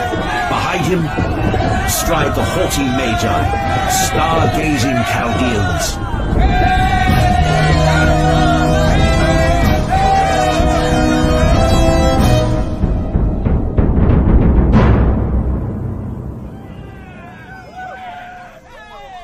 Night.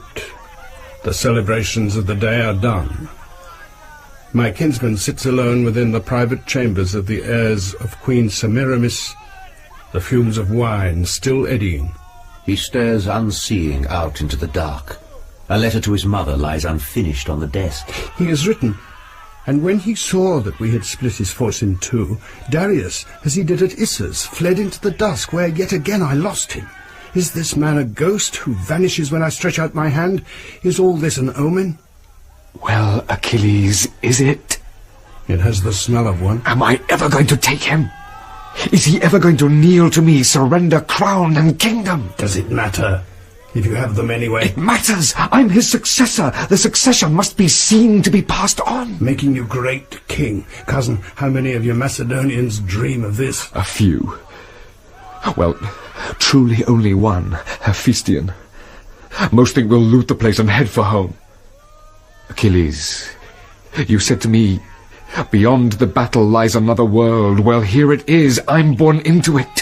What should I do? Always to be best.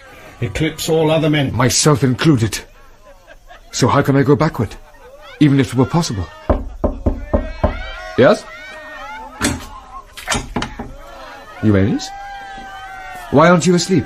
Sir, the Lady Sissy Gambis sends to say, if you are wakeful, so is she, and would be glad to talk with you. I saw a light in your apartment. Were you sleepless? Writing to my mother. Lucky mother whose son finds time to write. Lady, there's a thing I've meant to ask.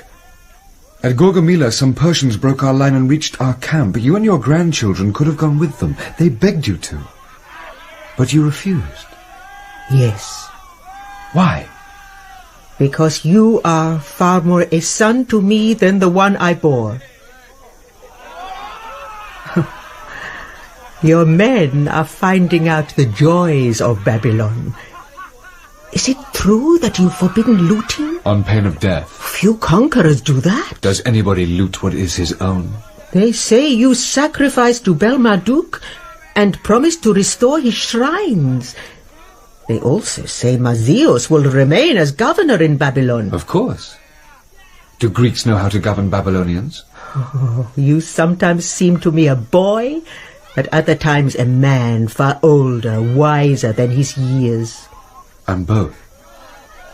I always have been. Madam? What is this? What are you doing? Get up, please. When Darius was made great king, I knelt to him. Now I kneel to you. He may be king in name, but the gods have forsaken him. Listen to me. My son had kingship thrust on him by regicides who thought him pliable. They were mistaken, but when the moment for submission comes, he will not be sorry. Be kind to him.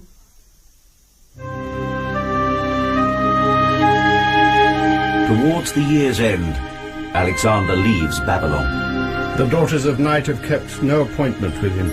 The time for that has not yet arrived. On news of Darius, he moves east to Susa, nexus of the empire, whose governor gives up the city and its massive treasure, at which the eyes of Harpalus, crippled keeper of the treasury, light up.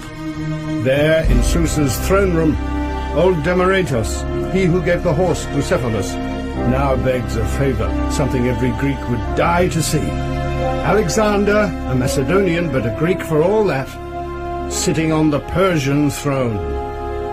Am I to do this? It cannot be undone. Do it!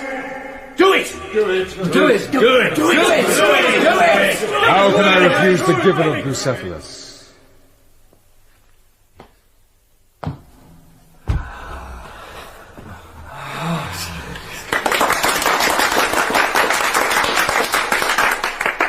I have a difficulty. Darius must be taller than we thought. My feet don't reach his footstool. You there! Take the stool away and put that table in its place. Yes, Lord. What's the matter? Sire, forgive me. All my life I was my master's butler. This was his favorite wine table. Well, then take it away. I'll not offend you nor insult him. Xandros, no, leave it. This is an omen. You've taken your enemy's table and made it your footstool. Yes. Very well, Philotas, let it be. It is indeed an omen. Two voices speak to me. One Persian, one Greek. I give warning. Henceforth I intend to hear them both. The turning of the year. In the first month, Alexander sets out again, moving ever eastward, Darius still ahead of him, until he reaches Persepolis. Persepolis. More shrine than dwelling place. The stately ceremonial city of the Persian kings. Another governor submits, and yields another treasury that dwarfs the one left behind at Susa. By all the 12, Ptolemy! 120,000 talents! And that's in bullion alone. Then there are gems, jewellery, goblets, salvers. Magnificent, but useless to me here. Where's Harpalos? He should be thinking about transport. Alexander. Yes, Parmenion. Do standing orders hold? No plundering? Ah. Call an assembly of the army, and I'll speak to them. Your iron discipline, your valiant restraint before such endless riches has been exceeded only by your bravery in battle. But now we stand within this city which to every man of Hellas must rank as the most hateful in all Asia. Here is the very soul of Persia, the spring of all enmity and spite, which over years has been directed at us. What better place in which to consummate our vengeance? Its palace and what lies within I reserve unto myself. But all the rest belongs to you!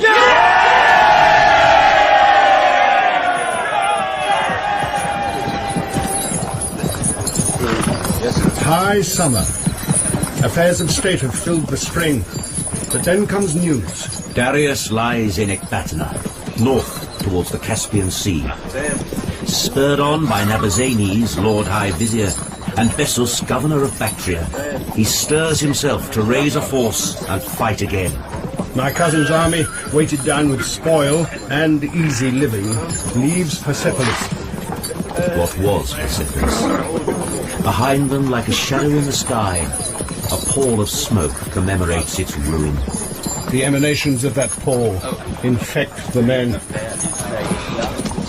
Above all, they infect my kinsman riding out ahead, alone for once, detached from his companions by a space they dare not cross. A bridgeless space of sand, scrub, and bitter reverie. Unceasingly a scene repeats itself in his mind. A feast, the last of far too many held in Xerxes' towering halls. Flaring torches, potent wine, and every night the new Achilles, noisy, sweating, wild. And on the last of them, beside him on a table, stands a figure, swaying, dressed like a Maenad.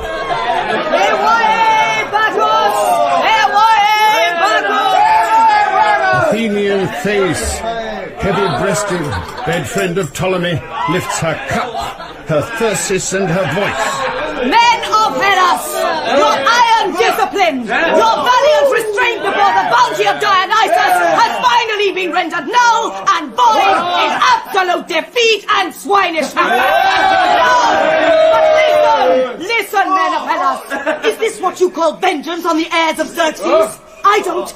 But then I'm only an Athenian. I know what Xerxes did to Athens. Burnt it to the ground.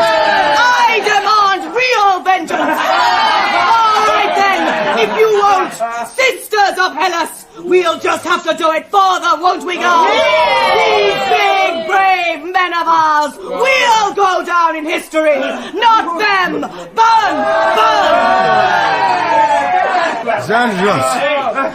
Xandros, you're here.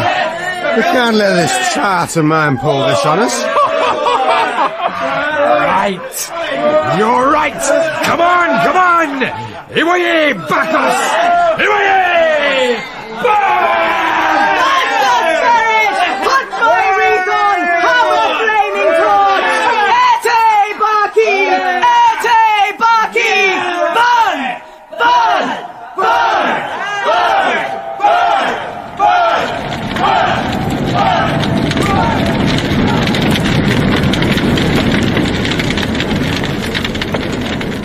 The palace burned for days, and smoulders still. Calm, cousin. You've taken just revenge. What's wrong with you? You know, Achilles. Tell me. I have burned the soul of my kingdom, my predecessor's holy city, and my own. I might as well have put a torch to Memphis or the temple of Athene Parthenos. Surely it was Dionysus did it. No one can withstand the madman god. No one who is dedicated to him unconsenting. Unconsenting? Are you still a child? I've seen you in his presence many times in recent days, and willingly. You, who swore you'd never let a wild thing rule you. Yes. Swore to my mother. She gave me to him. From this day I'll keep him at arm's length, I promise you. Not all of him. It's he who gives you joy in life, who spurs you on to glory, to immortal fame. I know. I know. how am I to understand the gods? I've brooded on this long enough. Ptolemy! Perdiccas! This journey's getting tedious! I'll race you to that hill! Away they go. All's well again. Except that deep within my cousin's heart, a cold, hard question will not go away. His priest called me son of Ammon. Why would he not speak to me? Ecbatana at last. But Darius has wind of them and flees. A fugitive indeed, since hoped-for reinforcements are refused him. His airy summer palace lies as empty as a golden cage. I'm told Darius left with only a small force and can't be far ahead. We can be on the road again at dawn. Shall I give orders? Not yet, Parmenion. I have other things to say. The longer we delay, the further east we'll have to go for him. I'll find him, never fret. And as for going east, there'll be the Eastern Kingdom to secure. In due time. And only as far as Parthia, of course. And further. Bactria, the Hindu Kush. India. India? No Persian king has ruled in India for 100 years. Precisely.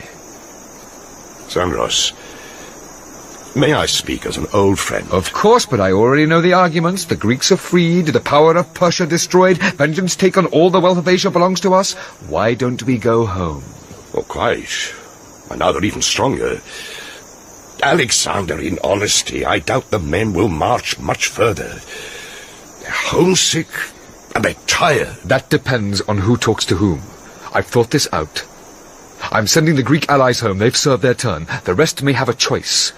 Home with honor and a handsome gift, or on with me 3 talents to each man. Oh, Zeus! They'll folly to hell for that. Or even for a great deal less. I presume this choice is not available to me? No. I want you here. In Ecbatana? First, I want the Persian gold bought from Persepolis and placed with Harpalos. I want him kept an eye on in case his tendency to see my money as his gets out of hand. Second, this city is the crossroads of the Empire. I want it and the land around made safe, which means a fight. All this I entrust to you with 20,000 under you. Yes, I see. You mean I'm too old and must be set aside? Is what I ask of you a task for the superannuated? I won't deny, however, for what's ahead, I want a younger second in command. Then I am set aside. For whom? Kleitos. Kleitos? Parmenion, dear friend, the fact that you don't like him doesn't lessen his abilities. But listen, this command is yours because of your abilities, because I trust and honor you. I trust you all the more because 6 years ago I put your son-in-law to death. Attalus was a traitor and deserved it. The blood feud was open to you. You refused. I think that's not the only thing you see me as refusing. What else? I'm not alone in this. Xandros, many of us thought we came to conquer Persia. Now, we fight a partnership. Persians, barbarians in high places, on an equal footing. I've given you my reasons. Yes. And you reject them? We will obey, of course. But it's against the grain. Your father would never have asked it. Now you talk of India, is there no end? We wonder what will happen when you catch Darius. What do you suppose? Well, we hoped that you'd appoint a viceroy. But ever since we saw you mount the throne in Susa, we think you mean to be great king of Persia. Sandros, in your father's name, where is the end? I'm not sure there is one. Except perhaps the eastern shore of the all-encircling ocean. But if there is, I'll know it when I get there. I only ask you, don't deny it me. Now, think over what I've said. We'll talk again. For all our sakes, God send there is an all-encircling ocean. It has a shore for him to stand on, and no land on the horizon. Father. Philotas, you heard. Everything. And yes, you're set aside, however he may dress it up.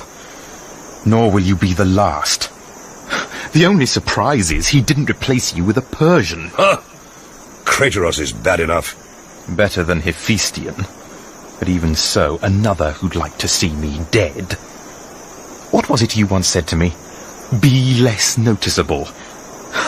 Look where self-effacement has got you. His sacred majesty is right, of course. The Greek crusade, so-called, is at an end. What follows now is his vain glory. Unless we make it otherwise. Darius fleeing east, with Alexander at a wild pace after him. Behold, the King of Kings, his treasure lost, his army barely 7,000 men, his household one small band of eunuchs. Beside him on his right rides loyal Artabazus, friend of Alexander's childhood, father of the gentle Pusanias. Behind them, black and ominous, comes Bessus, prince of Bactria. He eyes the stricken king. His hand strays to his sword, his thoughts to power. Night falls. They pitch a huddled camp. Well, Artabazus. well. Sire, don't give up hope. My men are loyal. The Greek contingent too. I thank you, but the Bactrians outnumber you. Don't waste your lives on me. My lord, there is a remedy. To throw ourselves on Alexander's mercy. With your consent, I'll ride to him tonight. Leave me to these wolves. But ride, what does it matter? My gods have run away, my possessions are gone. I do not even have a blanket, let alone a bed. Here's my court and kingdom now. An empty tent and half a dozen servants with nothing to do. My poor people, why don't you go? Go! I order you! Radiance, where to? We have nowhere.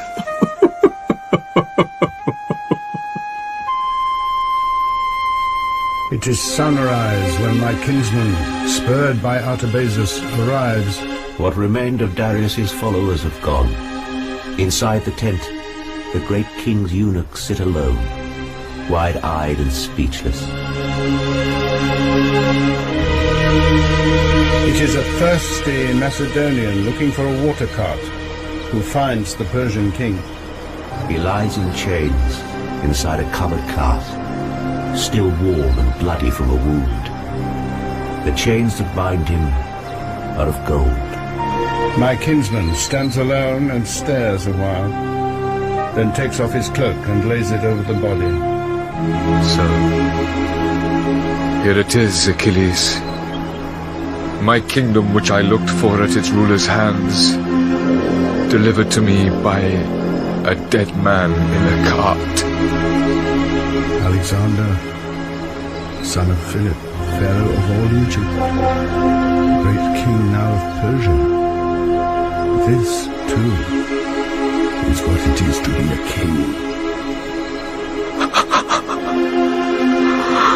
Oh, gods!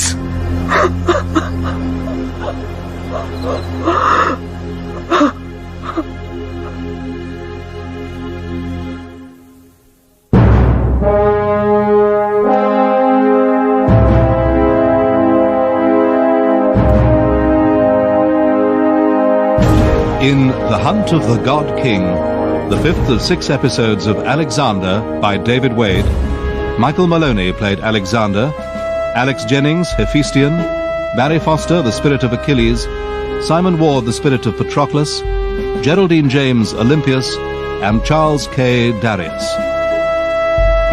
Parmenion was played by John Rye, Philip, Sean Barrett, Lysimachos and Mazias, Keith Drinkel, Ptolemy, Julian Ryan Tutt, Philotas, Michael Onslow, Perdiccas, Mark Straker, Eumenes, James Telfer, Artabazus, Philip Anthony, Simmias, John Evitts, Barsini, Teresa Gallagher, Sissy Gambis, Diana Payan, Thais, Rachel Atkins, and the eunuch, Richard Pierce.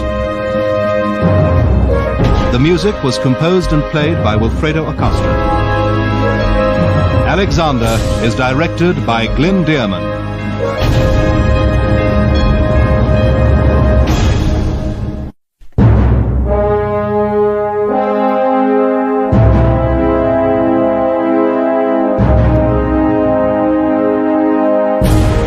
Alexander, a 6-part serial on the life of Alexander the Great by David Wade.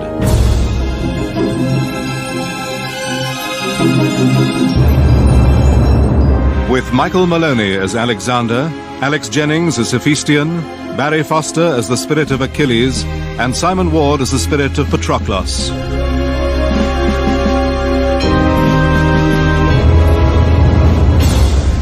Alexander, Part 6,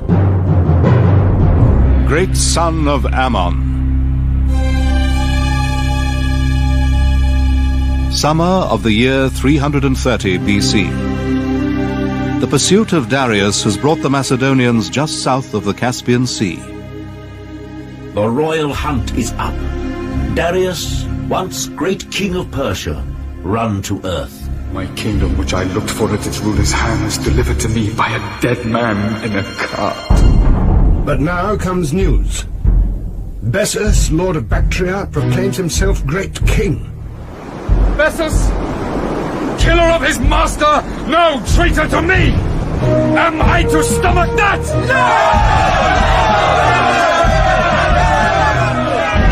On they go, east as ever. By desert, valley, mountain, through heat and cold, east into the gritty wind-scarred plain of the Seistan. Hades, bloody dust! Now stop moaning, and that's an order! The only order I want is go home! Out of the murk looms the spectre of a town. Farah. Like sailors in a gale, they pitch their tents as best they can and cower inside them, praying the wind will drop. As at last it does. Sikander, will you dress now? Yes, I've soaked enough. Oh, Bagos, look at the colour of that water. I didn't know my skin could carry so much filth. Oh, I ache all over. Let me rub lotion on you. Bagoas, once bed eunuch to Darius. Bagoas, with his eloquent eyes, his smooth and supple dancer's body. His knowing hands, seductive, soothe my kinsman's roughened skin. Enough. Enough. I've work to do, you witch. So, show me what you've got for me to wear. Ah, yes. First this. Hold out your arms. Ah, a tunic. Very long. I like it. Do Persian kings wear this? In these colours? Purple and white, yes. Oh, good. It covers my legs, which will please your people, and spares me trousers, which would outrage mine. What's this? A headband? Greek enough. No, not a headband. The mitra. Diadem. Is something wrong? It signifies the representative of Zeus. Well, put it on. Xandros! Ah. Hephaestion. Come in. Sikander, let me take the garments. I will go. No, I'll keep them. I'm delighted. Majesty, my Lord Hephaestion. Well, what's this you're wearing? A magic suit. In it I become two people, Alexander, king of the Macedonians, and Sikander, great king of the Persians. Hephaestion, I have to look like what a Persian recognizes as a king? I know that. I also know the rest must share you. I hadn't thought that I would have to do the same. Oh, no. You! My other self! Are you jealous of a gelded boy? Why not? You love him. Yes! And I love you. And I love my mother, and I love Barsine. Each love is a thing unto itself. Does mine for you seem less? No. The day it does, you can complain. Now, what brought you here in such a hurry? There's a man called Cabalinos outside, cursing your pages because they won't let him in. He has to see you, but he won't say why. Then have him sent in and we'll find out.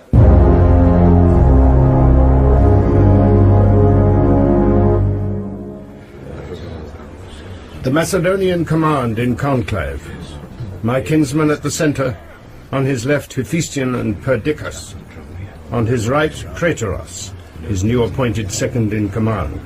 His other officers surround him. All except Philotas. He is seated on a stool in front of them, his hands and feet chained. Philotas, stand please while I read the charge. I know the charge. Your fellow generals do not. Those that matter do. Those who have no love for me. Why not, I wonder? Yes, Kleitos, why not indeed? You envy me my cavalry command, and always have. Don't tell me I've not discharged it well. Others would have done as well, and made less show. But you're Parmenian's son. Oh, yes. My poor father, abandoned in Ecbatana. Ask Alexander what advantage my family will give me now. None. Even if, as you once claimed, you and he do all the work while I get all the glory. But to the charge. It's established beyond doubt that Dimnos, who is or was a man of small account, told his lover of a plot in which he had a part to murder me. The boy took fright and told his brother, Kebalinos. He, on 2 days running, came to you and begged you to warn me. You kept the matter to yourself, while telling him there'd been no opportunity to mention it. On the 3rd day, Kebalinos came to me. How do you answer? As I always have. The facts are true as they stand, but I deny the construction certain to be put upon them. To say you had no opportunity is false. You had and didn't take it. Why? I didn't believe what Kebalinos told me. I saw no point in troubling you with fantasies. Who says they were fantasies? I hear you, Perdiccas, but my speech is with Alexander. His question is a good one. Answer it to me. You answered it yourself when you said that Dimnos was a man of small account. But not too small to kill himself before he was arrested and could talk. What would he have told us, Philotas? Answer that! What good will any answer do me with you on one side and our new Darius on the other? Answer!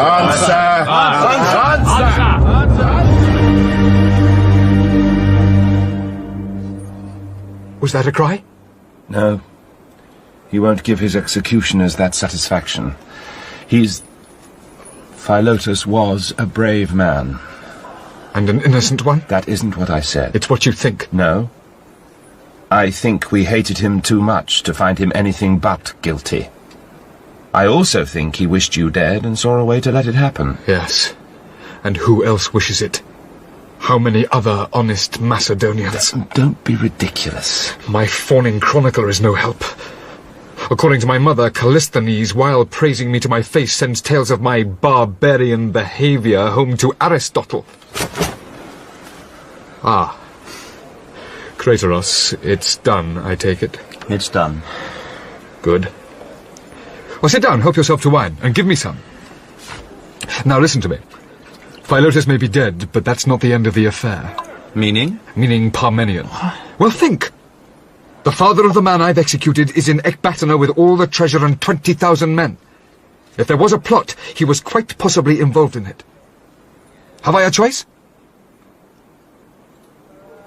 I'll send an envoy with secret orders to Parmenion's senior officers. He'll also take a letter to Parmenion himself to explain his presence and another under Philotas' seal, declaring the plot's imminent success. What? The killers will be given instructions to watch him read this, and notice if he smiles at my impending death. I should be easier if I knew he'd smiled. By the 12, you think of everything. Yes, and bitterly regret the need, but there. I'll give this dismal town another name. Propthasia. Anticipation. Now Bessus, killer of Darius, would-be great king, tugs at him again. And on he goes, first east, then north, his trail blazed by a string of cities, new Alexandrias, small isles of Greekness, set down in an endless sea of land. Spring comes. The awesome Hindu Kush looms ahead, deep snow still on the passes. He brings them through, or most of them. From ice to fire, a burning desert south of the Oxus River. And on the far bank is Bessus, unnerved by this implacable pursuit, forsaken by his friends. The new Achilles sends him, shorn of nose and ears, to Ecbatana for trial. Condemned and crucified, his butchered, scattered body feeds the beasts. My kinsman's rule is undisputed now. Alexander, king of Macedon, pharaoh of all Egypt. Sikander, great king of Persia. A year passes. A troubled year that brings the new Achilles not one step toward the farthest shore of ocean. Spitamenes, prince of horsemen, who had fought alongside Bessus, then betrayed him, sweeps out of the northern steppe, wreaks havoc. He lays siege to Samarkand, and when relief comes, traps and massacres 2,000 men. Enraged, my kinsman rides against him. Spitamenes lifts the siege and melts into the steppe. Spring comes again, the 28th.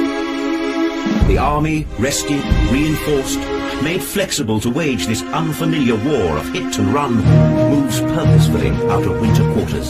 Spitamenes does not show his face. Surrounded by his Persians and his Macedonians, Alexander enters Samarkand once more. The frail tempers of last summer reappear and follow him inside the walls. Page! Boy! I'm calling you! Sorry, sir. Call my chamberlain. Say I wish to talk to him about a feast tonight. Yes, sir. And let us pray he finds a better wine than this place gave us last time. Oh, for a jar of scented Chian. Alexander! Aristander? Yes? Sir, you know, I'm sure, this is the holy day of Dionysus. Aye, so it is. Well? You may wish to dedicate the feast to him. To Dionysus? What has Dionysus done for me? No, we're fighting men. We'll dedicate it to the warrior twins, the sons of Zeus and Leda. As you wish. And pray them to remind their father I too am his son, and not to be neglected even in a place like this. Boy! Bring me wine now! They turned round from Samarkand, 2,000 strong, they got it wrong! And why did they get it wrong? Because... Spitamenes spotted them before they spotted him! Shame! Who's ashamed? I do! Kleitos! I say it! Others think it! Oh, do they, by God? They think these men were heroes?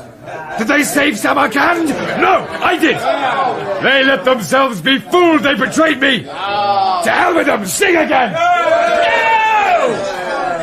Do you tell me what to do? Why not, since you don't know? What? I will not sit and hear the dead, good honest Macedonians insulted in the presence of barbarians and enemies! Barbarians and enemies! If those poor sods got massacred, they can thank the useless officers you gave them. I see you blame me for their cowardice. Why don't you blame me for your own? Xandros, stop! Kleitos, sit down! Stay out of this, feste, darling! This is for men! Right then, Alexander. Are you calling me a coward? Did my cowardice save you in battle? Or have you forgotten that, along with all the rest, including your own father, Philip? But he's not good enough for you these days. Oh, no. We're the son of Ammon now! Damn you! Look! Here's the would-be king of all the world! Can't even hit me point blank with an apple! Oh, hold him! Let go of me! Let go, hell take you! Hold him! Why don't stand there, take his sword! Get Kleitos out of here! Aye, Hecate. Philip must be weeping in his tomb to see what goes on now. All the bowing and arse-licking. His own son got up like a Persian pond. Where's my sword? Who's taken it? Betrayer! Sound the alarm! Blade! Sound it! Getting on his old friends, murdering them. What of it? He's son of Ammon now! Ladies! Let me go! Give me a spear! Xandros, no!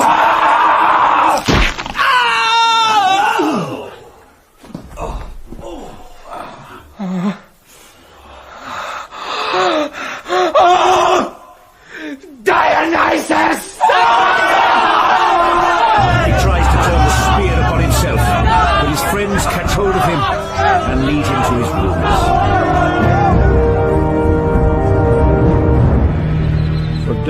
the new Achilles lies unwashed, unseeing, refusing food and water, rejecting human comfort. Oh, Achilles, help me. A question first. Is this the way you keep him at arm's length, the madman god? Oh, I was drunk, I know. But look how that man provoked me. Dionysos took advantage. Spiteful vengeance for the dedication of the feast. And of course he knows that I, like him, am son of Zeus and rival for our father's blessing. Ha! Son rival you. Is this the best resistance you can show? You, son of Ammon. Oh, don't torment me now. Achilles, am I son of Ammon? How can I be and do what I have done? What am I? Know thyself is the command. Nobody can do that for you. Until you know, then be content to do what you have always done and strive to outshine me, if you still can. Always to be best. Eclipse all other men. Then get up. Let your people see you. Lysimachos! Sikander? Prepare me a bath and fresh clothes. Then bring me food and watered wine. Hephaistion! Yes, Andros? I'll see the generals at once. I plan to take the war to Spitamenes. Well, don't look so astonished, all of you! Here I am! Alexander, Sikander! Both! The summer wears on. Spitamenes' allies gradually lose faith in him. At last, they send his head to Alexander, then flee towards the east. My kinsman follows them and finds the remnant safe within a fortress on a towering rock, stronghold of the Baron Oxyates. Tell your king, we have food and water for 100 years. We will submit to him the day he finds himself some troops with wings. Oh, he can laugh. Ptolemy, ask the officers to send me every Macedonian mountaineer. You'll have them climb that. Why not? 12 talents to the first man at the top. They'll be seen. They'll be picked off like caterpillars. Not if they go at night. They go. 300 of them, groping up the icy face. 30 fall, without a cry, in honor of their king. At sunrise, Oxyates, in his wolfskin cloak, comes out to mock. Look about you, Lord Oxyates! Holy gods! An army with wings! Sikander Shah, I submit! My castle is yours! It is evening. By torchlight, Oxyates feasts his conqueror. The two men eye each other with respect.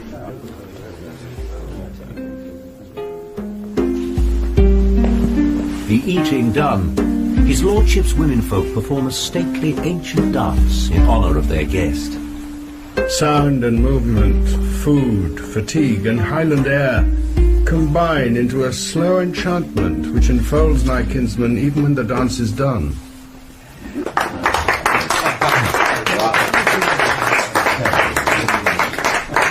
Hi, King. Our music makes you sad. Sad?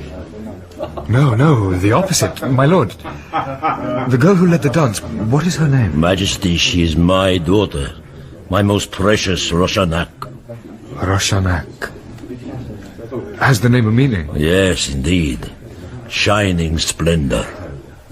No name could be more perfect. I would like you to present her to me. I, King, with all my heart. Roshanak, child. Sandros? What is happening? I wish I knew. But something in him knows.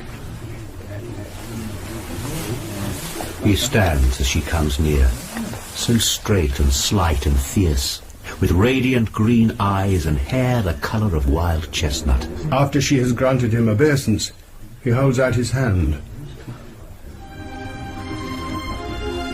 Cousin, is this girl a friend, like gentle Barsinder? Such youth, such beauty, aren't you afraid? He doesn't answer me. He marries her within the month,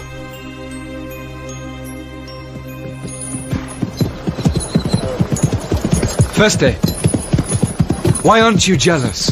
Of Roshanak? How do you know I'm not? What?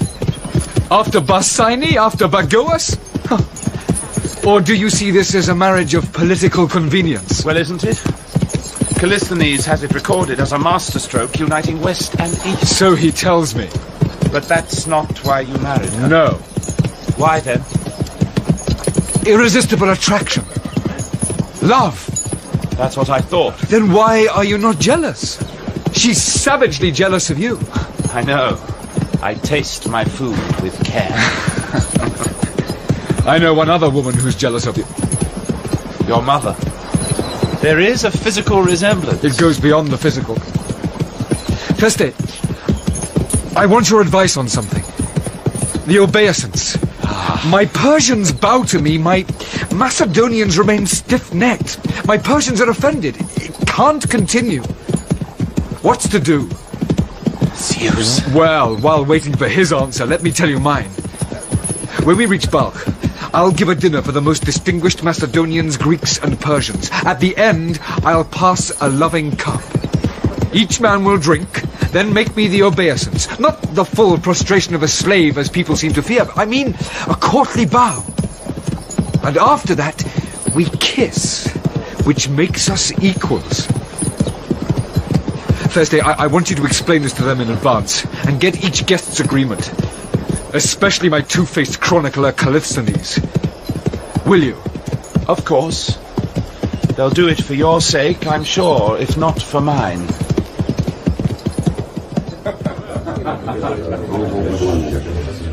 Friends and companions, I drink to you all in love and equity. Alexander, my king, I, Hephaistion, drink to you in love and equity.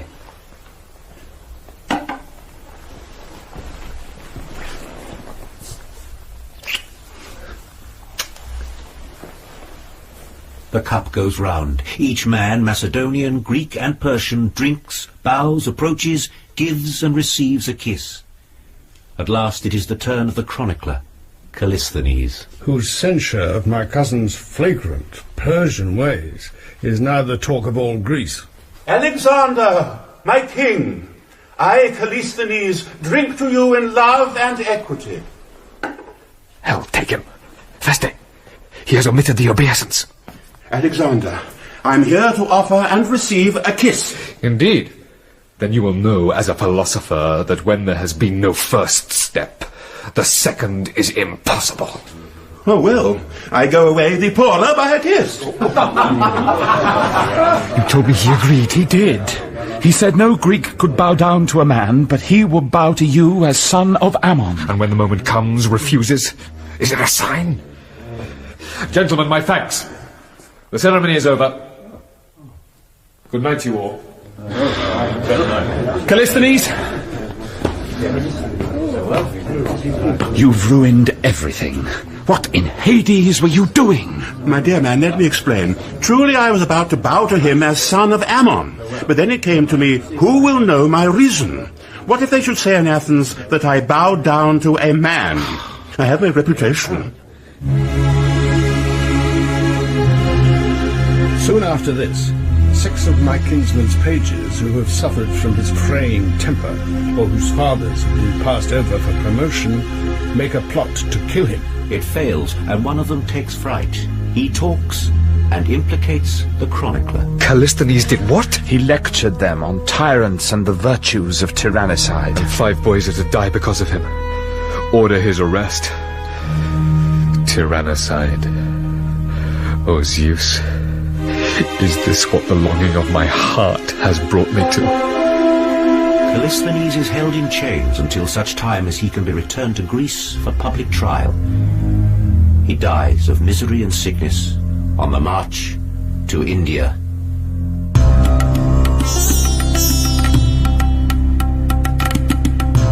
India.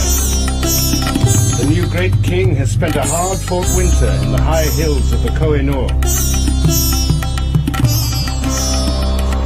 Now in the spring, he comes down to the Indus River, which Hephaistion has bridged. On one side with the army are flocks of sheep and 3,000 bulls, the gift of Raja Umbi of Taxila. 30 jewelled and painted elephants as well, which terrify the horses. My kinsman offers sacrifice to Ammon and to Heracles. The omens favour him. He coaxes old Bucephalus toward the bridge and leads the army into India.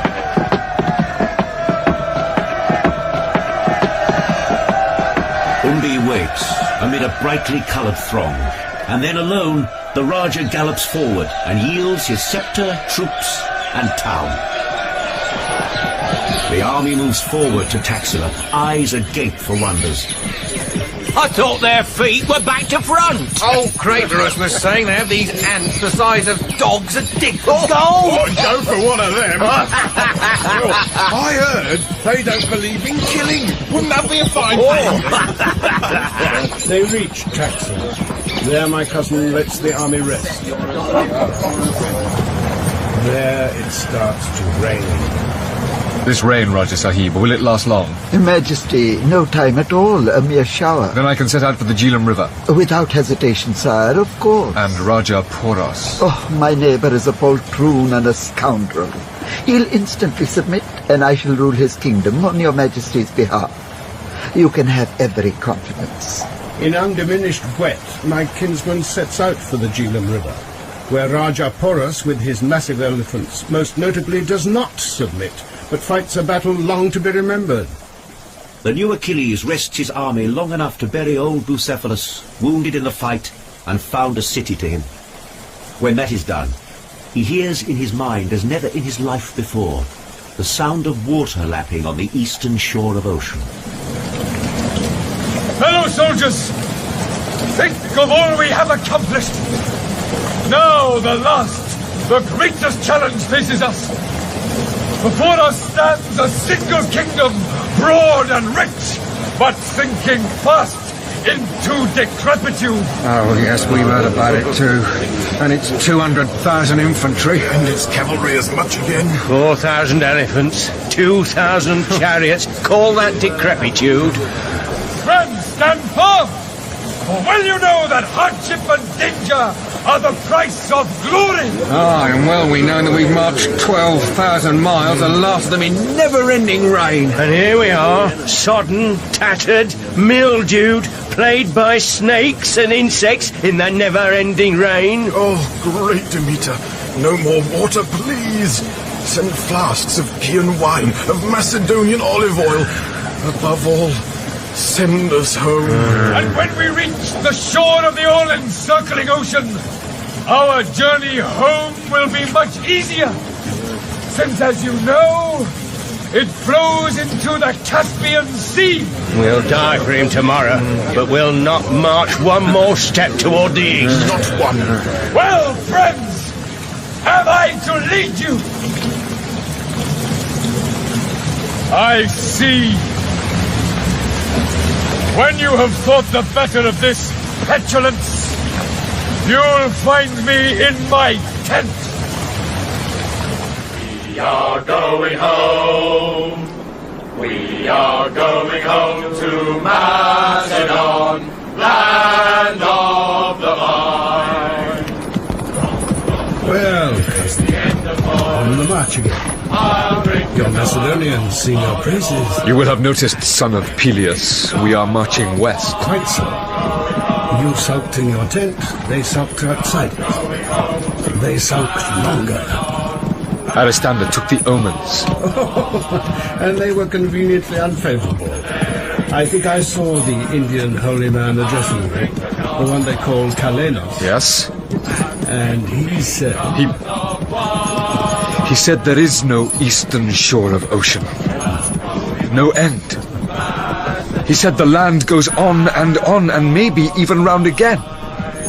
He could have meant my life as well. It wasn't clear. At any rate, no end. Without an end, it seemed less needful to go on. And then Bucephalus is dead. Not there to carry me. That seemed like an omen. At least your Macedonians are happy. They know they're going home. What they don't know is the route. You see, the holy man had other information. The river Indus flows into the southern ocean. We'll navigate to its mouth. My price for giving up the longing of my soul.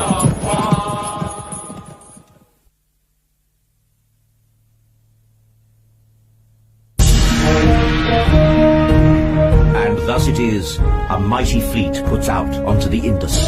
Hephaistion keeps pace upon the left bank, Kleitos upon the right. Surviving rapids, on my kinsman goes, receiving homage from submissive towns, borne southward all unknowing, to within a gasp of death. The Malians, proud Brahmins, deny him homage. Alexander leads a furious assault. The scaling ladder snaps, leaving him and 3 companions stranded on a rampart. Always to be bad! And down he goes among his enemies, a tiger, till an arm-long arrow takes him in the ribs. His friends somehow get him out and back to camp. The barb is drawn, blood gushes, bright and frothed with air. Next day, word flies that he is dead. Carry me to the river. Row me to where everyone can see me.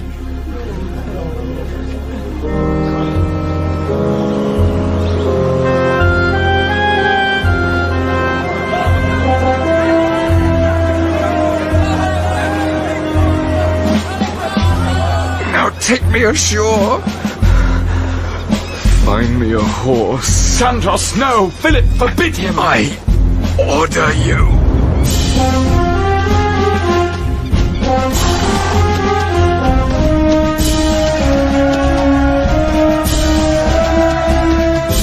Well, Achilles, do I outshine you now? I'll not deny it. Oh, Ammon, father, can you still deny me?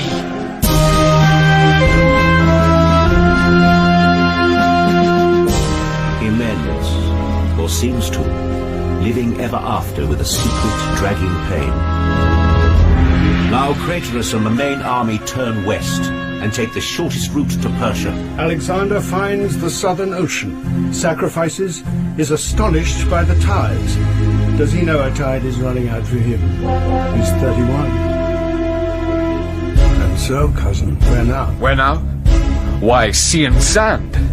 Nearchos, like the mariner he is, will find a sea route home with us supporting him along the shore of Gedrosia. Gedrosia the desert? Son of Philip. Does the name mean nothing to you? My plan is good, supplies are seen to. Let Ammon bring me through. Let him bear witness to me. Gedrosia.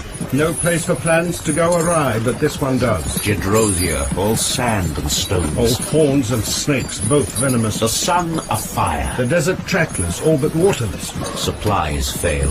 Sir, Alexander, water. It's all we could find. It's for you. And where's your own? Well then, Callas. I thank you from my heart. But let the sand drink it, not me alone. And those who see him pour the precious drops away feel his courage fill their hearts. But at last, a haze of greenery. No mirage. Trees, streams, deliverance. Oh God, I thought the Hindu Kush was bad, but lad, poor old Antipatros. Antipatros, among many others, men, women, children, animals, bleached bones and shriveled skin upon the wilderness. Cousin, is this the price for turning back? No. Oh no, too high. I grieve for them. And yet great Zeus brought me through. Not only me, he brought the fleet as well. And soon a 6-year circle is complete. Alexander, great king, comes again to Susa, and the sedentary cares of government. And this, you'll be relieved to hear, is the last dispatch. One more provincial governor said to have abused his powers. Summon him like the rest. I have. What's this one? One more dispatch, one more abuse of power. From Babylon. The governor? Worse than that. Harpalos. Oh, no. He's taken 6,000 talents, a small army, and gone to offer his services to Athens.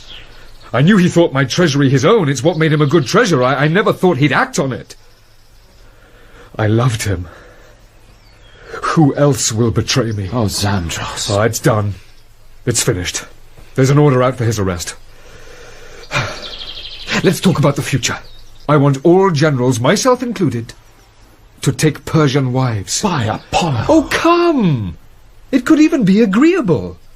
Sisigambus has offered me Darius' daughter Statira. You are to have her sister. Our children will be cousins. What will Roshanak say? She can say what she likes. Oh, and there's one other thing.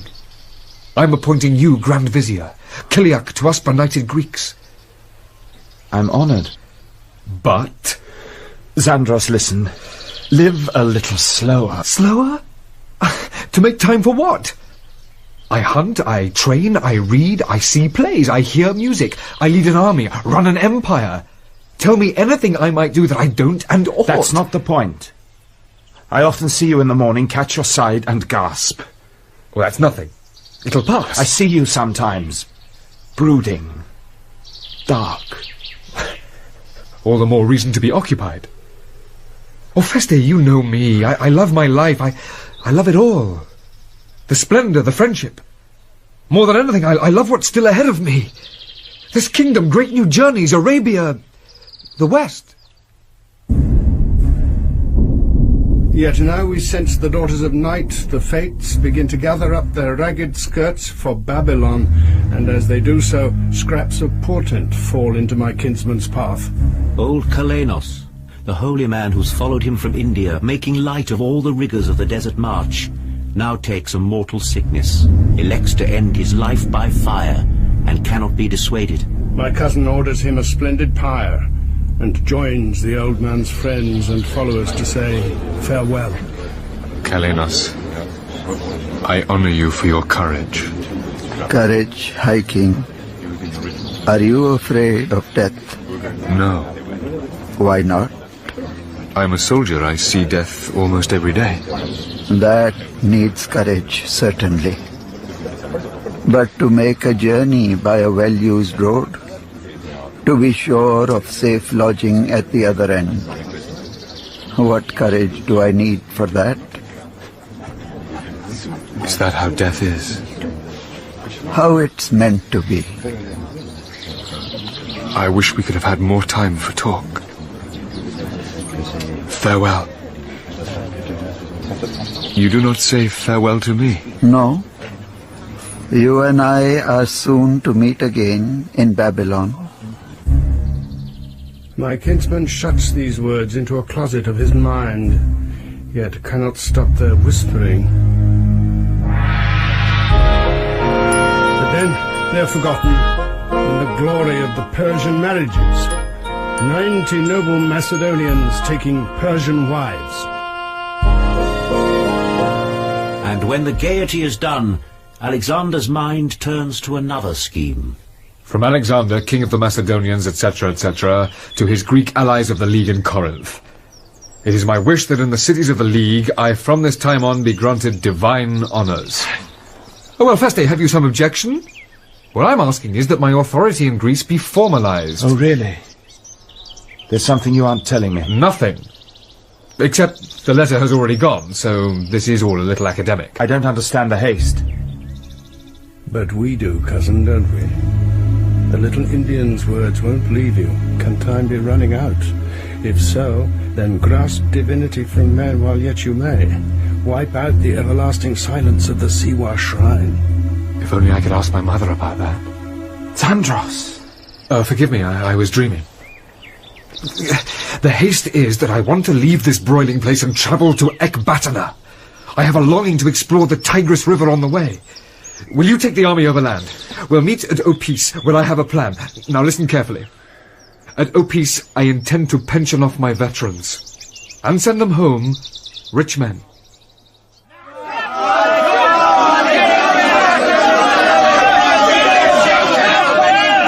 We'll leave you to your Persians, won't we, boys?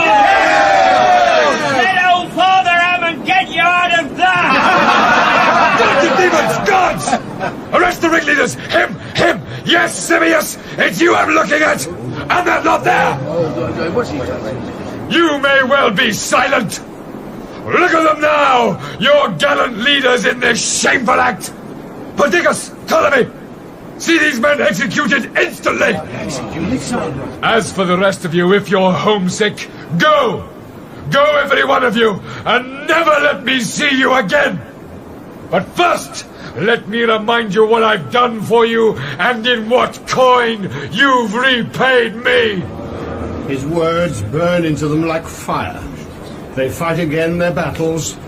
The Granikos, Issus, Gaugamela, Rajaporos. In all our time, no man of you has ever fallen fleeing from an enemy! They remember the wounds that they have taken, he as much as they. There is no part of me except my back, which does not bear a scar! They march again the marches, share the sufferings, his no smaller than their own. The pleasures, the riches. And when you fell into debt, I paid them in full, no questions, not a mark against the name of any man. You are witnesses that all I say is true. Zeus is witness. And yet you wish to go.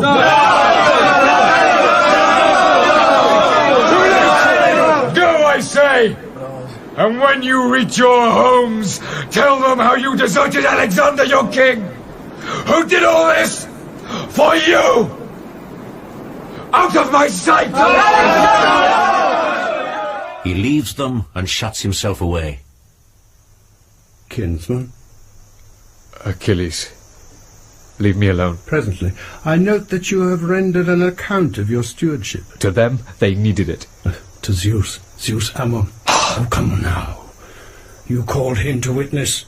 And anyway, I know the sound of words addressed to man intended for gods. And if they were, what else do you expect? He will not speak to me.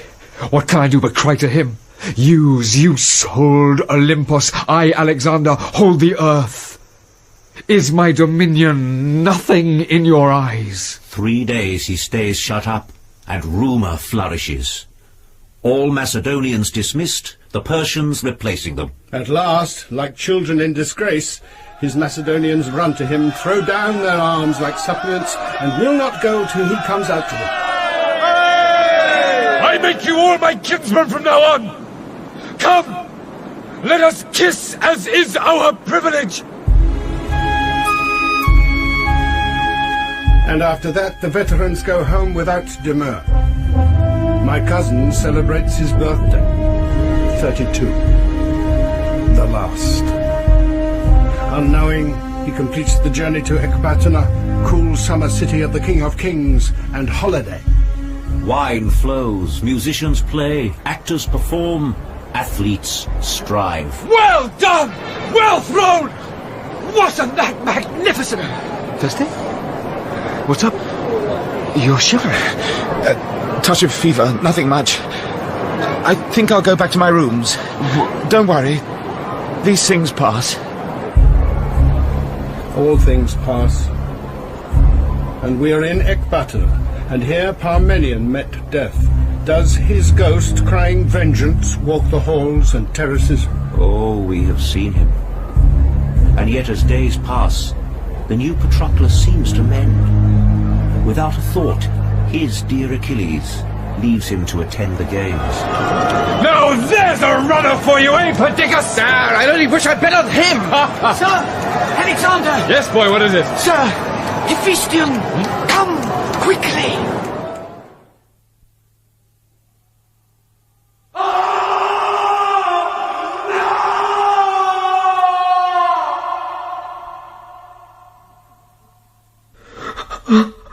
Oh God, first day, beloved, why? You swore you would never leave me. Couldn't you have waited till I came? Achilles, is there nothing you can say? Look, he lies in his dead lover's arms as you did once in mine. Oh, you sacred 12. I might be that again at Ilium. Oh, pain. This is the worst that I could suffer. Achilles, those were your own words to me. Speak to him. Cousin, hear me. Ah, Achilles, Now in truth I know what it was to be you. Son of Peleus, you didn't long outlive Patroclus. Will I do the same? That is not my domain. Oh, what am I to do with all my life that's left? Oh, Zeus! What have you done to me? 3 days pass before he rises and, hacking off his hair, gives orders that Hephaistion's physician should be hanged. Universal mourning is proclaimed.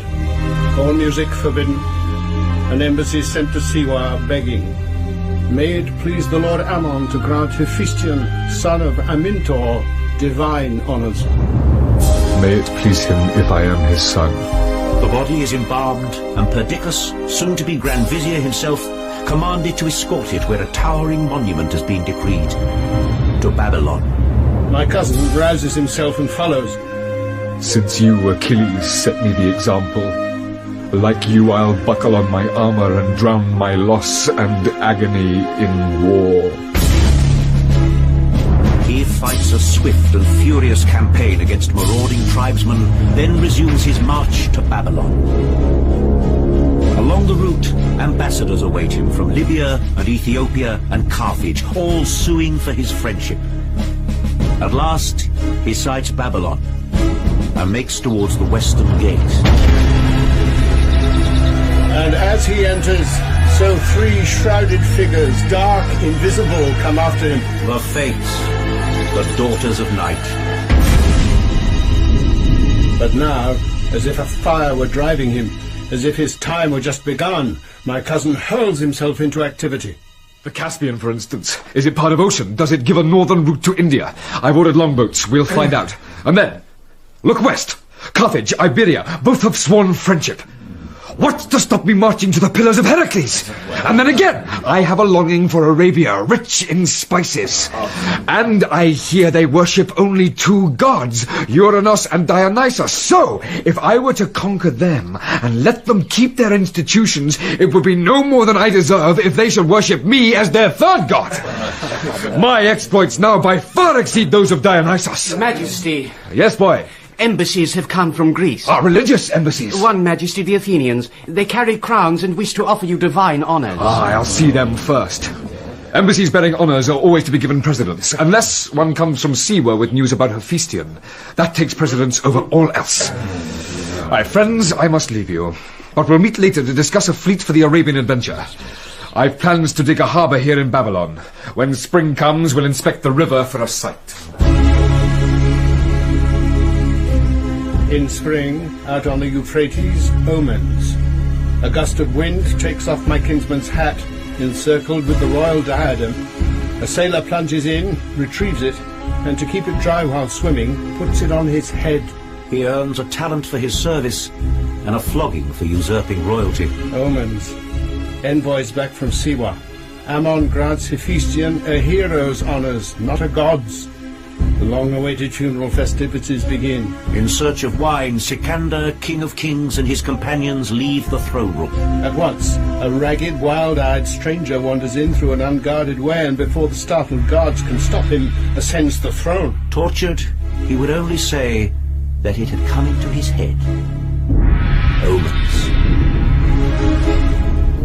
Perdiccas! Ptolemy! You remember the seer in Ecbatana who took the omens for Hephaistion? Yes. The victim's liver had no lobe. The story is, he's taken them for Alexander, with the same result. Oh, this place is full of portents. And he's drinking far too much. He's grieving still. And yet the plans for the Arabian expedition are magnificent. Well, the drinking may not signify. We leave in 6 days. He's always better on the march. For the 2nd night running, my kinsman and his friends sit up till dawn, toasting, drinking, full of plans and memories. The east begins to glow, and suddenly he shivers. I think I've caught a chill. Forgive me, I must leave you. Get some sleep. Good night, you all. Well, good morning, I should say. Good morning. 3 shrouded figures follow him, the daughters of night. Next day he's weak and must be carried on a litter to perform his sacrifice. Then keeps to his bed, plays dice and talks, and gives instructions for Arabia. The fever mounts. Morning, and they move him to a summer house for coolness. Still the fever mounts. Another day, they bring him back into the palace, horrified, for he can scarcely speak. He's dying, Ptolemy. I know. How? Has he been poisoned? No, Philip thinks not. The end would have been quicker. Oh, gods. What are we to do? At least he gave me his ring of state. For Dickens, if you're fool enough to think... I am Grand Vizier. Unfortunately, you aren't Alexander. Well, someone has to be. Well, Roshanak is pregnant. So's the other one, the Persian. Not much comfort there. I'm going to speak to him. Alexander? Zandros? Can you hear me? Listen. Who is to rule after you?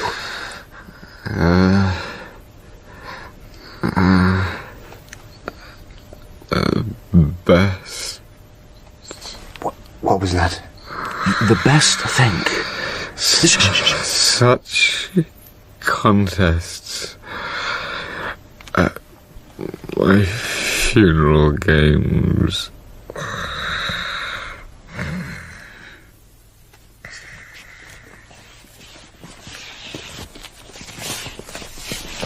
The dreaded news begins to fill the city.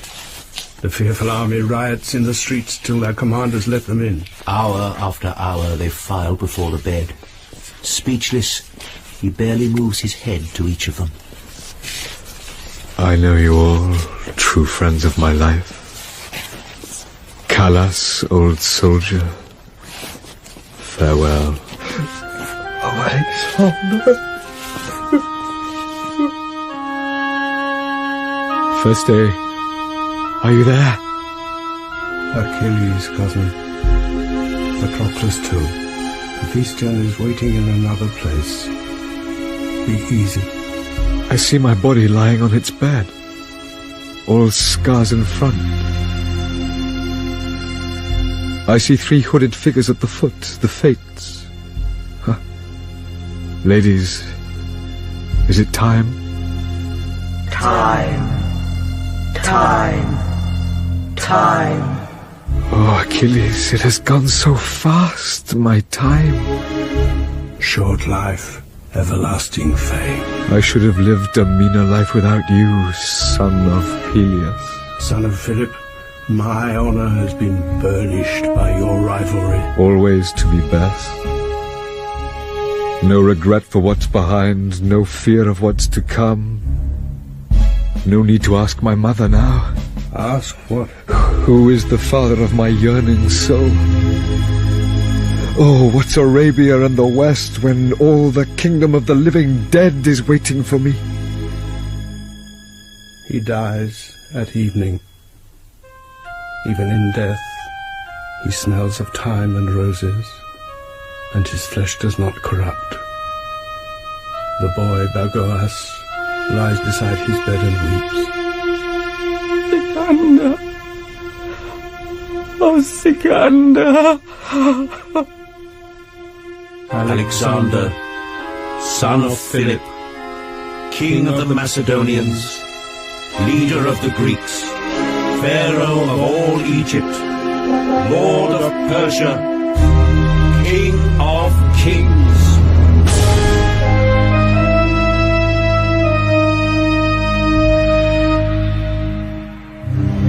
The day after his death, Roshanak takes his seal and sends a letter in his name to summon her unwanted rival Statira, daughter of Darius. When she arrives from Susa, Roshanak poisons her. When news of Alexander's death reaches the Queen Dowager, old Sisigambis shuts herself away, refuses all food, and dies.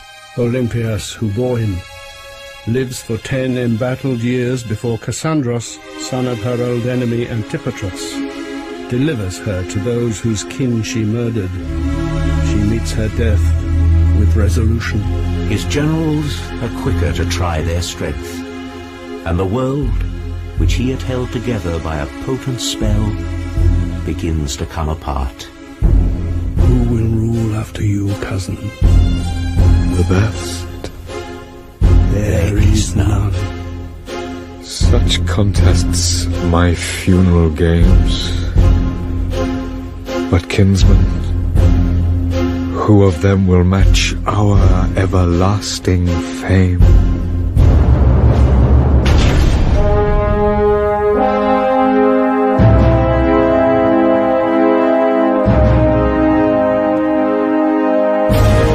In Great Son of Ammon, the last of 6 episodes of Alexander by David Wade, Michael Maloney played Alexander, Alex Jennings, Hephaistion, Barry Foster, the spirit of Achilles, and Simon Ward, the spirit of Patroclus.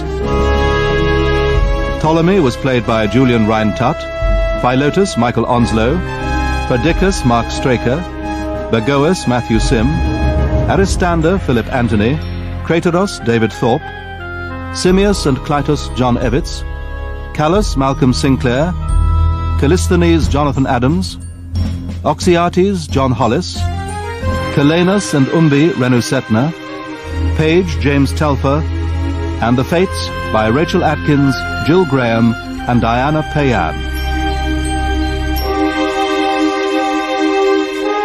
The music was composed and played by Wilfredo Acosta. Technical presentation for the serial was by Wilfredo Acosta, assisted by Colin Guthrie and Rebecca Kirby. Alexander was directed by Glyn Dearman.